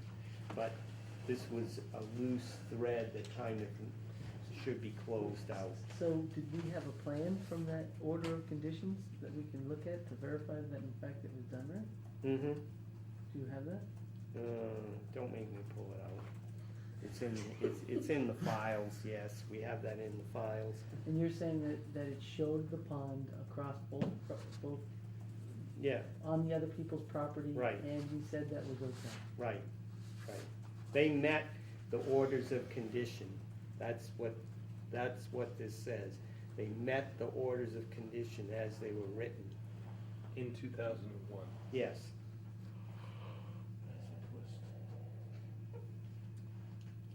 Do we have the orders of condition? Yeah, we do. Could I see that? No, I I'm bet- not pulling out I files there. I think we should hold up signing this until later, can we wait?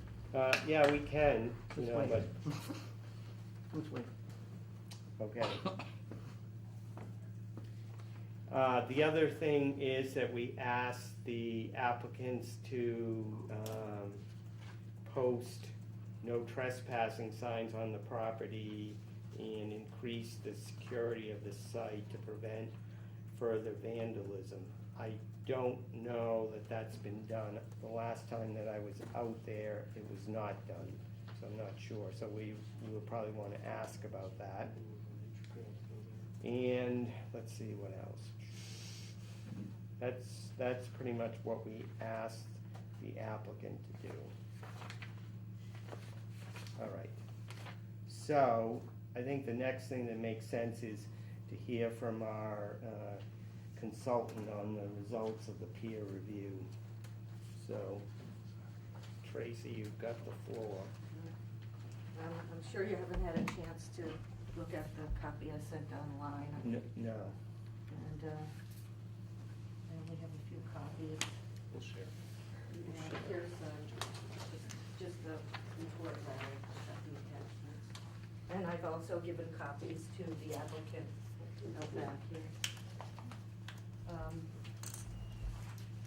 The first part of the review is to look at the site and determine whether the wetland resource areas were properly defined in the notice of intent, and also to check the wetland delineation in the field. And what was found out there is that there are some resource areas that were not shown on the plan, and there are certain setbacks. For example, the Rivers Act has the 200-foot Rivers Act area would need to be placed on the plan. Let me go through this real quick, and if you have any questions, just stop me.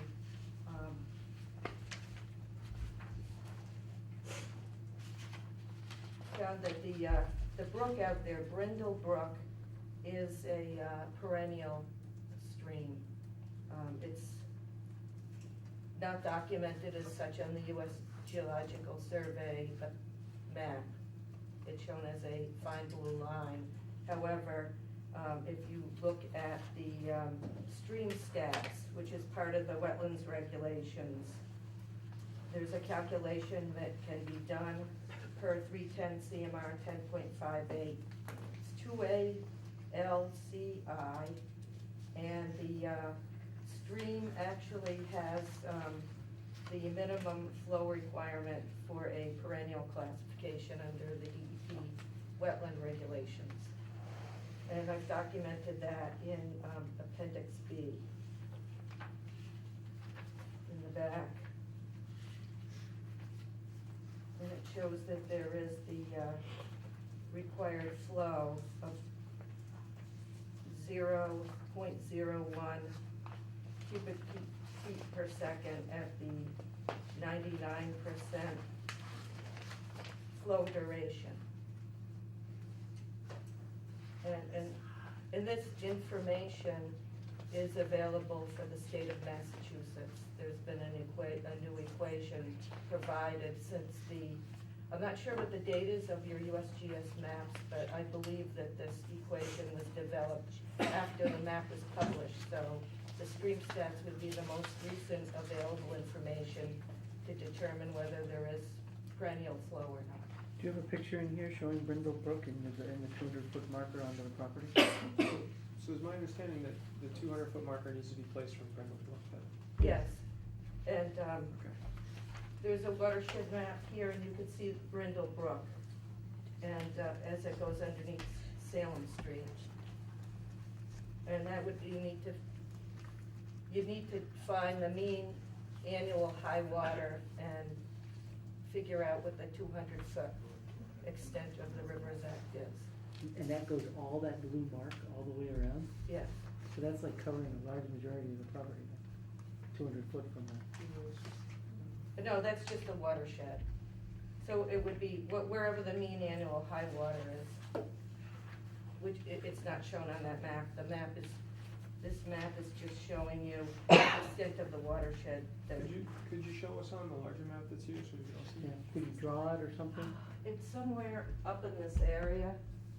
I actually didn't find it. There's a ponding area adjacent to the wetland here. And I walked around in there, and there are some connections between this ponding area. It's filled with water, with bullfrogs and other creatures.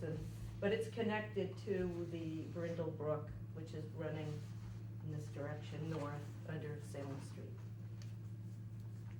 So where the mean annual high water is from the brook, someone would have to determine what that is. So would that mean the ponding that's near the brook, that is part of the mean high water, the 200 feet gets Well, I would from that assume ponding? so, since it's connected to the ponds are connected to, hydrologically connected to. Right, so it's not just the center of the stream or the maximum flow of the stream where you start the 200 feet. It's actually any hydraulically connected feature. It would be it would be part of that riverine system, the mean annual high water. Okay. So some interpretation needs to be done by the applicant. Then the other item that I noticed is that the site does have a land subject to flooding. There is a 100-year flood elevation. It's a map zone A with an undetermined elevation because the limit of study ended at Center Street, the Center Street culvert. So this is something else that needs to be taken into account. And that's also shown in Appendix C, that there is an A zone located on the site. For some reason, they're marking it as Johnson Creek, but it's further brook. You can see Uptack Ave on the right, and the quarry on the left. So what does it mean that it's zone A? It's there's a 100-year flood elevation in there. The Brindle Brook floods outside its banks. Right. So what I'm still struggling with is, okay, I hear you, and it says that it's jurisdiction, so I'm looking for a map that says where our new jurisdiction is. I think that needs to be established. Yeah, that's what you're saying, is we need to reestablish. Those lines need to be redrawn. Is that fair to say? Yes, the banks are pretty high up, and it's well-defined where there's a really defined bank next to the wetland area. So whether it floods beyond that, it's not known. Looking at this map, it doesn't appear that it would, but it's something that should be looked into.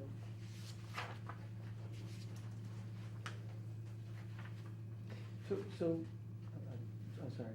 So the Brindle Brook, what we're showing here, was this the way that it was before stuff was excavated, or is this after the stuff was excavated? Are you aware of what it was like prior to aggregate? I did see a copy of the 1970 FEMA map, and it looks about relatively the same. That's a good point. Maybe we could get both maps together to get an idea if there's been any change. But this is how it is now in 2013, and the FEMA map has been revised and updated as of 2013. Based upon all the work that was done, because of the removal of material. But I'm not sure whether it was actually studied by FEMA. since 1970. The bordering vegetated wetland, the area located right where the spillway overflow is proposed for construction should be looked at. I recommend that Oxbow go out and reflag that. There's a reason being that it was done in March, and there are a lot of herbaceous plants that he did not see when he did the delineation, and it may make a difference in that one area. Where was that specifically again? Sorry. So that would be right around, right here between flags 9 and 7. Doesn't say 7, but right in this area. Okay. If you look at the topo, it's rather low in there, and there's a lot of wetland herbaceous material in there that he wouldn't have seen in March. And that was my only concern with the wetland delineation. Well, but how can that be your only concern with the wetland delineation? In addition, now, there's new wetlands that you've identified as Brindle Brook. Well, just the definition of the wetlands is different. Yeah, bordering It's always there. vegetated wetland line. Okay.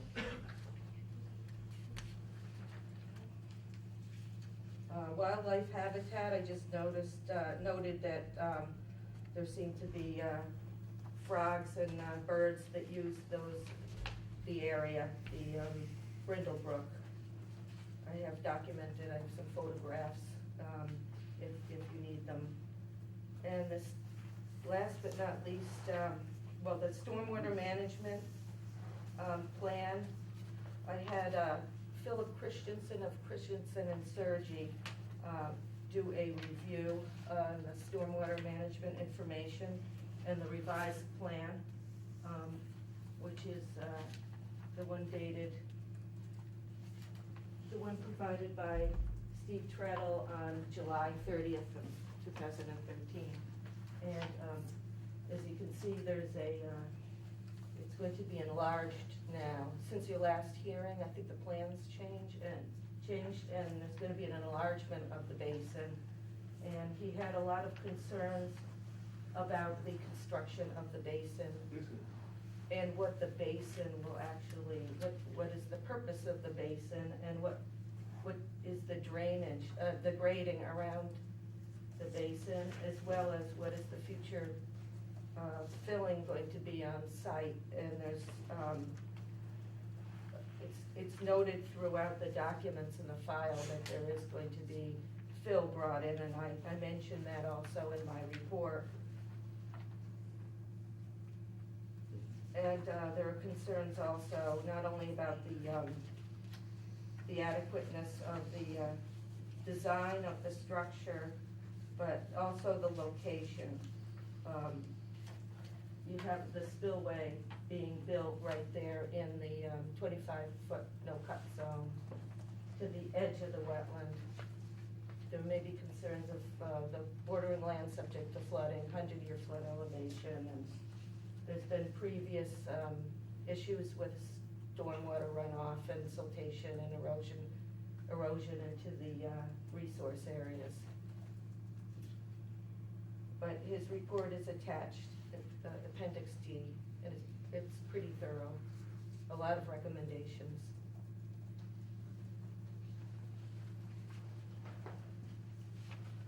And so it's his opinion that they are not exempt from the stormwater management report.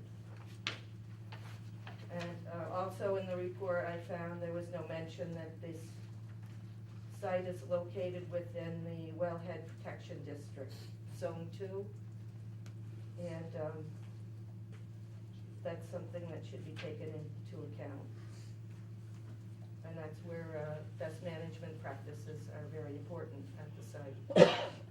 And that's also mentioned by Philip Christensen in the Appendix D. And there's incomplete grading information. As I mentioned, it's unclear. A lot of the proposed grading is just not shown on the plan. particularly in the area that we're looking at around the detention, the siltation basin. And I recommend that the commission require that the applicant provide the outstanding information that is missing and in order to make an adequate decision on the project. Did you have any additional information or understanding of where this siltation may or may not be coming from that we witnessed in the retaining pond?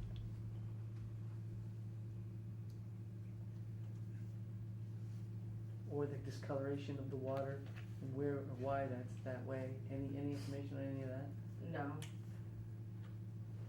I would just assume it's coming from well, there's no north arrow here, but it would be flowing from above in. But whether it comes from, just because there's a property line, whether it comes from this property or that property, at this point, you can't really determine that? No. Without further something? No.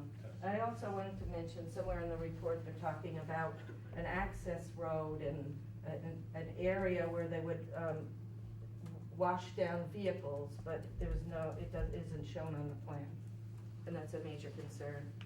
And will that runoff after the washing of the vehicles be filtered, conveyed into the stormwater system? Or is it just going to be flowing off into the wetland, south and north into the wetland?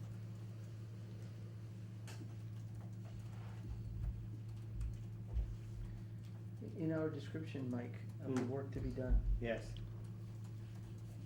do you have that, what we actually gave them? Or did it include things like trying to figure out where the siltation came from? No, that wasn't included in what the applicant was going to pay for. Those were, I did put in a couple optional things that would have to be covered by us, but Okay. I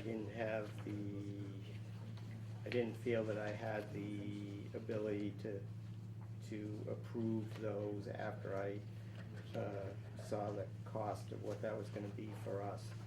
Okay. Could you just, if you could, if it's short, could you just tell us what it is that we did ask her to do versus what we didn't, just so that we know what she did or did not cover? Yeah, okay.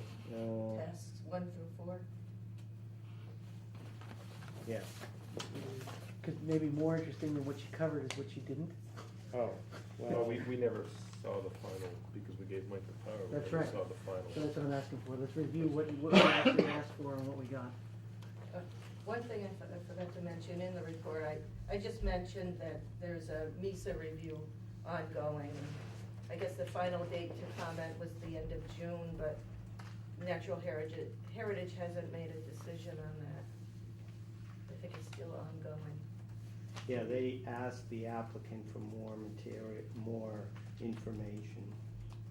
So I think that it's in the hands of the applicant to provide that more information. Okay.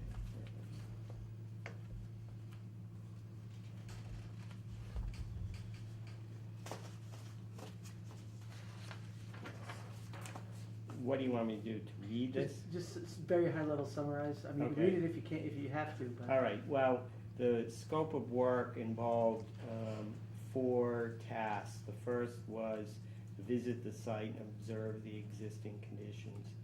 The second was the wetland resource area delineations peer review. So we asked for a review of all the delineations around the sediment pond and to provide a written report, to also check the field data forms if they were available, which they were not, and to identify any vernal pools within the resource area, or within 200 feet of the proposed construction. Task 3 was to do a stormwater management design peer review of the pond and the calculations to size the pond. And I'm not sure I heard the answer to that one. What was the answer? To what? The review of the size? I think she said that they would not be exempt from putting together a Right. stormwater management. But I didn't hear whether it was right or wrong. There is inadequate information. There should Inadequate be information. Drainage calculations, the curve number on the site, they chose 65 and it's really around 85, which would be a larger volume of runoff running into that area than what they're Okay, thank you. claiming. Okay. Okay, and then task 4 was to come to the meeting and answer questions. So that was what was approved by the applicant. There are also some Groveland town bylaws that are applicable to the review, and I've referenced that in the report as well.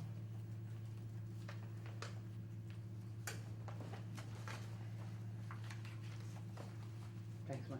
Okay. Can we get an electronic version of this? Do you have Yes. one? I'll send it to Mike Okay, tomorrow. that'd be great. It's gonna take us a little while to review it. Unless you wanna leave me a card, I can send you a card. If you send it to Okay. Mike, we'll get it on. Okay, so, any other questions for the peer reviewer from the commission? If we have questions after we read through every page of the report, is there a way to email you kind of thing, or is that just for clarification, or is that fine? Or- Yeah, we can do that. So just to kind of high level it, so the two areas that we asked you to peer review, you found this, you found either more things that you found misinformation and or the need for more information in both sections. Okay. All right. If you want my opinion on the design, I feel they have plenty of room to actually move their pond further away from the resource area, if need be. So you think it's a site where you could build an adequate sedimentation pond?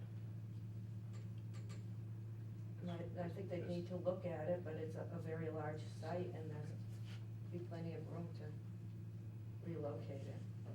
But it would all depend on what the overall master plan is for the site, which we don't really know.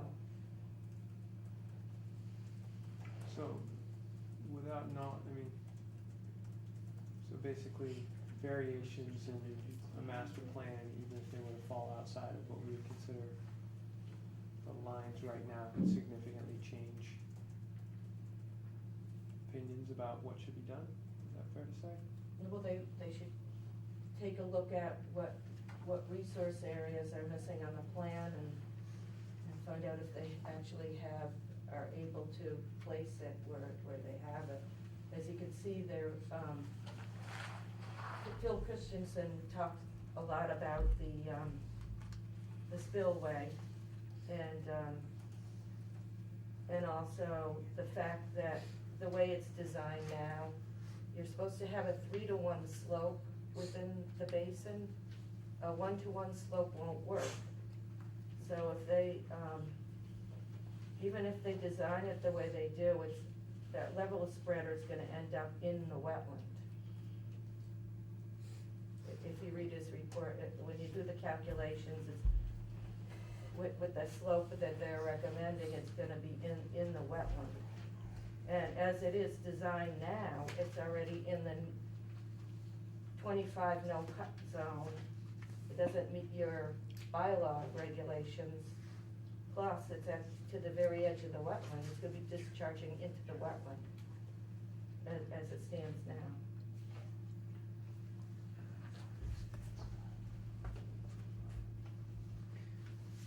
So where does the end of what we can ask her lie?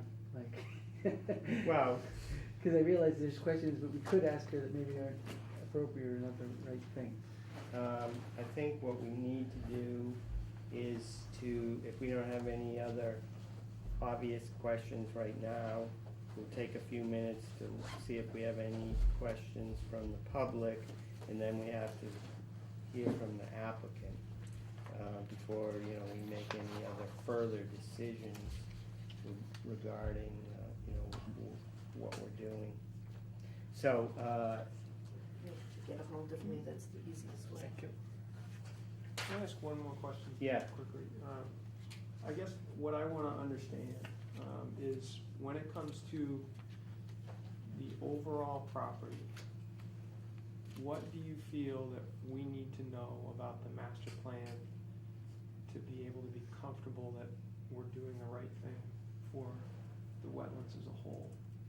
Because there is, at least in the last couple of hearings that we've had on this, there's been, the scope and content of the master plan hasn't been made available to us. And my question to you is it realistic for us to make a good, solid, informed decision?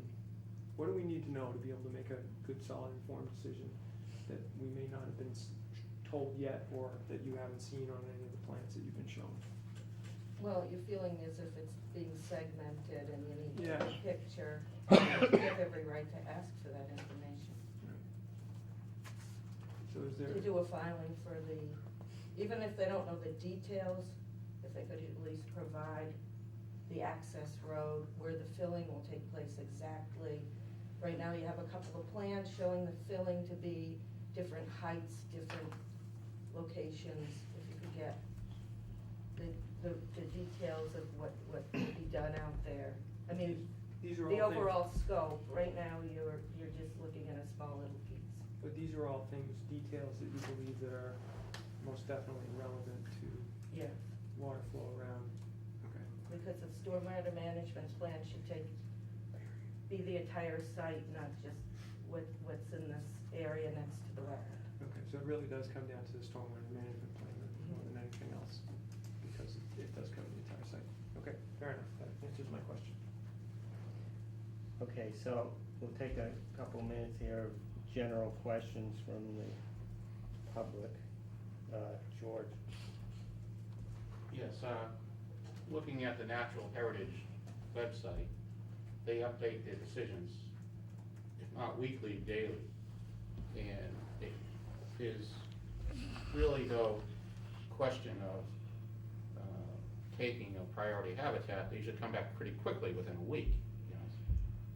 You can see that decision right online. I'm wondering why, you know, you shouldn't go forward until you hear back from Natural Heritage on what they got to say. I'm wondering why it's taken this long for the applicant to provide information to Natural Heritage, and why they haven't issued a decision yet.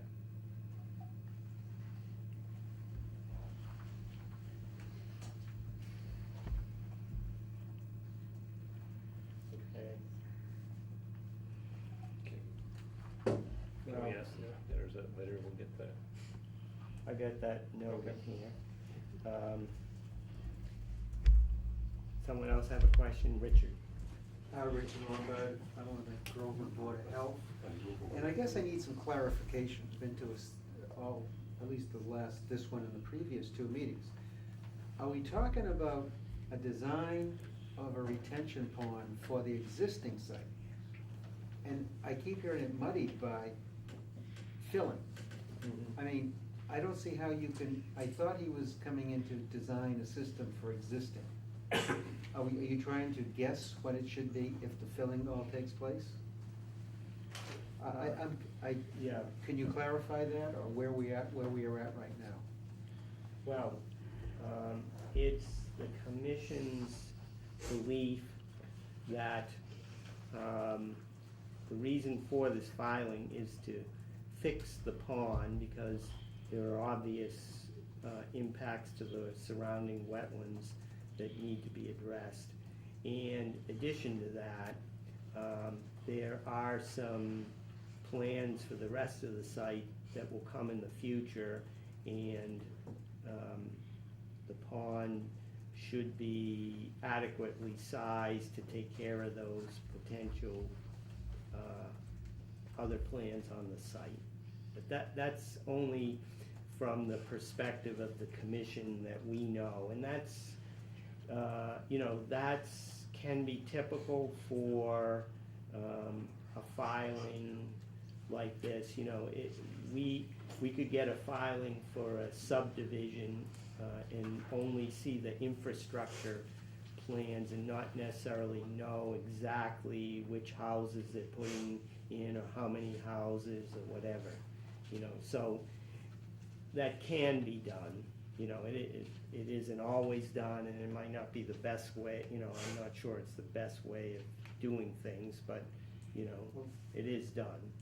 Okay, so you're hoping to get a design that's adequate for existing site and maybe to take a little, to plan for what's gonna be filled and how that will affect the retention basin? So Right. that the design we get now will cover the site now and potential filling of the Yes. site? Yes, yes.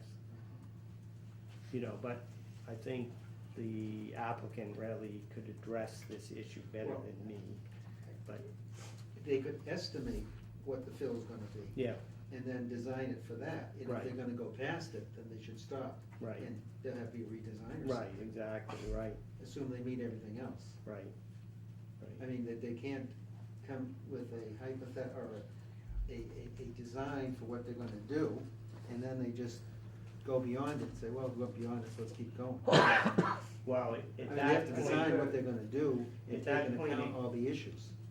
if the sedimentation pond, again, was inadequately sized, then it would be up to the commission to go down the road of asking the applicant to redesign it, which obviously we don't want to have to do, and I'm sure the applicant doesn't want to have to do. One question now, Yeah. are you actually approving Phil to come in on this site? No. No. That's No. not really part of it. Yes.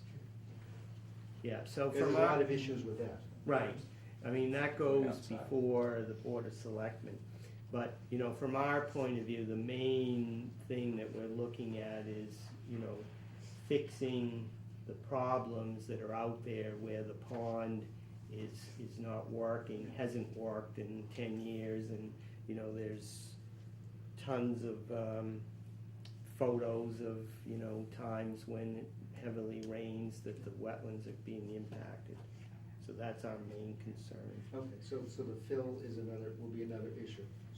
Yes, it really is. I mean, we can't really address it because the applicant isn't really bringing Okay. the plans for that forward. And as it was pointed out by your consultant, a good part of that fill area is in zone 2, Yeah, which is, zone 1 is the most critical. That's the 800-foot diameter around a well. And the next category is zone 2. It's critical because everything is basically telling you anything that gets into the ground is gonna hit a beeline to the well if you're in zone 2. So fill is critical in everything. yeah, yeah. So, we're certainly gonna get more information as requested by the peer review here, but it does not look like at this point that we are gonna get the answer to why this thing failed. Except for the fact that maybe we will, if in fact the reason for the failure is the storm if you take into account all the things that we're missing, I'm just trying to understand if this is where we're at. If you take into account the storm water and the miscalculation that was there, and the pond needed to be 3 times the size, well, maybe that's the reason why it failed, right? Well, right. We don't know. Could be, but yes, I would say we are not going to get the answer of why it failed. The best thing that we can hope for is to make sure that any changes here are gonna work That's going right. forward. Yep. Okay. Okay, so, yes. Can I ask something? Yes, I'm wondering if the commission agrees that is a perennial stream, and that work, it appears that work is gonna approach the border vegetation wetland of that stream, and that has been established that that is banked, and And if the application did not state that work was within a bank, then how does that affect the application?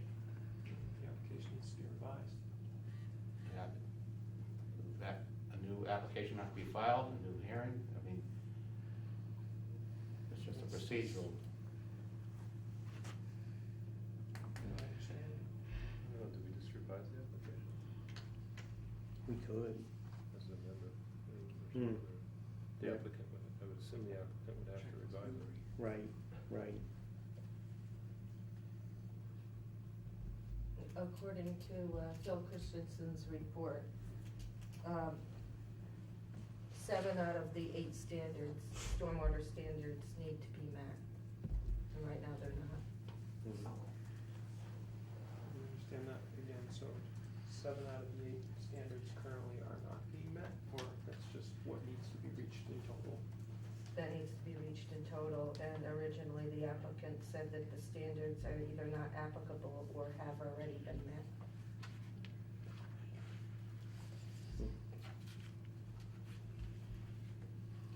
Okay. And Yeah. one last question is, in your local bylaw, has the consultant had a chance to review the local bylaw and what relief would be needed in each section of the bylaw? And would the commission be voting on, if this goes to an approval process, be voting on each section that needs relief, or be justifying why you would not be approving it?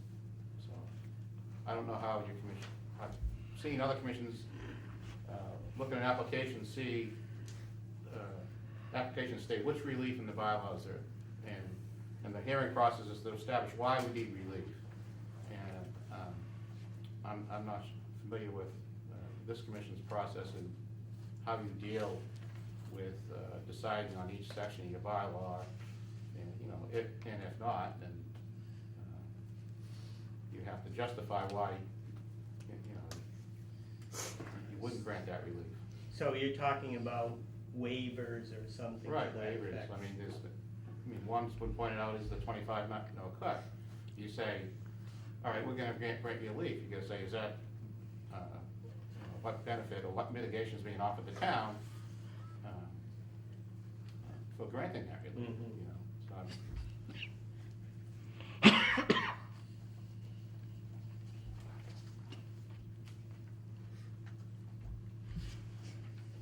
So so it's a 25 no cut I've heard so far. Does the consultant know of other sections of the bylaw that need to be met? Your own bylaw, not just state regulations. Generally, what we do, George, is we have the applicant put that in writing, the specific request, and to tell us why the granting their waiver would be beneficial to the wetlands and environment. That's generally what we do. But we haven't done that in this case yet, anyway.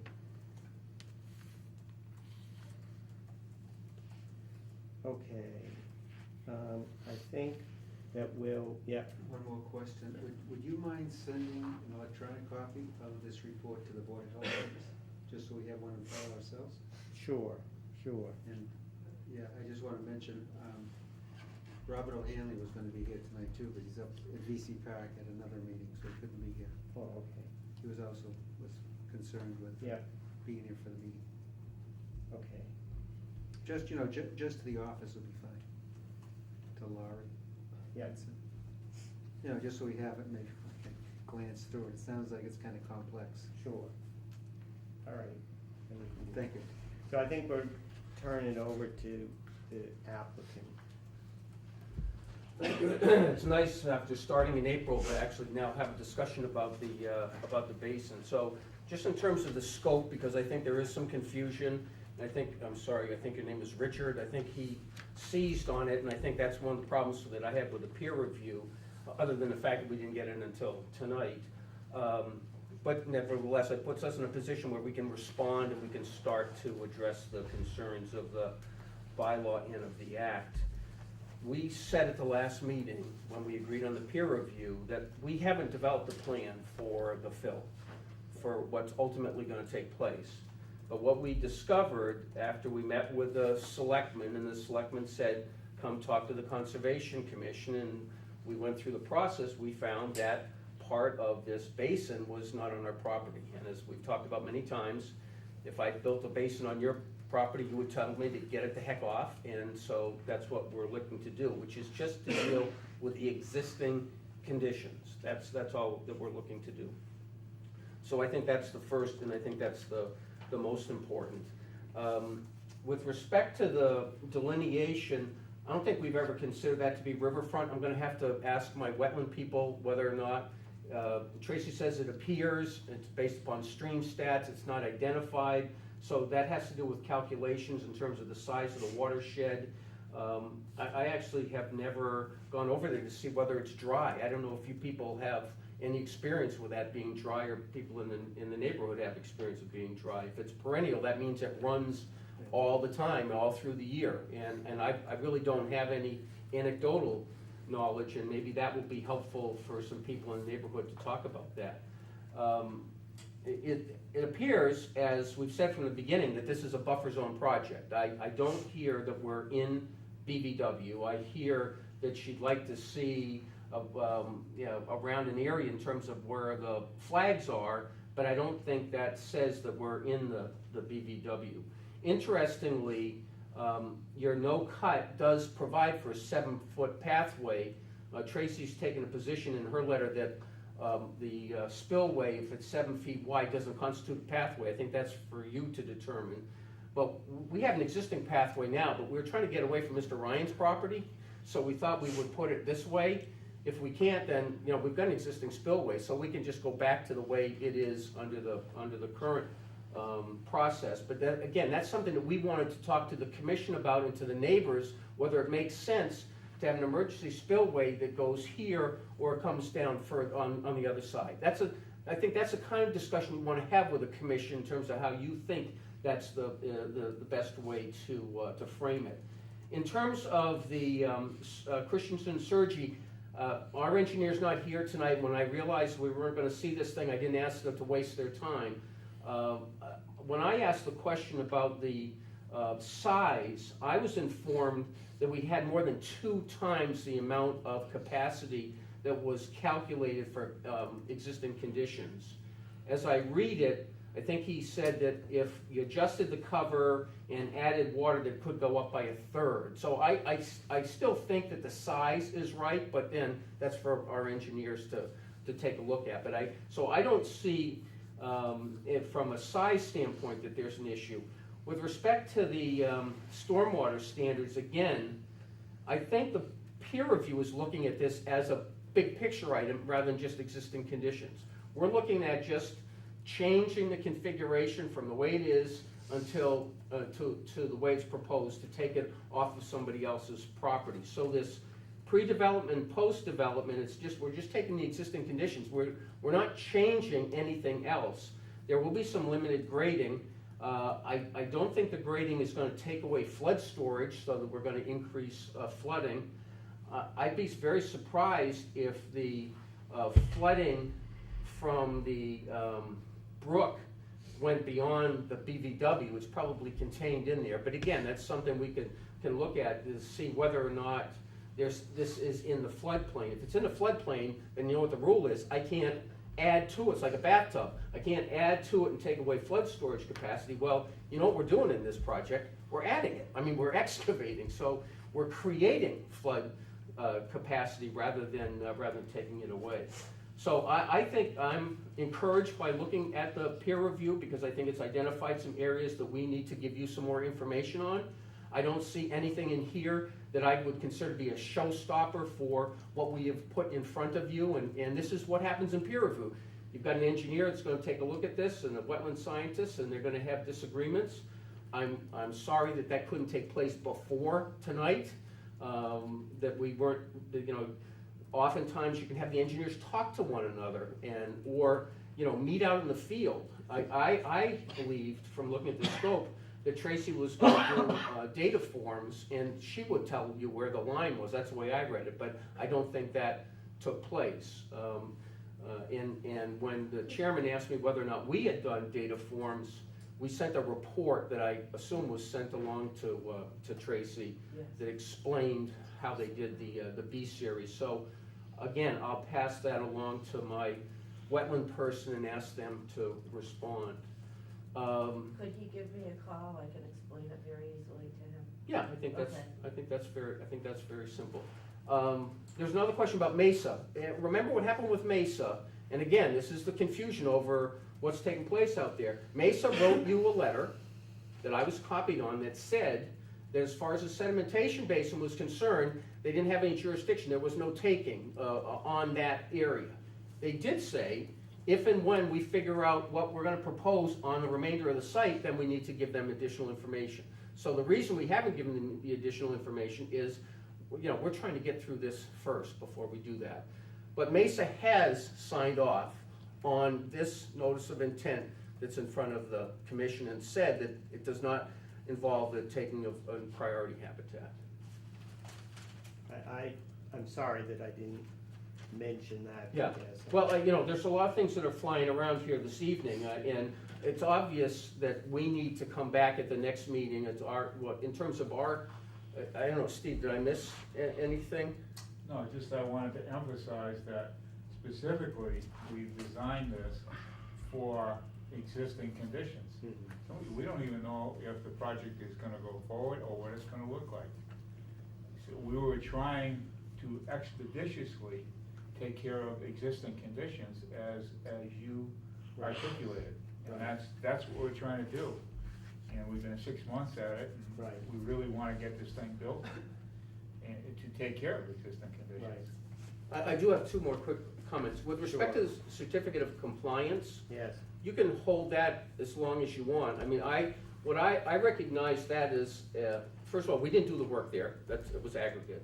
But I recognize that as sort of just a check mark, because ultimately, as somebody said, I think it was the chairman, the issue isn't whether or not that was built right the last time, because I think they just dug a hole in the ground and just, I don't think there was a whole lot of thought that went into the thing, that we're gonna do it right this time. So, I think certificate of compliance it's not an admission either way. I think it's just to clean it up, and if you want, you can wait until this is resolved before you sign off on that. I mean, you asked me to file one, and I did file it, so I've done what I was asked to do. You did what we asked. How you want to act on that doesn't matter to me. I don't think it really matters to this project. I think it seems like what they built, according to Sergi and Christensen, it was too small. That's what it seems like, because when I take a look at what their calculations are, I mean, we think it was too small, so I think they echo that as well. So I think we're gonna have a better basin, and ultimately what you wanna do is, this basin is gonna act like it's supposed to, which is it's a sedimentation basin. It's supposed to hold the sediment.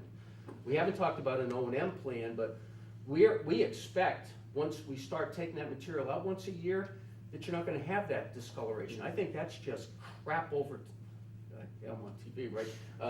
That's a legal term. Over time, I think, just whether it be iron deposits that have sat in there, or just natural background, or whatever it may be, I think ultimately if you get some, because that's a stagnant area, if you get some proper O&M, I'm thinking that will cleanse itself. Sure. So, Yeah, just so there's no confusion on that picture, the hatched area is the additional pond area we're creating, but we're keeping the old pond. And we can't touch the piece on the other person's property because the various owners there can't agree to let us go on. So we're just leaving that the way it is, but the pond is that.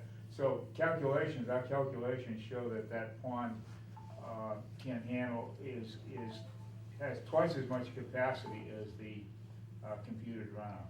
And when you say the pond, you mean The pond, I mean, piece, as the if it was piece on your expanded. property only, not including the section of the pond on No, the your whole butter, thing. the whole thing. The whole thing. But if it includes the whole thing, which is property on the neighbor's pond, are you also taking into calculations all of the runoff from the neighbors? Yes. Okay. Yeah. Absolutely. I believe in, and when it's appropriate to Yes, have we are. the engineers here, they can talk how they did the same thing Tracy did. They looked at the watershed and what was contributing to that under existing conditions, which is some from us, some from DiBiase and. We put so much more capacity into that expansion, so that if they ever get their act together and say we can fill that in, then it would still work, because it's over-designed by two. And I'm not sure I would characterize as getting your act together. As I understand, there are different owners and fiduciaries with this the DiBiase property, so they can't speak as one because there are so many different interests that are involved presently. So we're gonna assent to and ask for a continuance to your next meeting so that I can share the material with my wetland person and with my Thank you. engineer to take a look at, for calculations, et cetera, so we can present that back to you. And I can answer, I tried to wait until the end so all the questions came up. If there's anything else that you have for me, or Steve, we'd be welcome to answer those. I think you answered the questions from the floor. So I think those questions have been answered. I'm not sure about all the commissioners' questions. As far as, I appreciate the applicants being willing to do the peer review, and it would have been nice to have it done sooner, but I think under the conditions, I'm frankly surprised that we were able to turn all of this stuff around in the last 6 weeks. So, it would have been nice to have it, a little bit more, an extra week or two of lead time, unfortunately. So, I apologize for that from the commission, but, like I say, I'm surprised that we moved it along as quickly as we did. I've got a question, something that was raised. Mike, you had mentioned no trespassing signs? Yes. Yeah, we haven't brought in equipment to do that yet. I know that it's on the list and just hasn't happened, but we're gonna need to move those boulders across. I think we've known that for a while. We just haven't had the time to get heavy equipment to move those over. Okay. Do we have a sense of, how do we determine the effectiveness of the sedimentation pond? So before, I don't know if it's appropriate, but I'd like, now that you mentioned all that data, I don't think I heard succinctly from Tracy, is the size of this pond correct? Well, that's one of the issues. The other is, Phil Christensen wondered why there wasn't a riser pipe. That's usually what's in a sedimentation basin.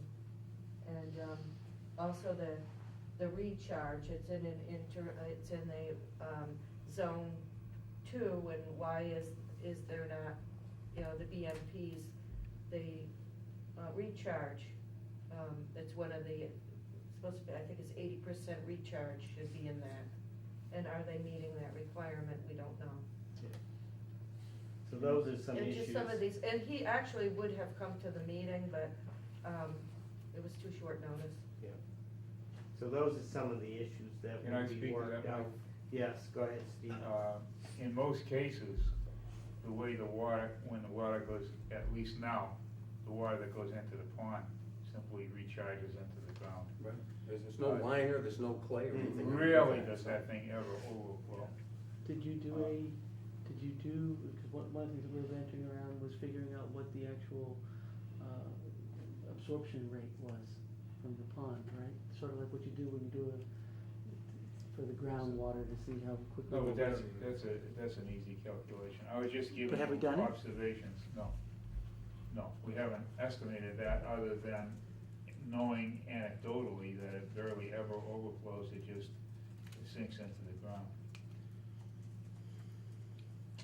So is it a situation, Tracy, that you can't tell us because you don't have enough information, whether is what you're saying is you don't know what the right size of that pond is yet? Is that what you're saying? No, based on the information that was provided No, I can't say. The curve number is different. Phil Christensen recommended another curve number. You said it was from 65 pushing up to 85, but if they're telling us that it's twice as large, that number. It's is not a twice as small large. discrepancy though, right? No, it's not a small one, it's. Well, you know, cover, people fight over cover types all the time. That's why you wanna build in redundancy or extra capacity. So, I don't know why he picked 65. No, you I know. picked 85. I picked 85. You know, that's pretty compact. Those soils are pretty compact there. You know, they're not as porous. We've all walked over those, as opposed to, you know, a pristine area, which, so I think that there's probably some rationale to that. But again, as I read, and forgive me, you know, it said the difference appeared to be 70 cubic feet versus 99. So if I did my math, it was like a third difference as I was reading it, which is why I say I don't think that presents us a problem, because I think we've got twice as much capacity. And then it was also related to the design. The one-to-one slope will not work. Should be a 3-to-1. Well, again, anecdotally, that pond was dug straight up. Yeah, right. You look at the size there, they're excavated straight down, and what we're proposing in there is to flatten them out to a 1-to-1. Well, That stayed there for. I don't know, when did you have problems with the rotation running into the wetland and down the Brindle Brook? Well, Was that recently, or? We observed It- issues it's, when they were coming up. you know, I think Attorney Nyland brought up the point was that there's never been a maintenance plan on the existing pond, and so between that and the vandalism out on the site from the ATVs, you know, I think when they put the pond in initially, it was working, but over time it has degraded. And so, you know, we have photo evidence from, you know, many years of overflow of the pond, and also silt from the pond that this pond was supposed to be catching in the wetlands. So, you know, it's been on for quite a while. Yep. Question on security, I hear boulders and stuff, but the kids who go in there are pretty industrious. Yeah. Is the Groveland police willing to step forth? Well, you know, I think some of it is on us. right. Or the property owners. Sure, you know, Oh, these you are. things are a combination of effort, I think, you I know. think so, yeah. Yes. Yeah, I don't believe, my question on the floor was Yeah. totally answered when I asked, why is there a delay in not sending in the documentation that's Beazer is required? And I'd also like to point out that the rear habitat evaluation was done in November too. So, I mean, when he says it's, the resource area hasn't been identified, if you consider the whole area a resource area that's called priority habitat, there could be turtles laying eggs just outside the buffer areas, and Natural Heritage might want that information, might want you to have that information before you make the decision. So I guess, again, why is there a delay in not submitting that information to Natural Heritage? I did answer the question, which is that Natural Heritage has asked us, before we do any other work, not in connection with the sedimentation pond, but any other work, we have to then submit that material to them. We can't submit something to them trying to anticipate what the impact on the priority habitat is if we don't know what the activity is that we're proposing. I mean, it's a chicken or the egg. And so when we're ready with a plan, then we have to go to Mesa immediately. So we can't do anything on the project site without getting that sign off from It's Mesa. just Yeah. like this, I mean, this is about fixing existing conditions. And I would guess Mesa's approval is limited to existing conditions. Only to the existing sedimentation basin, in which the chairman has that letter.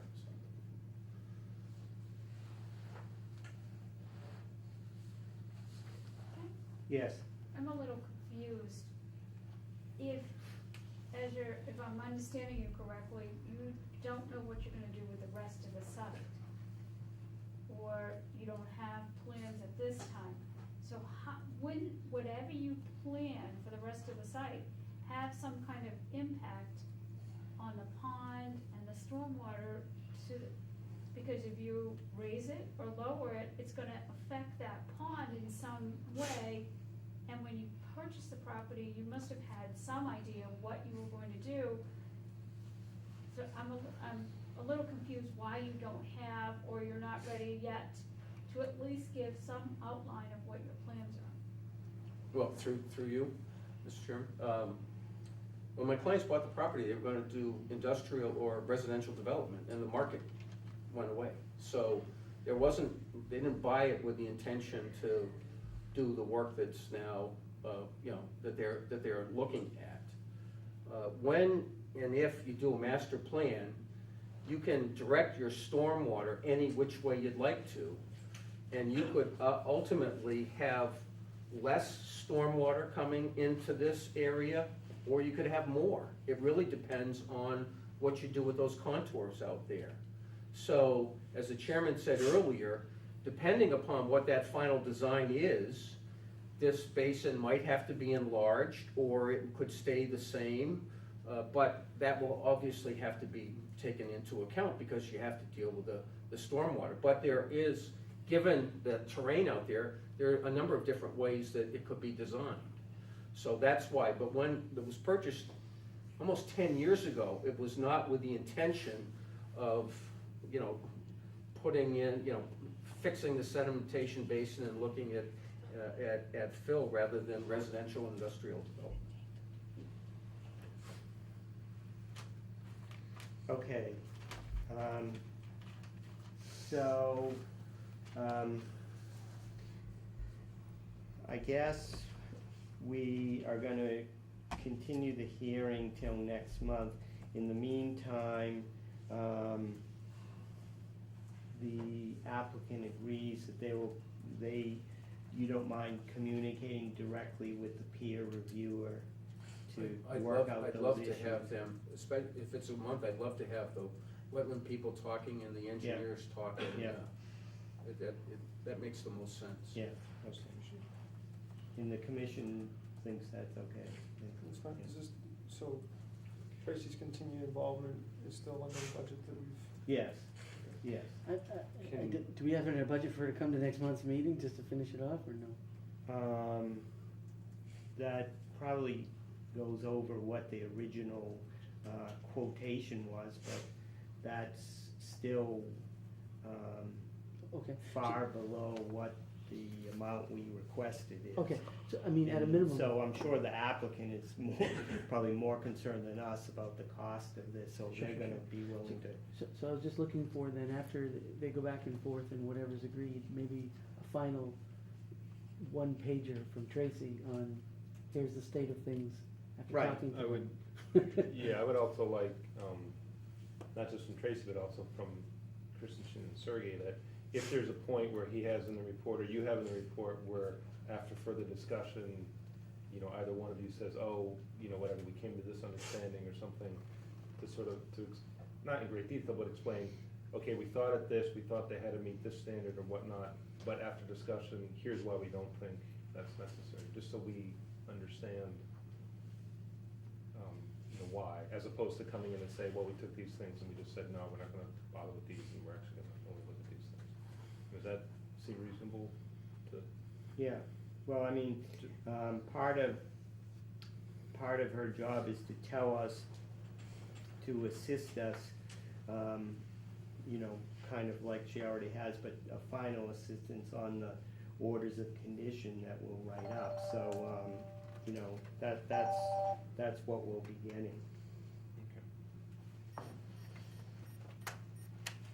Okay, so I'd like to make a motion then. So I just have one last question sure. about this spillway. Yep. It's clearly within your no-cut area.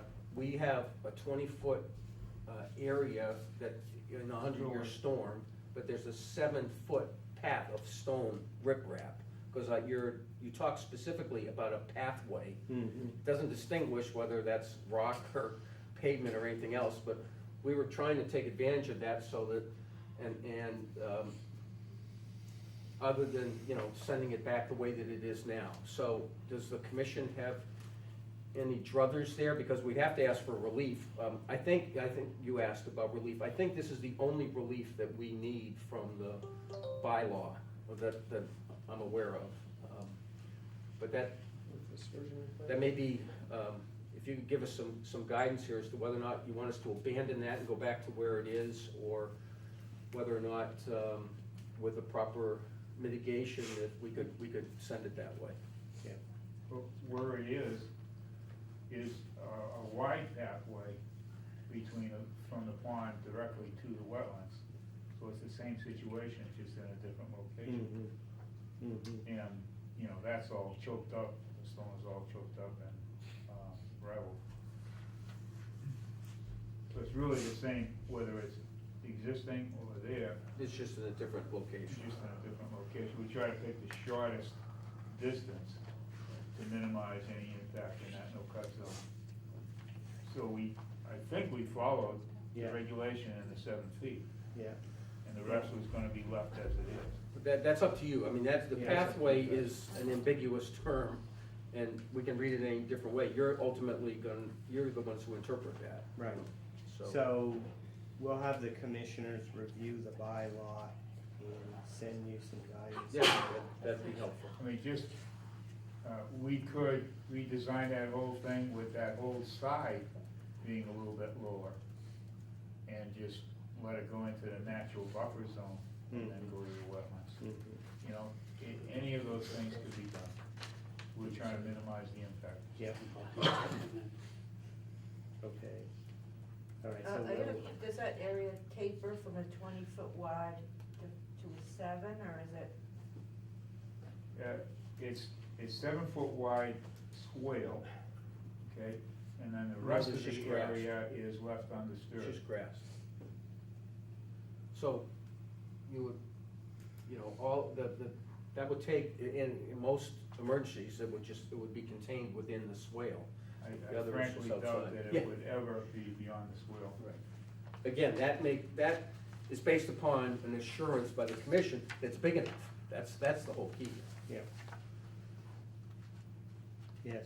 I just have a question. With the no trespassing signs, what equipment do you need to put signs up? No, we need to, that's an open area, so you can just drive in, you can, whatever. So we need the equipment just to put there's some large boulders right at the edge that we just push over in front, so we would, could keep cars or ATVs from getting in there. That's, I don't need heavy equipment. But there's at least signage up? Well, we'll put signs up, but you know what? My kids are grown, but they just wave and say, yeah, thanks a lot, so.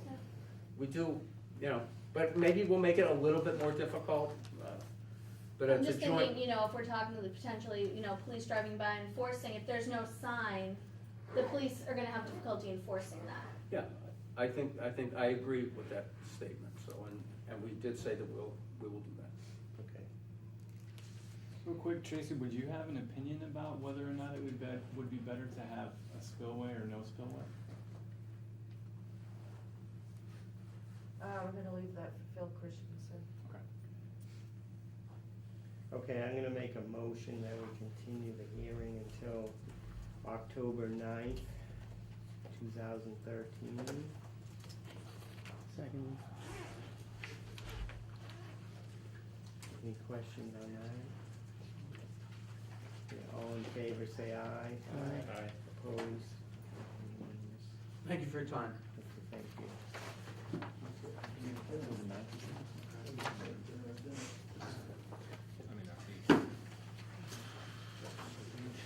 Okay. The next thing is a relatively short one here. The approval of open space fund for Center Street closing costs. I'll give you a brief summary of what this is about. Okay. Yeah. In order to purchase the Center Street properties, I was asked by the selectmen to put a closing cost budget together, which includes environmental reviews, legal reviews, a few other related closing cost items. So that was put together. The amount is $81,000. And so in meeting with the Community Preservation Committee and the Water Department, they both agreed to pay the majority of the costs. Actually, the community, quite a bit of the funds for that money already was voted under the town approval for CPC funds to be used for some of the related legal costs on the conservation restriction on the properties. So, what I would like to do is use up to $23,000 of our open space fund towards the closing costs. It fits in with the use of the open space fund. So I was there when you guys talked about with the selectmen. Yeah. And this seemed like a staggeringly large number, and went back and tried to review that it really needed to be 81,000. I'm sure that Oh, was it was scrubbed. higher than that. It was like was 100 higher and something, than that, right? yes. And I got it worked out. For- In all seriousness, for what? So there's an environment, Yeah, there's the environmental 21E report, the legal costs, there's the conservation restriction legal costs. Yeah, I didn't bring it with me. I mean, I've And only then there's bought the a house, so engineering. I Isn't have, it staggering? yeah. No, it's and then staggering. there's the engineering costs and permit costs. To do what? That go along with the requirements of the sale of one of the pieces of property. Imagine if you bought a property and you had to pay $81,000 to close. But these are 3 properties and, you know, this, Well, so let me, in the end, what do we get out of it? Do we have a property that's been, in the end, we'll be able to buy them, because if we don't do this, we won't be able to buy them. right, but can we use, like, is there like an accurate plot plan, and environmental study, and all these other things? Can we use that in the future? Whatever the town wants to do, that they could then look at this and say, so we're No. not paying for it again? No. It's No, totally these, separate. the environmental reviews are just to make sure that there's no, Contamination. pollution, Right. I mean, the properties are gonna go through, so this isn't gonna be wasted money, right? I mean, it's a done deal. right. So it was 81, and water and CPC have offered basically 60, and you're looking for 20? 23? 23? Yeah, up to 23. So that basically just, if we approve this, then it's all set, nobody's gonna come back after and say, oh, we need another 2,000. We don't have any more, so we can't really come up with any more. I'm hoping not to spend all of this 23,000, because that's pretty much it. So, I mean, I think we have no choice but probably to approve this, Yeah, right. but it just seems like, couldn't we have known this up front? Well, yes and no, you know, some of it was known up front, and that's what I did, was I put them in the articles for, that they're covered under the Community Preservation Act costs, besides the actual amount that they're using from CPA funds to pay for the property. There was also some legal funds put in there, but see, some of the costs, the legal costs, you know, when you're negotiating a purchase and sale, you don't really know how long it's gonna take, and that legal costs, you know, keep going up. So that's one example of, you know, it's difficult to know ahead of time. Is there opinion from the water department, or were they expecting this too, or something, or? No, they weren't expecting it either. That's why my water's so expensive. No, the impact to them is not quite so much.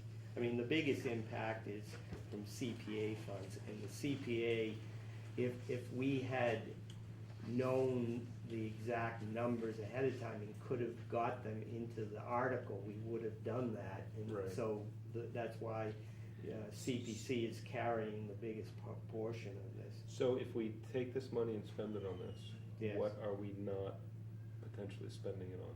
No, that Long-term money only gets open used space. for, some of the work that the fourth graders do on the trails. We've spent some on that. Right. What's our current balance? Of that fund, Yeah, it's around 23,000. this I is don't it, have this the is basically exact the rest number. of everything we have. Yes, right, but I'm hoping not to spend all of that money. So the reason for asking up to that amount is you don't want some last minute thing where we're short $1,000. Yeah, and then right. we have to wait. Right, because that gives me a little bit more flexibility. I don't really have any flexibility with the water department or CPC without going back and, beating it out of them. And that's a fund that gets replenished every year? Hmm? That's a Oh, fund that gets replenished no. every year? No, this money was from,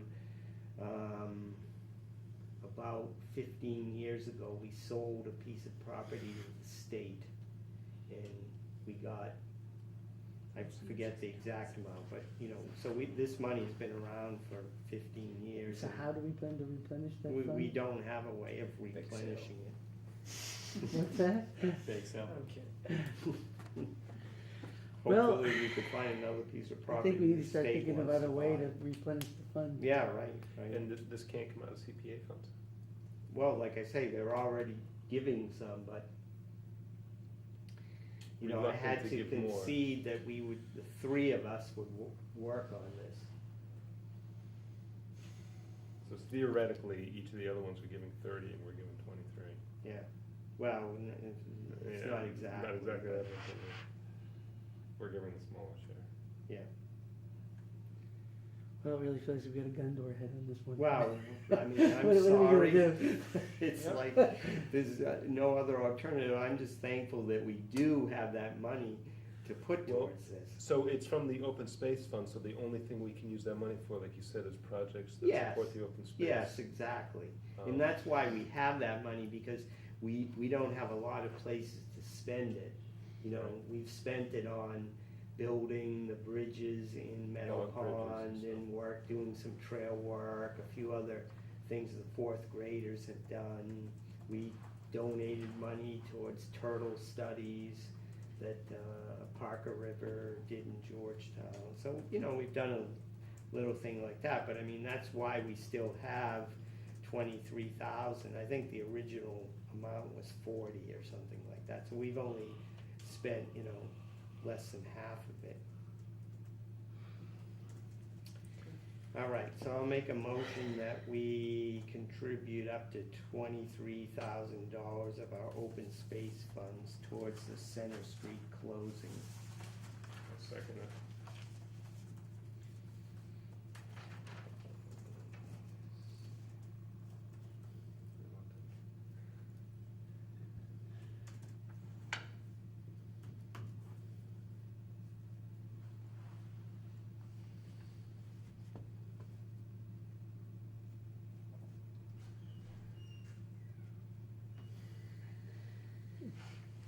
Do you wanna add to that, and Mike will find a way to replenish the fund? No, don't say that.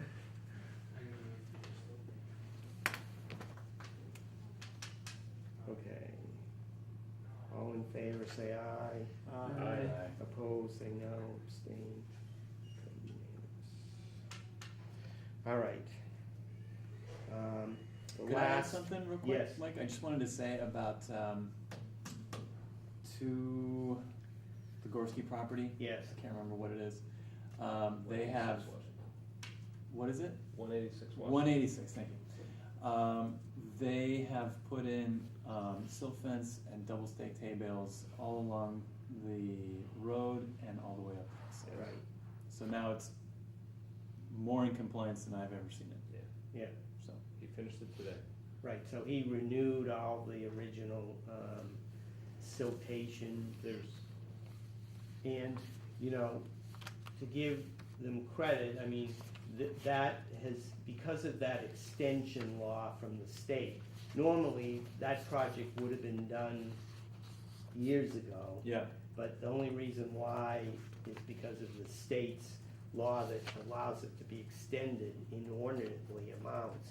And so, you know, it's perfectly normal that those erosion controls would have gone away by now. Sure. You know, they don't mean to. And so I have got a couple of questions from some of the neighbors, but, you know, pretty much answered them that, you know, we are watching it, and as soon as they're ready to do the work, we would have them replace the erosion controls. So it sounds like they've done exactly as we asked. Yeah, and I have to say, I mean, it's not just like a halfway job along the bottom of the road. It goes up. all the way up to So hillside too.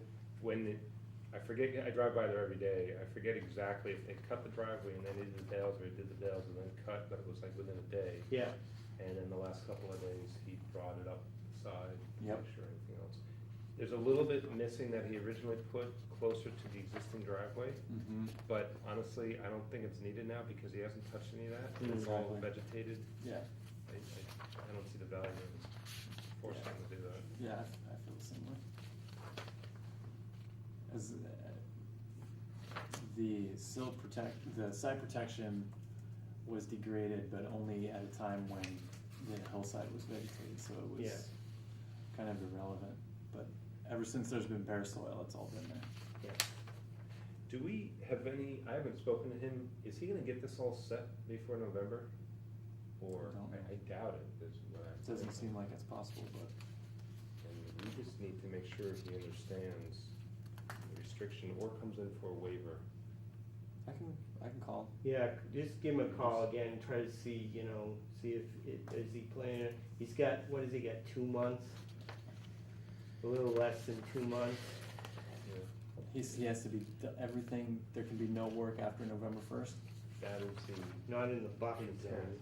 Okay. has to be 200 feet. But he can ask for a waiver, but he has to, like we had the last applicant, give us a reason why, show to us that it will not impact the wetlands or have a negative impact. It would be to his advantage to finish it. Okay. Okay. Great. Thank you. Thank you. The last thing I have on here is a short discussion on enforcement procedures. Carl's gonna give us the lowdown on this. Okay, so just kind of some facts, so for some information that we have. I emailed to you guys the DEP, the actual, not just the link to it, but the actual document itself, right? Did any of you guys have a chance to look at it at all? No. I Okay. browsed through it, it's quite the document. It's quite the document. It is quite the document. We And I'm- should be quizzed. And I'm only bringing this up to you guys because it should be required reading of all of us. Okay, this is worth the time. This I wouldn't be telling you this if it wasn't worth the read. It's about 100 pages, but it's a good 100 pages. Okay. Great.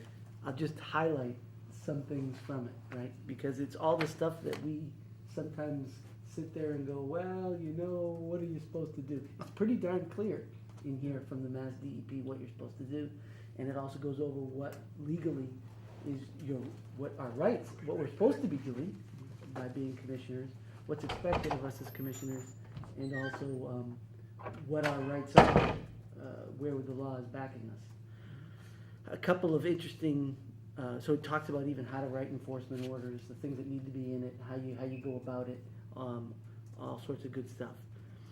Some notes here though, some highlights. Enforcement orders by the DEP Wetlands Protection Act. In the enforcement order, you cannot enforce a fine. We enforce fines here because a subsection of that in section 8.5 is that if you have a local bylaw, you can enforce fines in your enforcement order. So we enforce fines in our enforcement order by our local bylaw. That's why we had fines in it, not by the Wetlands Protection Act per se. By the Wetlands Protection Act, the only way the fines can be assessed is by a judge in court, where you're supposed to file legal action. And these documents specify exactly how to go about that, and there's all kinds of ways. And it walks you through what we're supposed to do and how. Okay, but there's two other pieces to this. So there's fine and enforcement orders and what you're supposed to do. But the question is, when you get to that ugly place, right, we always wonder, well, okay, well, what are our options and what can we really do? So we did option one on some things where in an enforcement order we put fines in.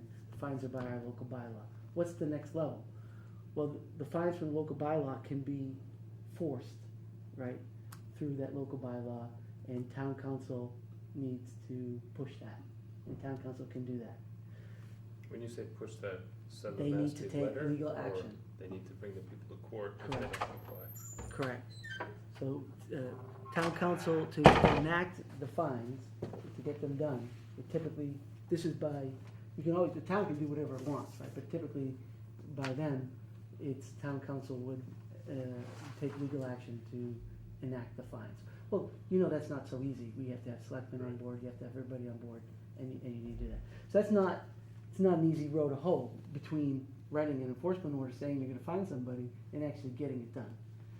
So there's another option that they talk about here that actually Mass DEP recommends. It's called ticketing.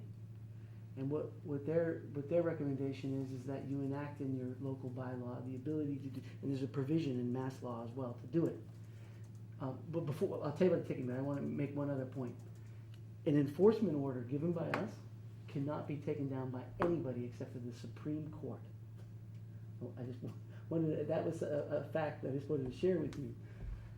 Taking down one of our enforcement orders is quite a job. Okay. Once we put one in play. So it has teeth for staying power, but it doesn't necessarily per se have teeth in fines. Right. Unless your local bylaw is doing it, and or you take action through DEP through a judge. Okay? All right. Now you should read up on this because I'm paraphrasing, right? Because there's a lot of caveats. But anyway, to the ticketing. So I'm suggesting in the ticketing section, which is in chapter 10, they recommend ticketing as an interim easier step, right? Because obviously this step from writing an enforcement order to having judges and lawyers is not a small step. That's a big one. And it involves a lot of people and a lot of doing and money, right? Because now you're dealing with lawyers. This option with ticketing, if we got it done, means that we can literally write a ticket just like a police officer would, if you will. And you drop the ticket, and the ticket is immediately payable. There's nobody that has, there's no judge, there's no jury that has to say it. It is payable and due unless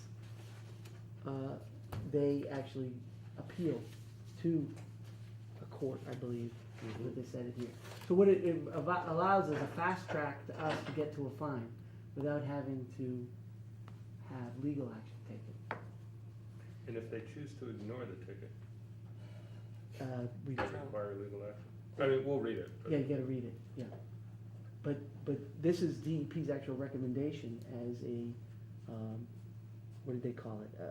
A more, Does that have to be written into this, would that have to be like it has to be made in our law? bylaw. So the town would have to approve that? Through the town. Yeah, but we've done that before with others. Just an FYI, somebody I know in Beverly, I believe it was Beverly, exact same thing happened. They had something on their mailbox or whatever on the house that said, we've had a complaint about X, Y, Z, we stopped by, we looked at it, we're hereby finding you X. If you wanna come talk to us about it, you show us on this date, basically the next meeting, and we can talk about it, otherwise you pay us whatever they give us.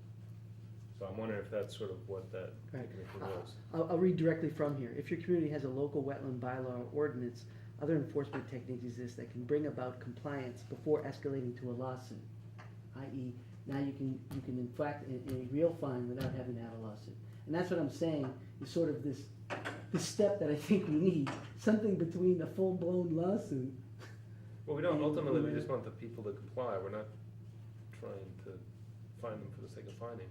No, this is only after you've gotten to the place where you would effectively go to a full lawsuit. Right, yeah. Right, but this is an easier step than getting town council, spending money. This would be something that really you can just sign and drop off. Yes, well, what it provides is more teeth to our enforcement toolkit that we don't have now, where you would actually be issuing, taking the next step from what we're doing now, where really we dead end, where you're actually giving somebody a ticket that it shows them that they, owe the town of Groveland X number of dollars for their infraction. Let me read just one paragraph and then I'll let it go. Yeah. Right? So, use of the ticketing procedure allows an enforcement person to write a ticket that specifies a fee to be paid as a penalty for the violation of the local bylaw or ordinance. The violator must pay the ticket or request an appeal in writing to the district court. Okay? Basically, this changes the game from it being a pain on us to try to get a lawsuit going to be a pain on the person who got the ticket. Right. Right? It changes where the pain is. So they wouldn't be able to come to a hearing and say, I'm gonna fix this, can I just not pay this ticket? They'd have They to have to go get the district court to reverse this thing. Wow. So I think that has teeth, and I think it's easier for us, and to give us teeth. We don't have an agent, we've got two hands tied behind our back. When the stuff gets complicated as we see, trying to invoke lawsuits, I think we need another weapon in the arsenal. So what I would suggest is that between now and January, because time is short, what we need to do is come up with some text for the bylaw and also any other changes to the bylaw, which we had pointed out to us regarding that fee schedule that's in the bylaw now about projects and whether we can charge for a peer review definitely needs to be changed. Yeah. So that would be one, and then this. So if someone can get me the text that we need to. So I'll find somebody that has a ticketing bylaw, right? Yeah. It shouldn't be hard, you should just copy it. Right. Beverly, they may have it. Yeah, okay. Yeah, and then, we can put that as a warrant article for town meeting in April. Can we, so I think you just said that, but I was typing, anything we wanna review, we can talk about? In the bylaw, In yeah. bylaw, right, Yeah. okay. Yeah. Cause I think just, well, whatever. Yeah, it's easier to There's make. two ideas I have. It's easier to make all the changes at once than to Right. do pieces here and there, year after year. Right. And we haven't revised the bylaw since, I wanna forget say, when it I was. started in 2004, and I wanna say in like 2005, 2006, there was some little thing we changed. Yeah, well, we changed our fees was the last time we Right, did and it. that was it, but. I think it was 2006, so about 7 years ago. Okay, thank you, Carl. Thanks, Carl. Thank you, Carl. All right, so, I don't think we have anything else. So our next meeting is scheduled for October 9. And I see on sign-offs, we've got a couple. Excuse me, at town hall, Yeah, I'd say we're better off having it here until we get through this. till we get through this, yeah. I haven't signed up for any Mondays. Like, If you can do September, I'm traveling, so Yeah. I couldn't do till late October. Yeah, I've got a couple of days of travel. And I'm gonna try to have Anthony come. He was traveling, so he couldn't be here tonight, but I try to have, has Anthony come to any Monday nights? Okay, yeah, he came to the Yeah. one that I went to. okay, so we'll keep having him come to as many as he can come, just so he kinda sees on sign-offs. I know on some Monday nights there's not much activity. Yeah, that was the but- problem, nothing happened. Yeah, but we can talk to him, share some of our vast amounts of knowledge and experience with him Yes, when you're indeed. sitting there, You can read the 100-page document out loud. Yeah, right, that's right. Copy it onto the whiteboard.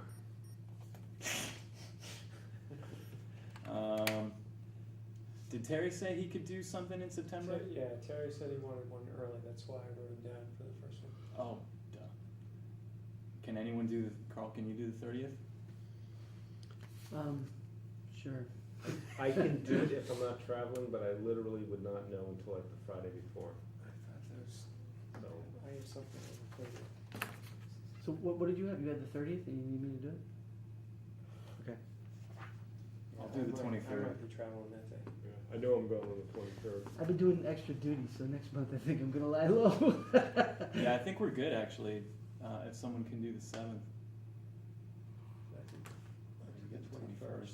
Yeah, I can, see, that's the other thing, I may be traveling between basically middle of September till middle, late October, I may be traveling, I'm not sure, I could probably do the 7th. but I can probably do it, It's not a big deal. I would know before. I'm likely traveling the 30th.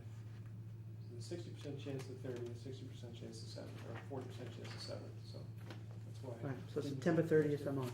All right, I'll sign up for the 7th, that's fine. I can do 2 close together. I can do it. All right, Bedtime. motion to adjourn. Second. All in favor, say aye. Aye. Aye. Okay. We're adjourned here at 9:54.